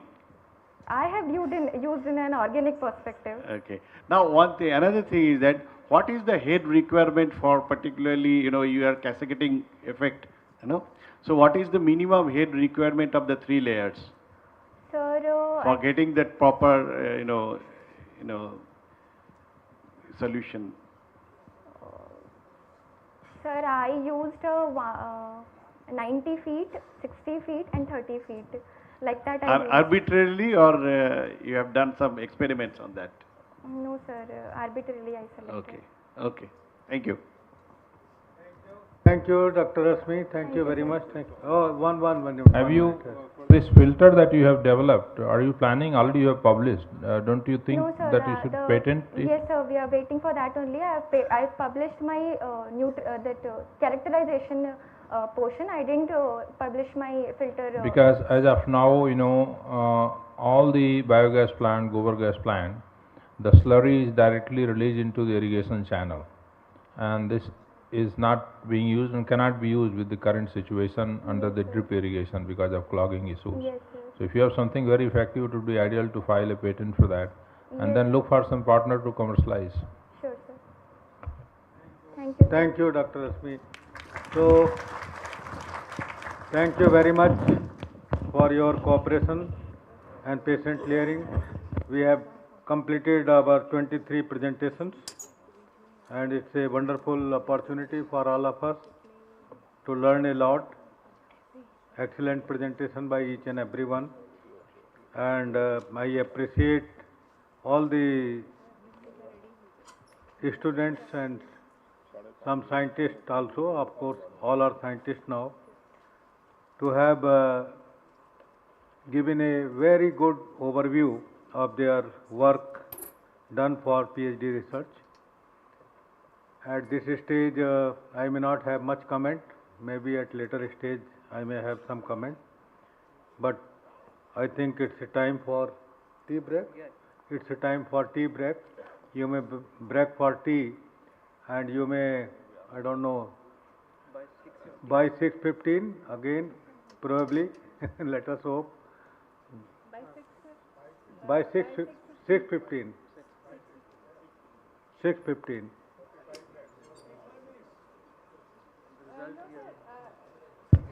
sir, we can break for tea during that time. Means आप लोग brainstorm करके PhD का दे दीजिएगा sir. Masters का ready है sir. And then at that time 6:15 पे then we will assemble sir. Yeah, today only sir. अभी sir आ जाएंगे आधा घंटा में एक meeting में तो by that. Yeah. So I request all audience, including all the candidates, their mentors, everyone to assemble here at around 6:15. Yeah, thank you.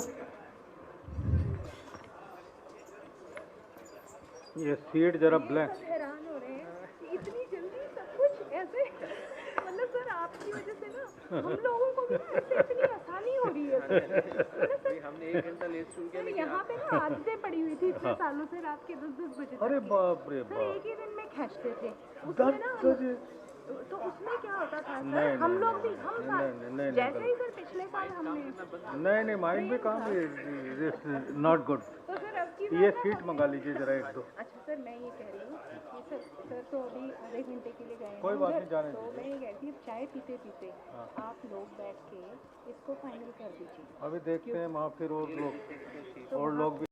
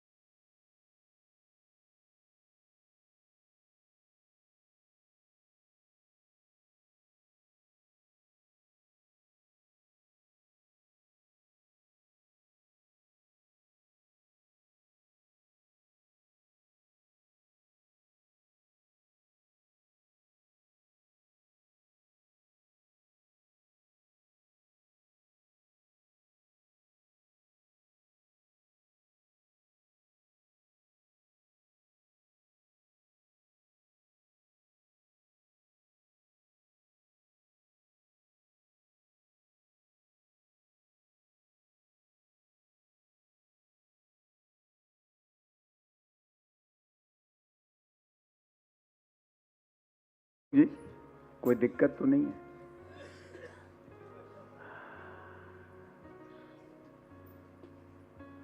Chairman साहब, अशोक जी, अनुपमा जी, अनिल जी, मेरे विद्वान साथी लोगों, बहुत विद्वान लोग बैठे हैं, प्यारे बच्चों, आप भी बहुत विद्वान हो। मैं बोलना नहीं चाहता था क्योंकि मैं सुनने आया था, और मुझे याद है कि अगर मैं बोलूँगा तो एक गाना है ना, मैं बोलूँगा तो बोलोगे कि बोलता है। ज़्यादा नहीं बोलूँगा, आपसे बहुत थोड़ा सा बोलूँगा कि हम सुनने आए थे और आपकी बातों से मंत्रमुग्ध हो गए। आप थोड़ा नर्वस होंगे, कुछ चिंता में होंगे, हमें वो मिलेगा कि नहीं मिलेगा, उसकी चिंता मत करिए। हमें लगा हम कुछ आपको सुझाव देंगे, ठीक उल्टा हुआ, हम आपसे सुझाव लेके जा रहे हैं। तो आप सबको बहुत बहुत बधाई और तालियां बजाइए इसके लिए। और ये ताली आपके लिए है, आपके परिवार के लिए है, जिन्होंने आपको उस प्रकार की शिक्षा दी, और आपके गुरुजनों के लिए है, इस पूरे संस्थान के लिए है, जिस संस्थान में एक ज़माने में जब हम आपकी उम्र के थे, यहाँ आने में डरते थे। सच है ये, अशोक जी को पता है। यहाँ आने में भय लगता था कि लोग पूछेंगे कर क्या रहे हो, तो क्या बोलेंगे साहब, करते तो कुछ थे नहीं। तो वहाँ आकर के, यहाँ बैठ के आपकी समीक्षा करना जो आनंद है, एक आनंद है, और हम सब के लिए बड़ी गरिमा का विषय है। इसके लिए आप सबको धन्यवाद, साधुवाद। और जब आप में से तमाम लोग, कोई कम नहीं है, कोई इसमें कम नहीं था, सिर्फ अंतर इस बात का था कि मैं किस क्षेत्र का खिलाड़ी हूं। ठीक है, सबने वो क्रिकेट दिखाया, जीवाश दिखाया बहुत लोगों ने, मगर आपके उस सभी जो कुछ भी आपने यहाँ पे बताया, उसमें हमें शतरंज दिखा। शतरंज विश्वनाथन आनंद दिखाया, ये विश्वनाथन जी नहीं, विश्वनाथन आनंद दिखा। इतना आनंद आया। और मैं यही कह रहा था चेयरमैन साहब से कि इतना ज्ञान 2 दिन में मिल गया, अब हमें साल भर पढ़ने की आवश्यकता नहीं है। ऐसी ही मीटिंग अटेंड करते रहें, आपके पास आते रहें। और आप सबको बहुत बधाई।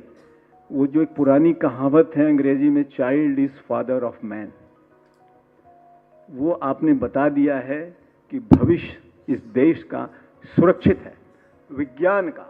तो जय जवान जय किसान, जय विज्ञान, ये सुरक्षित है आप सबके कारण।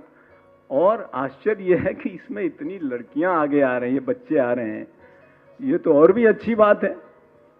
तो मैं अपने साथियों को कहता हूं, भाई अब आप लोग झाड़ू पोछा लगाना, खाना बनाना सीख लो।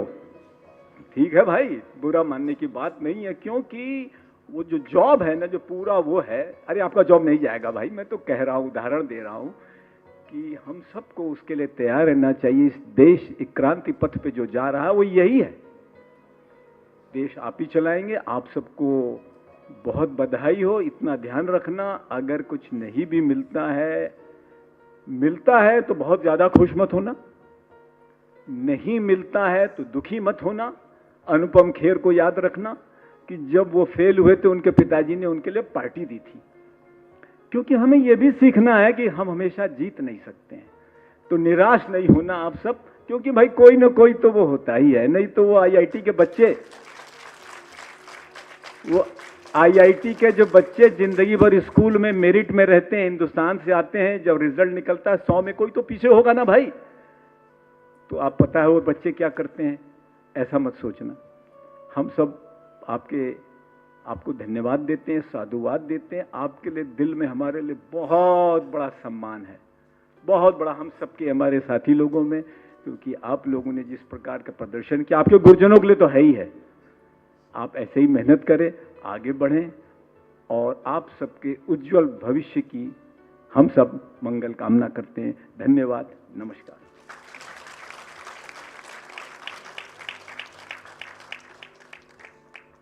Thank you, sir. Now I would request Professor P.S. Bithal, Director ICAR NIAP New Delhi, for his closing remarks. Sir, please.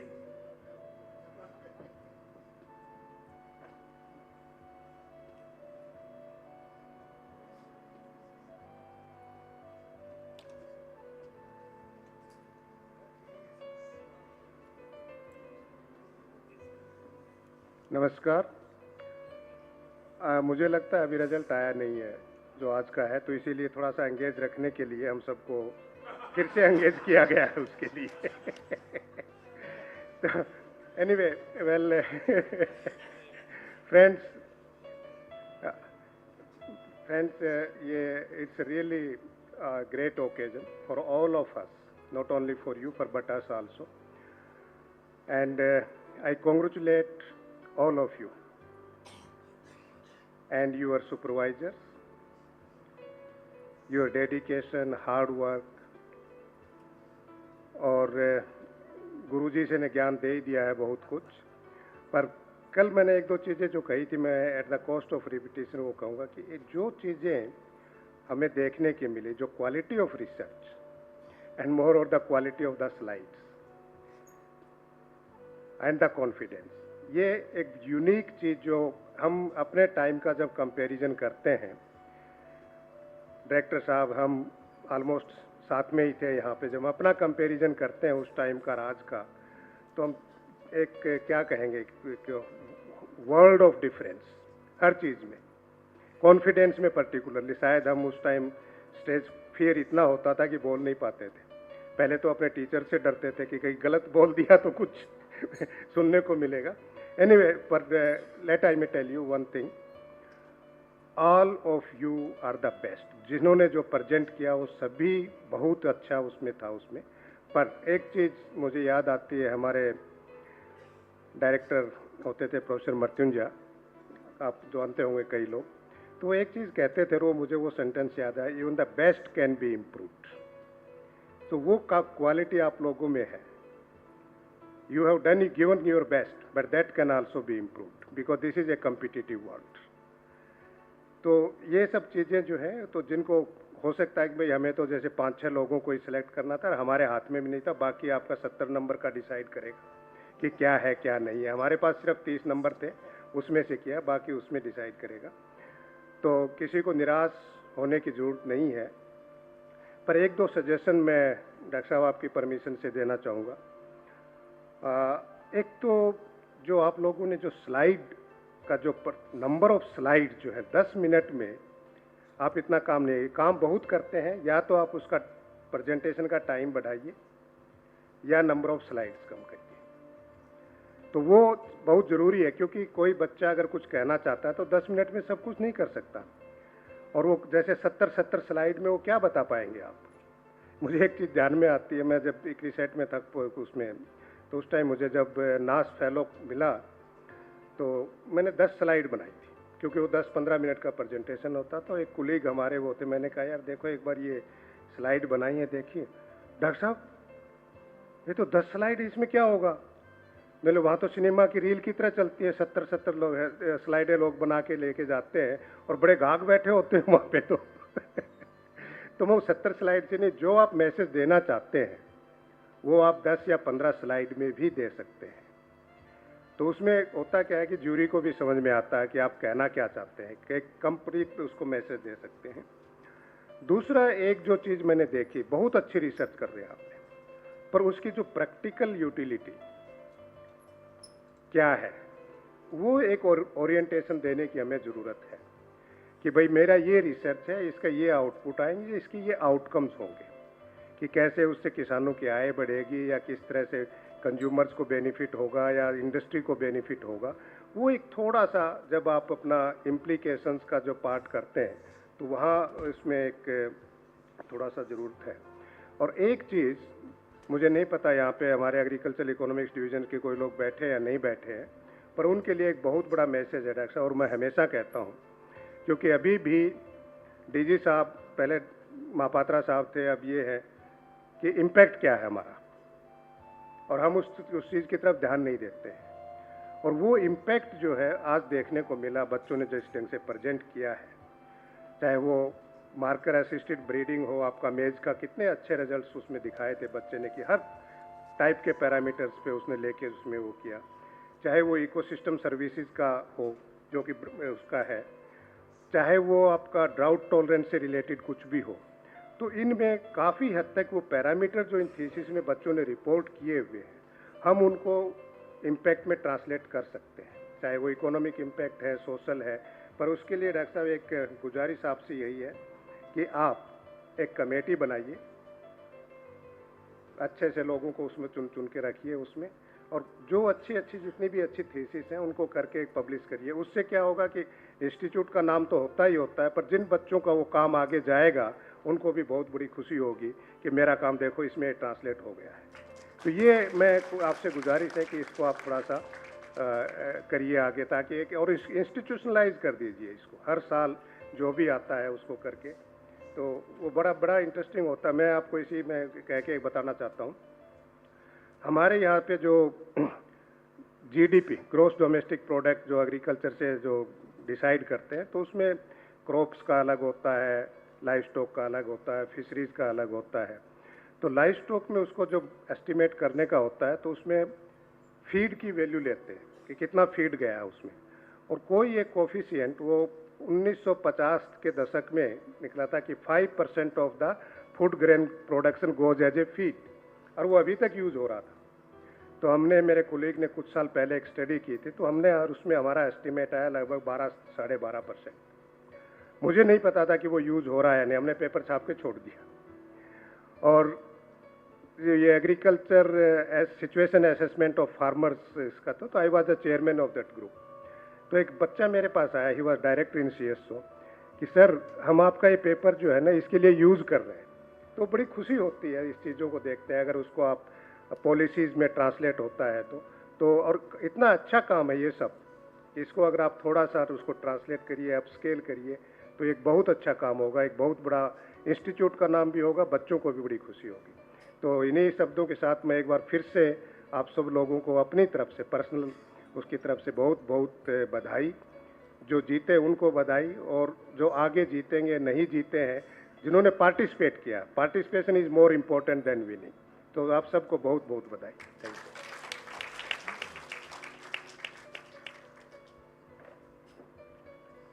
Thank you for your kind words, sir.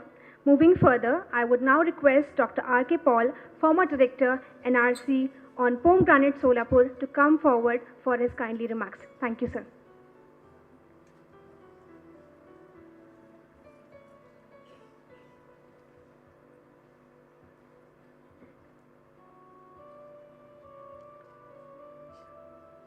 Good evening, everybody. First of all, I express my deep sense of gratitude to Dr. A.K. Singh, Director, Madam Anupama, Chairman of the jury, and the members of the jury, for giving me an opportunity to enjoy the treat for the last 2 days. In fact, I fully agree with doctor Joshi that ये 2 दिन में जो सीखा है हमको हर साल भर नहीं पढ़ना पड़ेगा। So really it is a treat for listening to all the presentations and the excellent way you have presented it, and I feel that I am really honored to be a part of this celebration. Sometime actually we were discussing, when we got the admission in IRI in 1980, that time the director was Dr. H.K. Jain, and in the freshers welcome, he used to address that you are the cream of the creams. So आज आपने बिल्कुल ये साबित कर दिया है, you have proved that you are really the cream of the creams of the cream. So getting into IRI is one thing, and after getting admission to IRI, always one dreams like that when I can stand in this auditorium, in this podium, to perform anything, whether it is a cultural program, whether it is the invocation song, or whether it is presenting something. When the students were presenting the invocation song, I was remembering my good old days where I used to be one of them, like performing the invocation, and for 1 month there used to be rehearsal in the hostel. And really convocation gives a very nostalgic memory for me. And getting an award like IRI gold medal, it's a really coveted one. But those who are not getting, I fully agree with my previous speakers that please don't get disheartened. This is a step, those who are not getting this award, this could be a stepping stone for going ahead further. Lastly, I'd like to tell the same thing as Dr. Vitwal said. Translating the findings of the research into the commercial venture for the benefit of the farmers would be a very, very nice activity. And making a compendium, kind of the best gold medal awardees from IRI, and it could be circulated or it could be uploaded in the website of IRI so that it has got a wide publicity. So with this, I congratulate all of you for your excellent presentation, and I once again thank Director IRI and Dean IRI and a whole team of IRI for inviting me to be a part of this very important session. Thank you very much. Good night. Thank you very much for your kind words, sir. Now I would request Dr. V.V. Ramamurthy, sir, former Professor, Division of Entomology, ICAR, IRI, New Delhi, for his kind remarks. Sir, please.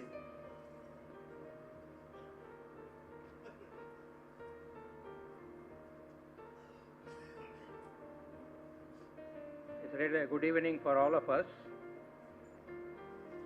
Looking back at what has happened yesterday and today, I must say that it was an intellectual treat. And all the contributions of the brightest of the young minds today and the brightest of the younger minds yesterday were really great. And if I look back my days at IRA, the day I joined here, if I take it as a birth for me in my professional life, and then my brought up here, I have seen a lot of changes in IRA.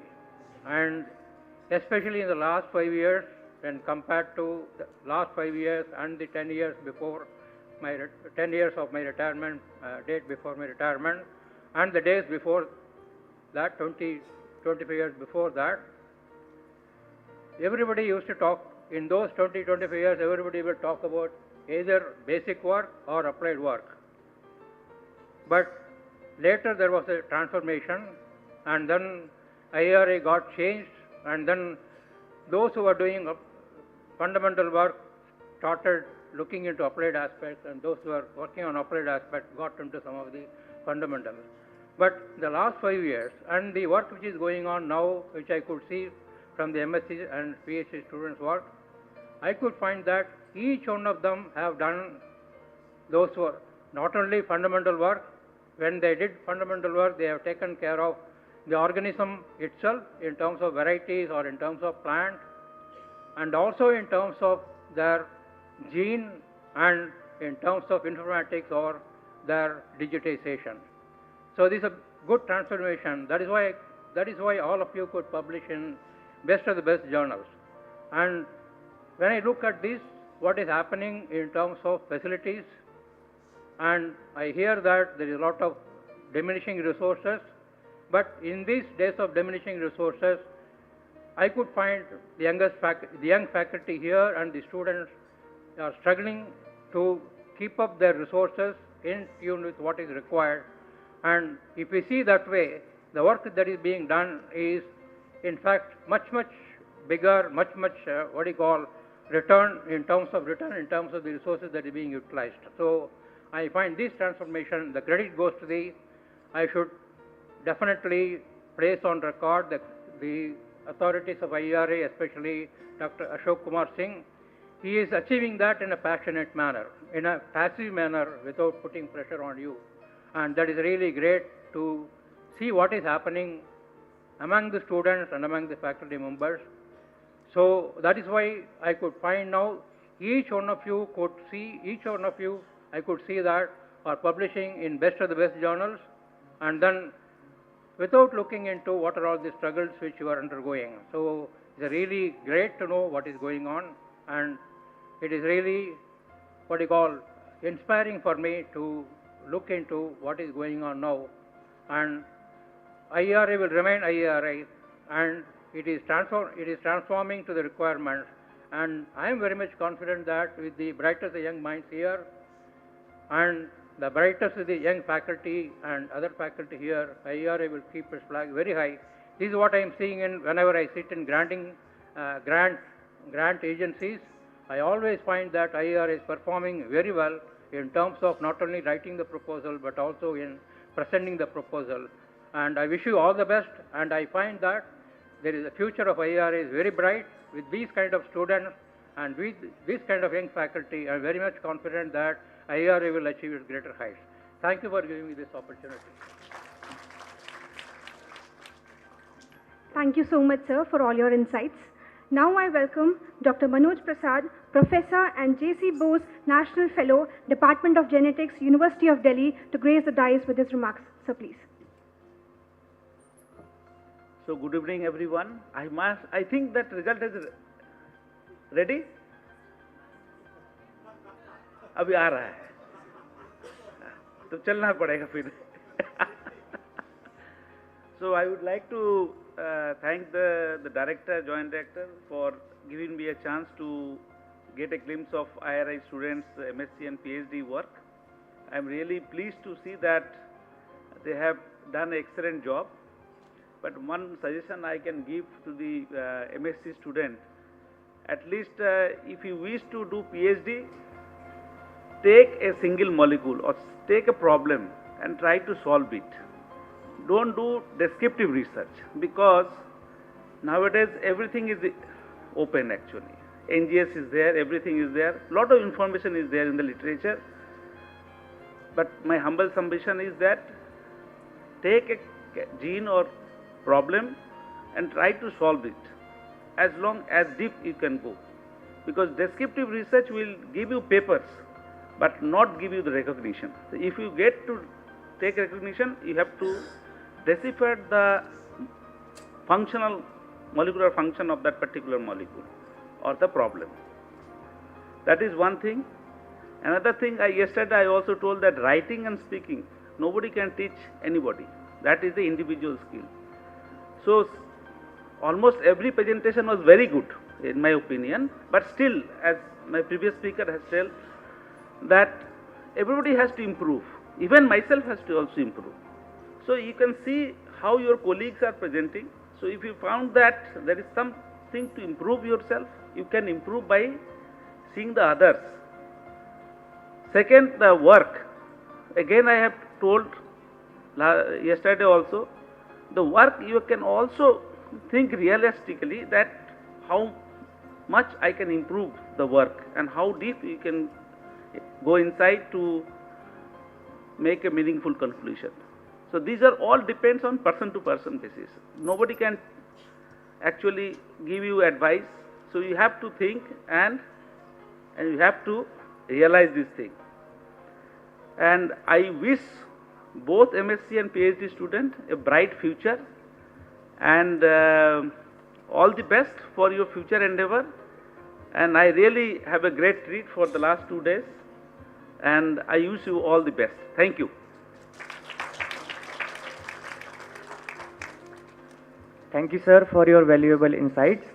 Now I would request Padma Shri Dr. Arvind Kumar, sir, chairperson of the session, for his closing remarks. Sir, please.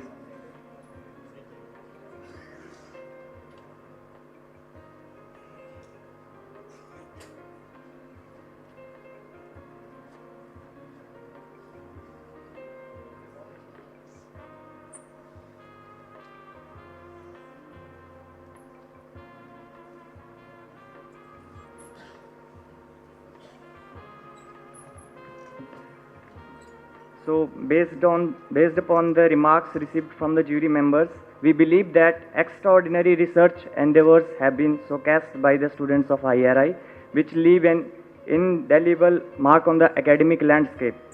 So we are grateful for the dedication of all the presenters who have delivered invaluable contribution for advancing the knowledge, and we are proud of all the presenters. Now I would request Honorable Director IRI Dr. A.K. Singh sir and Dr. Anupama Singh ma'am for felicitation ceremony. And first of all, I would request the chairperson of the session, Dr. Arvind Kumar sir, for the felicitation ceremony.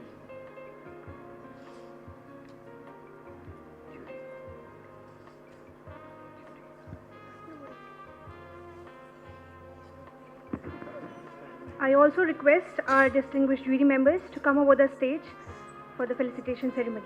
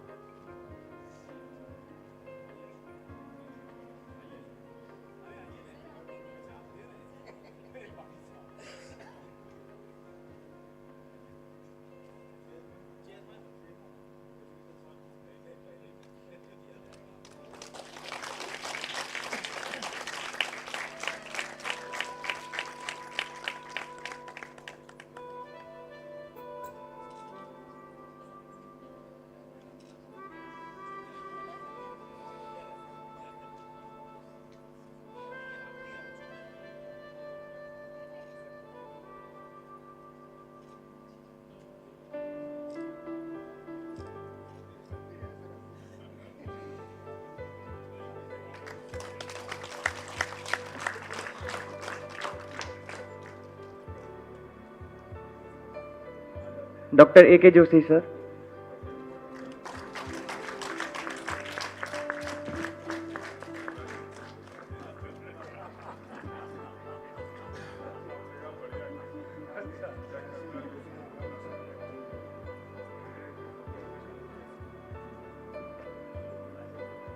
Professor P.S. Bithal sir.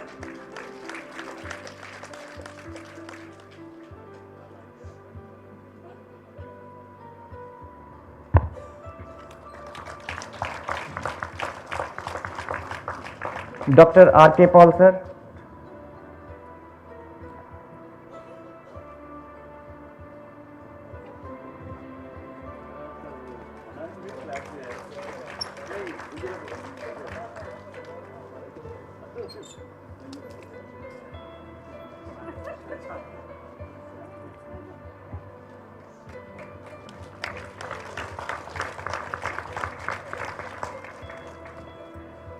Dr. V.V. Ramamurthy sir.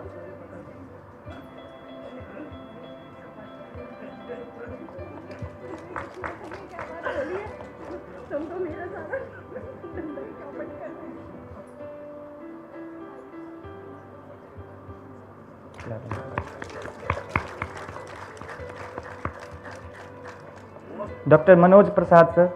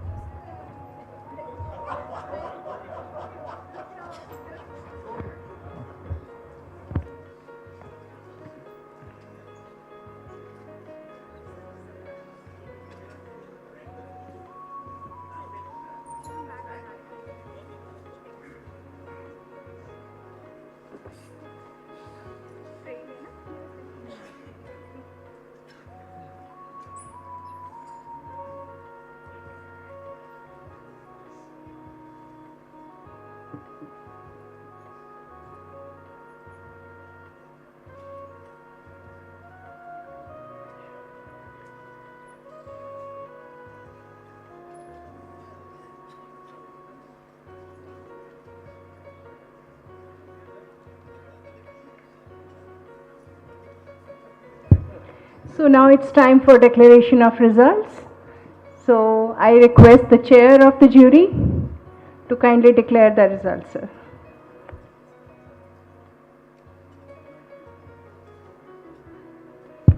And also give your final remarks, sir. Thank you.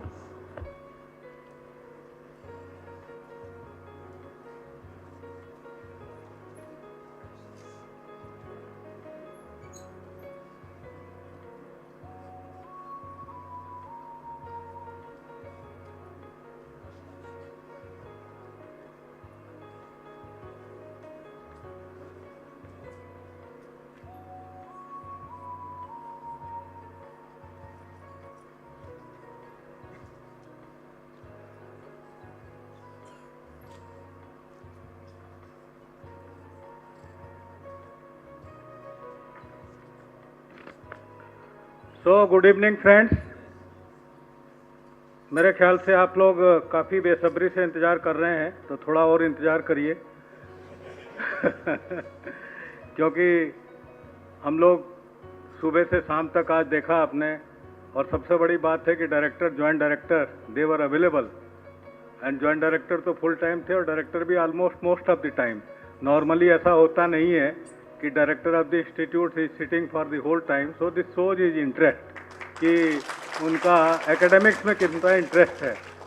मैं तो उनको जानता हूँ काफ़ी लंबे समय से, and is extraordinary I would say. लेकिन उनका जो एक बार होता है ना कि टीचर का रियल जजमेंट यही होता है कि वो कितना इन्वॉल्व होता है एकेडमिक एक्टिविटीज़ में, and this is the one example which really proves that he is truly involved in academics and giving lot of time listening to you and everyone. एक मैं छोटा सा सुना देता हूँ आपको, फिर थोड़ा और बात करेंगे। 5 मिनट आप मुझे दीजिए।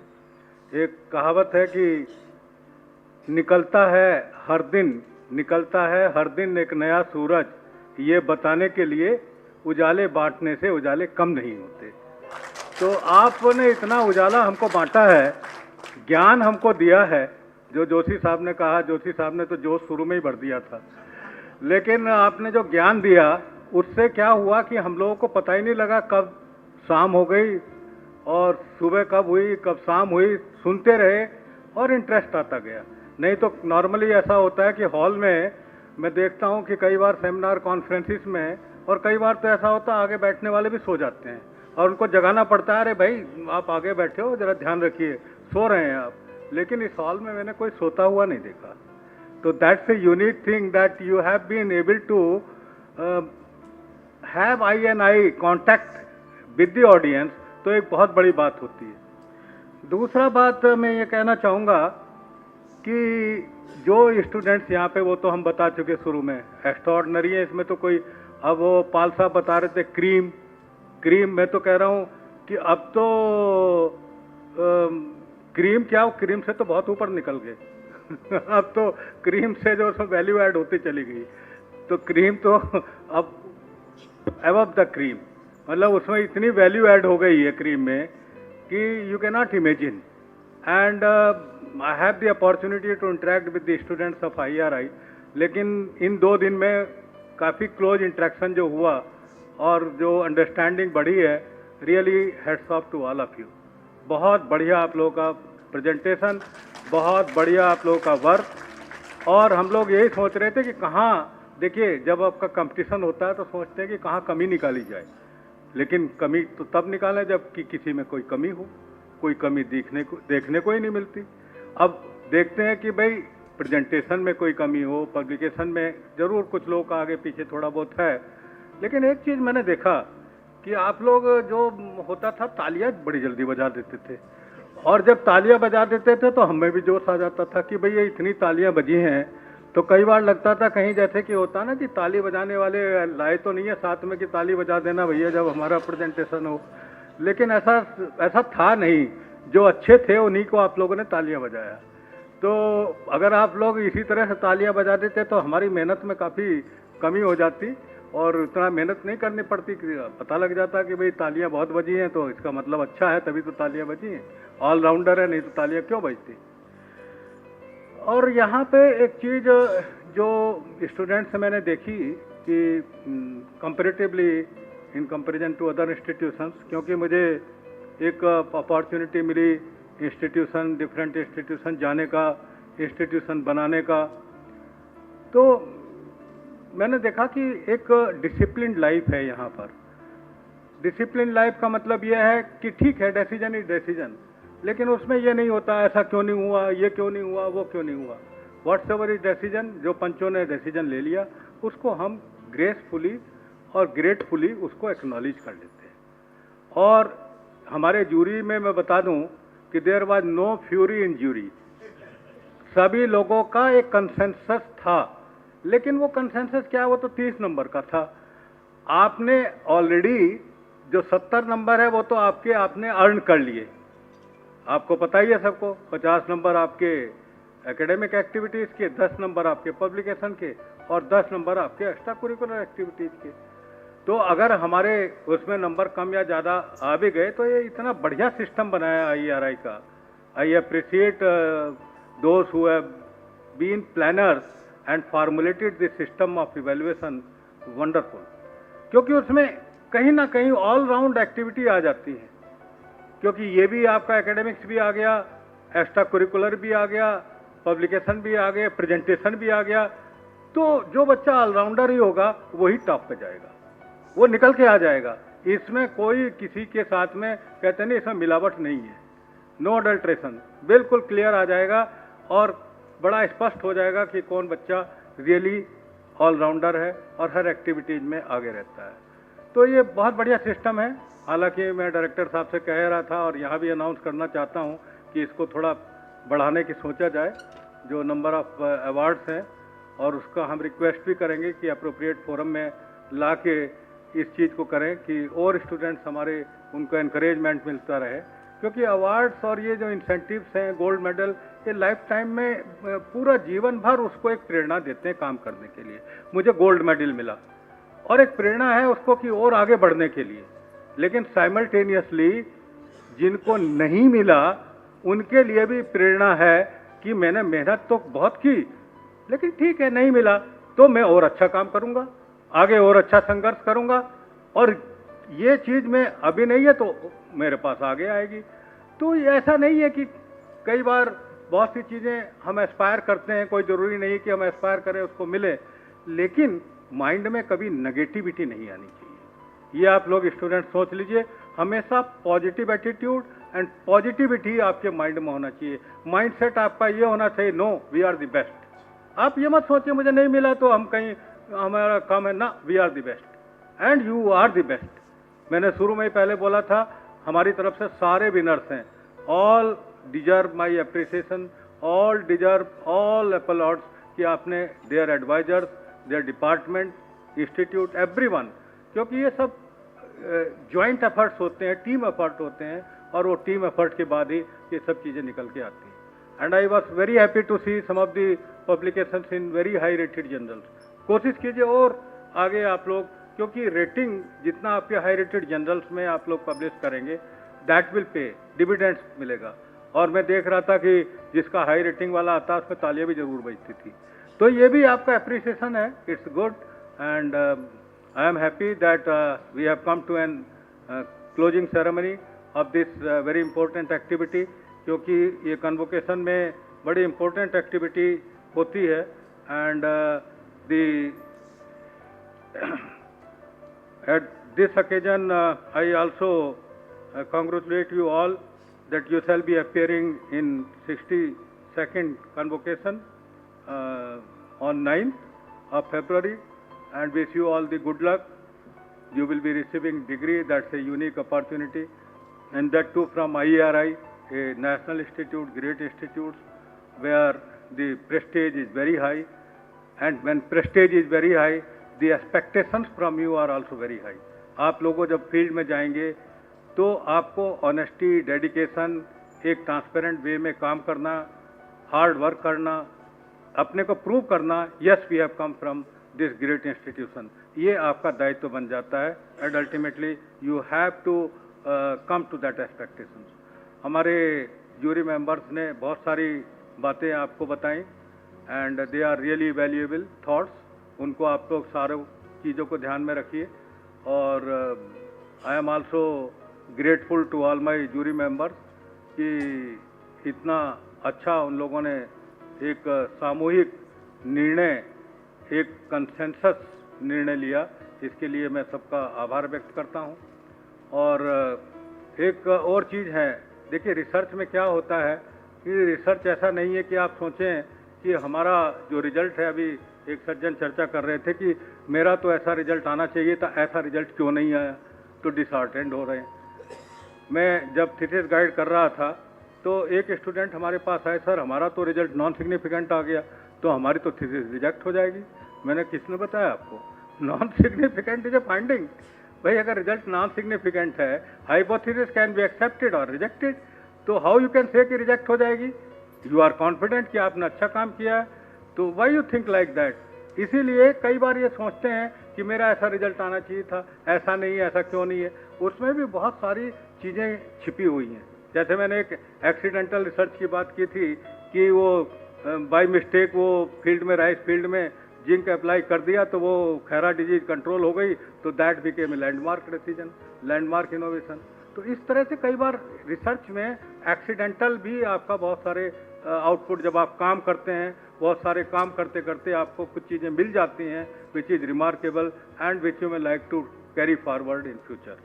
So with these words, I once again thank the director and the joint director and all the team members, all the staff members who have given the opportunity, and truly speaking all of you जिन्होंने सब बच्चों को इतना अच्छे से सुना और उनको एक प्रेरणा दी करने के लिए. और गलती तो देखिए, गलती इंसान से हो जाती है, आप लोगों से भी गलती हुई होंगी, लेकिन मैं आपको अगेन 2 सेंटेंस में फिर आपका थोड़ा लाइट मोड में कर देता हूँ. गलतियों से जुदा तू भी नहीं मैं भी नहीं. गलतियों से जुदा तू भी नहीं मैं भी नहीं. इंसान है हम दोनों खुदा, तू भी नहीं मैं भी नहीं. तू मुझको मैं तुझको इल्जाम देता हूँ, मगर झांकता अपने अंदर तू भी नहीं मैं भी नहीं. तो अपने अंदर आप लोग झांक के देखिए क्या गलती की है, कहाँ हम लोग कमी रहे हैं. आगे बढ़िए, ज्ञान बांटते रहिए और इस देश को आगे बढ़ाते रहिए. So with these words I think I have given enough. एक तरीके से आपका मूड लाइट करने के लिए. So at the end you must be waiting for the result. So we come to the result.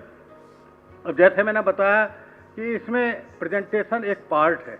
Totality जैसे मैंने बताया कि आपका OGPA, research paper, special achievement award, curriculum activity, presentation, ये सब मिला के टोटल, अब टोटल में एक जगह टोटल में बिल्कुल बराबर आ गया, सेकंड डेसिमल का भी आ गया.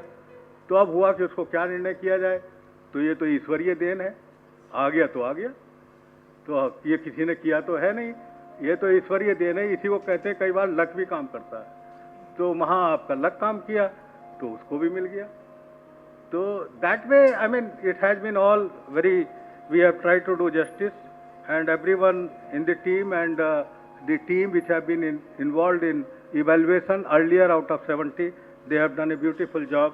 I compliment and congratulate each one of you for doing a good job. So MSc result finally we come. So मैं नीचे से लेता हूँ क्योंकि वो थोड़ा सा disheartened ना हो. The Miss Jyotsna Verma from Plant Genetic Resources. थोड़ा खड़े हो जाएं तो अच्छा है, अगर हैं तो. हाँ वो ज्योत्सना वर्मा है यहाँ पे, खड़े हो जाएं. Good good, congratulation. और देन मिस तुहिना घोष, तुहिना घोष है यहाँ पे? नहीं है? क्या उनको अवार्ड मिलने की उम्मीद नहीं थी? तो anyway she is from seed science and technology. वो भी आपके बराबर एग्जैक्टली सेकंड डेसिमल तक नंबर पाई हैं. तो दोनों क्लब हो गए और दोनों को मेडल मिल गया. Okay, happy? कह तो दीजिए happy. Okay. Then fifth is miss Polami Basak. Polami Basak from plant pathology. This year खड़े हो जाइए थोड़ा सा, सब लोग देख लें. तो congratulation Polami, you are from plant pathology discipline. Then fourth is miss Badshah V from post harvest management. Badshah हैं क्या? नहीं है? Anyway congratulation to her. Then third one is mister Satyam Rawat. Satyam Rawat from agronomy. तो सत्यम जी है, बधाई हो आपको. Then second is mister Sogaria Chakraborty. Suvargia Chakraborty है यहाँ पे? नहीं है. He is from biochemistry department. He stood second. तो congratulation to Chakravarti. And first best student, any guess?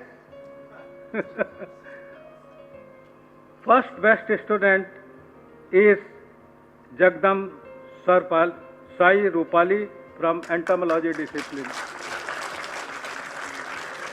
And the difference is quite high. First में और बाकी में difference काफ़ी है. तो she really deserve. और मुझे जहाँ तक ध्यान आ रहा है शायद उनका एक्सीडेंट भी हुआ था.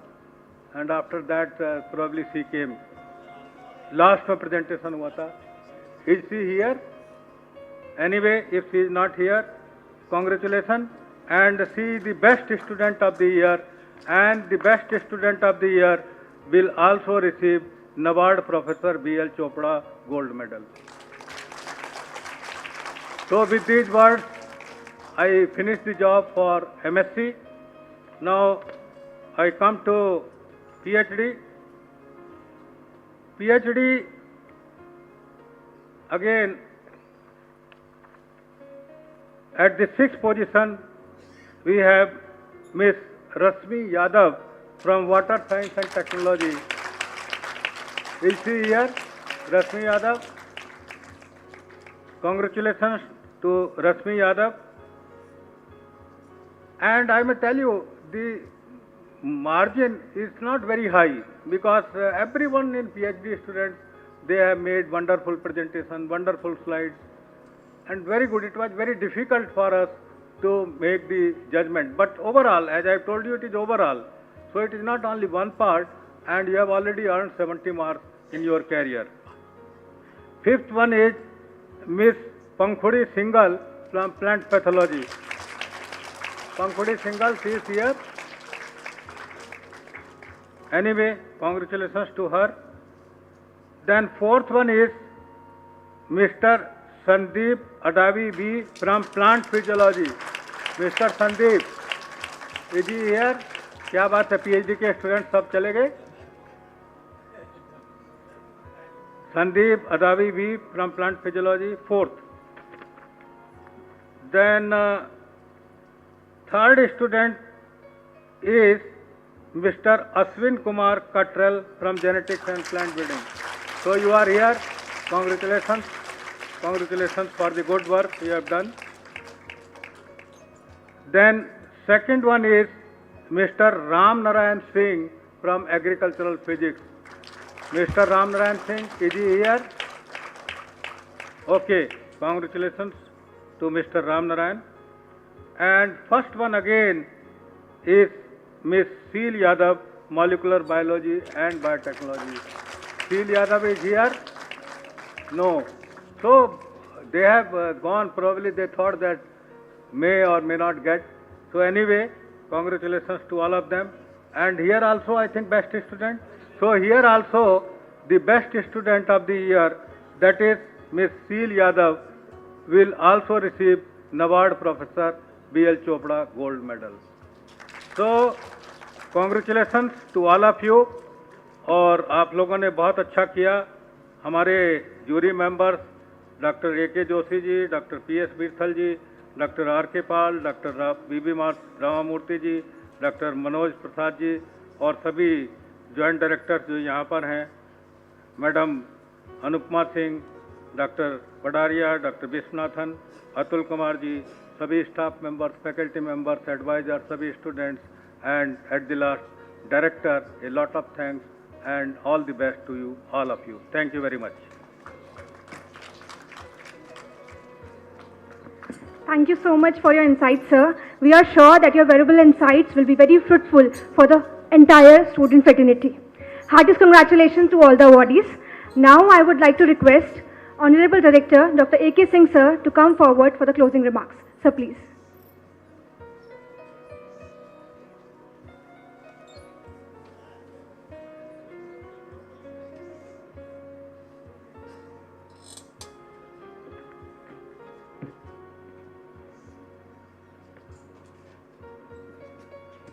So very good evening to each one of you, and I can see happiness on your faces for the hard work that you have done and the result that you have just listened to. I'm extremely thankful to, of course, thanks will be given by Dr. Anupma, but to jury chaired by Professor Arvind Kumar for doing an excellent job with no controversy of any kind. And he, as he said, that there was no fury in jury. That can only happen when the people in jury, they are meritorious people. Somebody who has come on merit will never like that merit is ignored.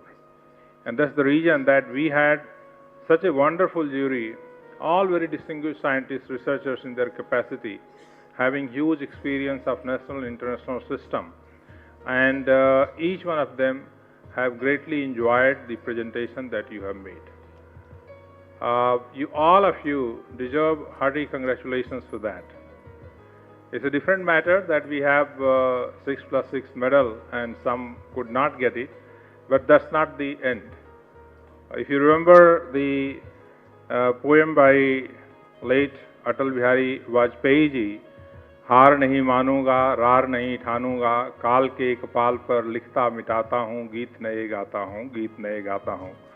तो आप सभी लोगों के लिए नए गीत गाने का अवसर है, जो जिनको यहाँ पर मिला है उनको भी और जिनको नहीं मिला है उनको भी.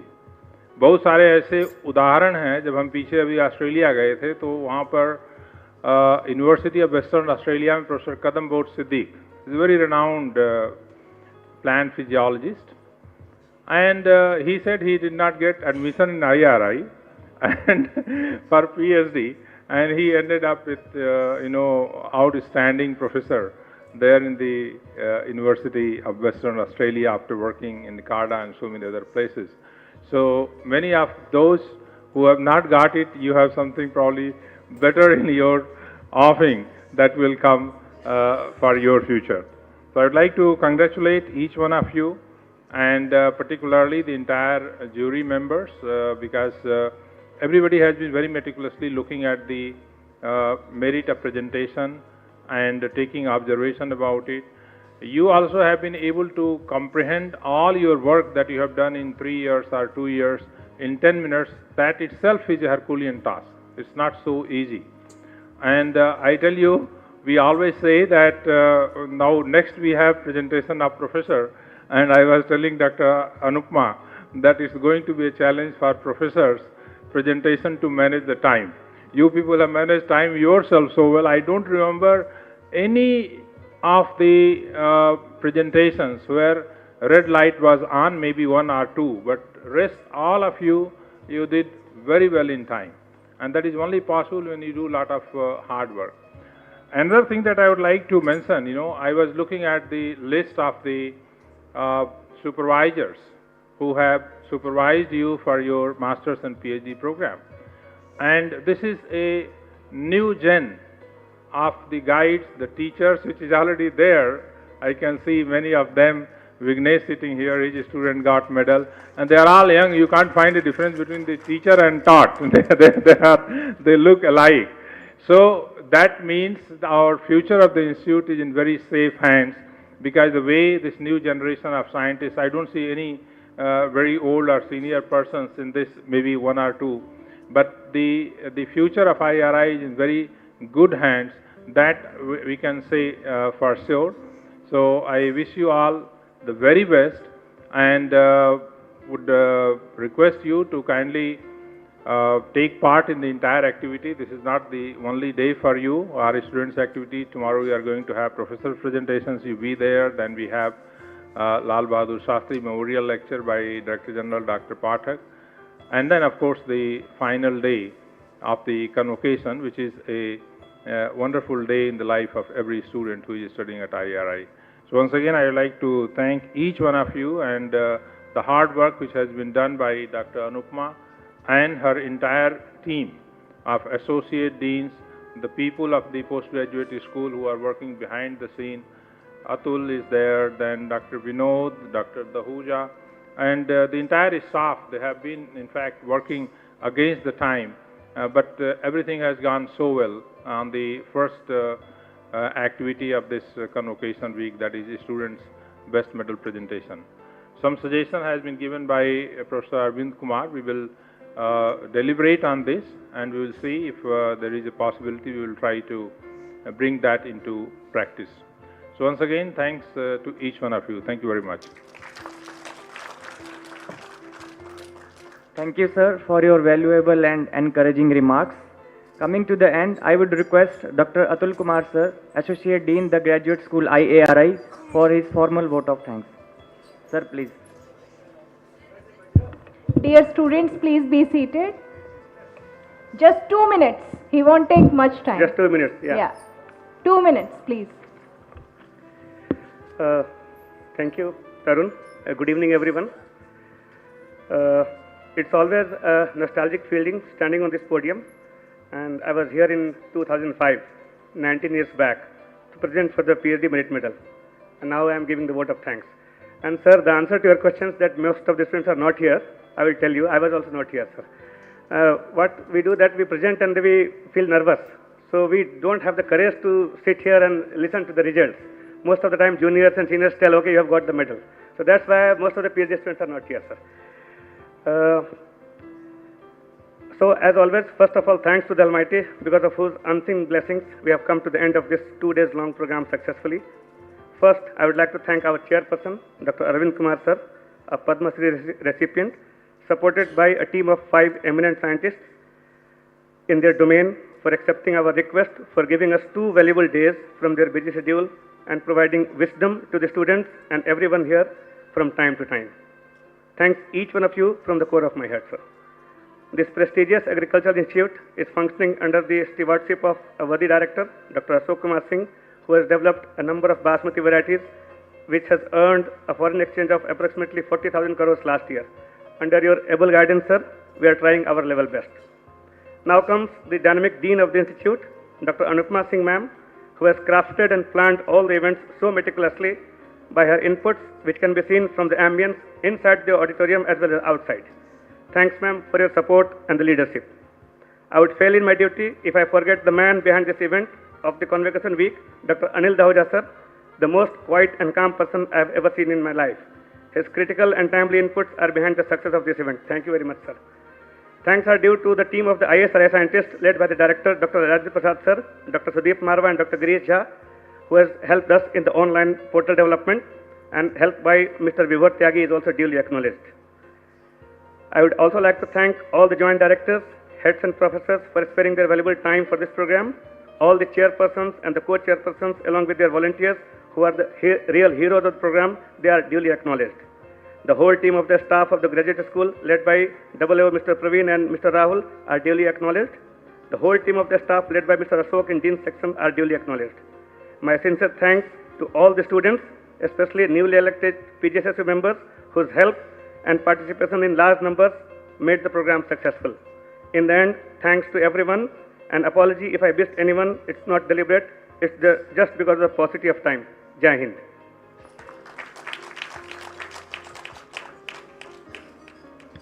So, dear professors, we will meet tomorrow, and I request you all who are here and also online to kindly honor the time, and also, that will also be a test for you and me together, as sir has given this as a challenge. Okay, thank you so much. Thank you. Thank you, jury. Thank you so much for being here, sir.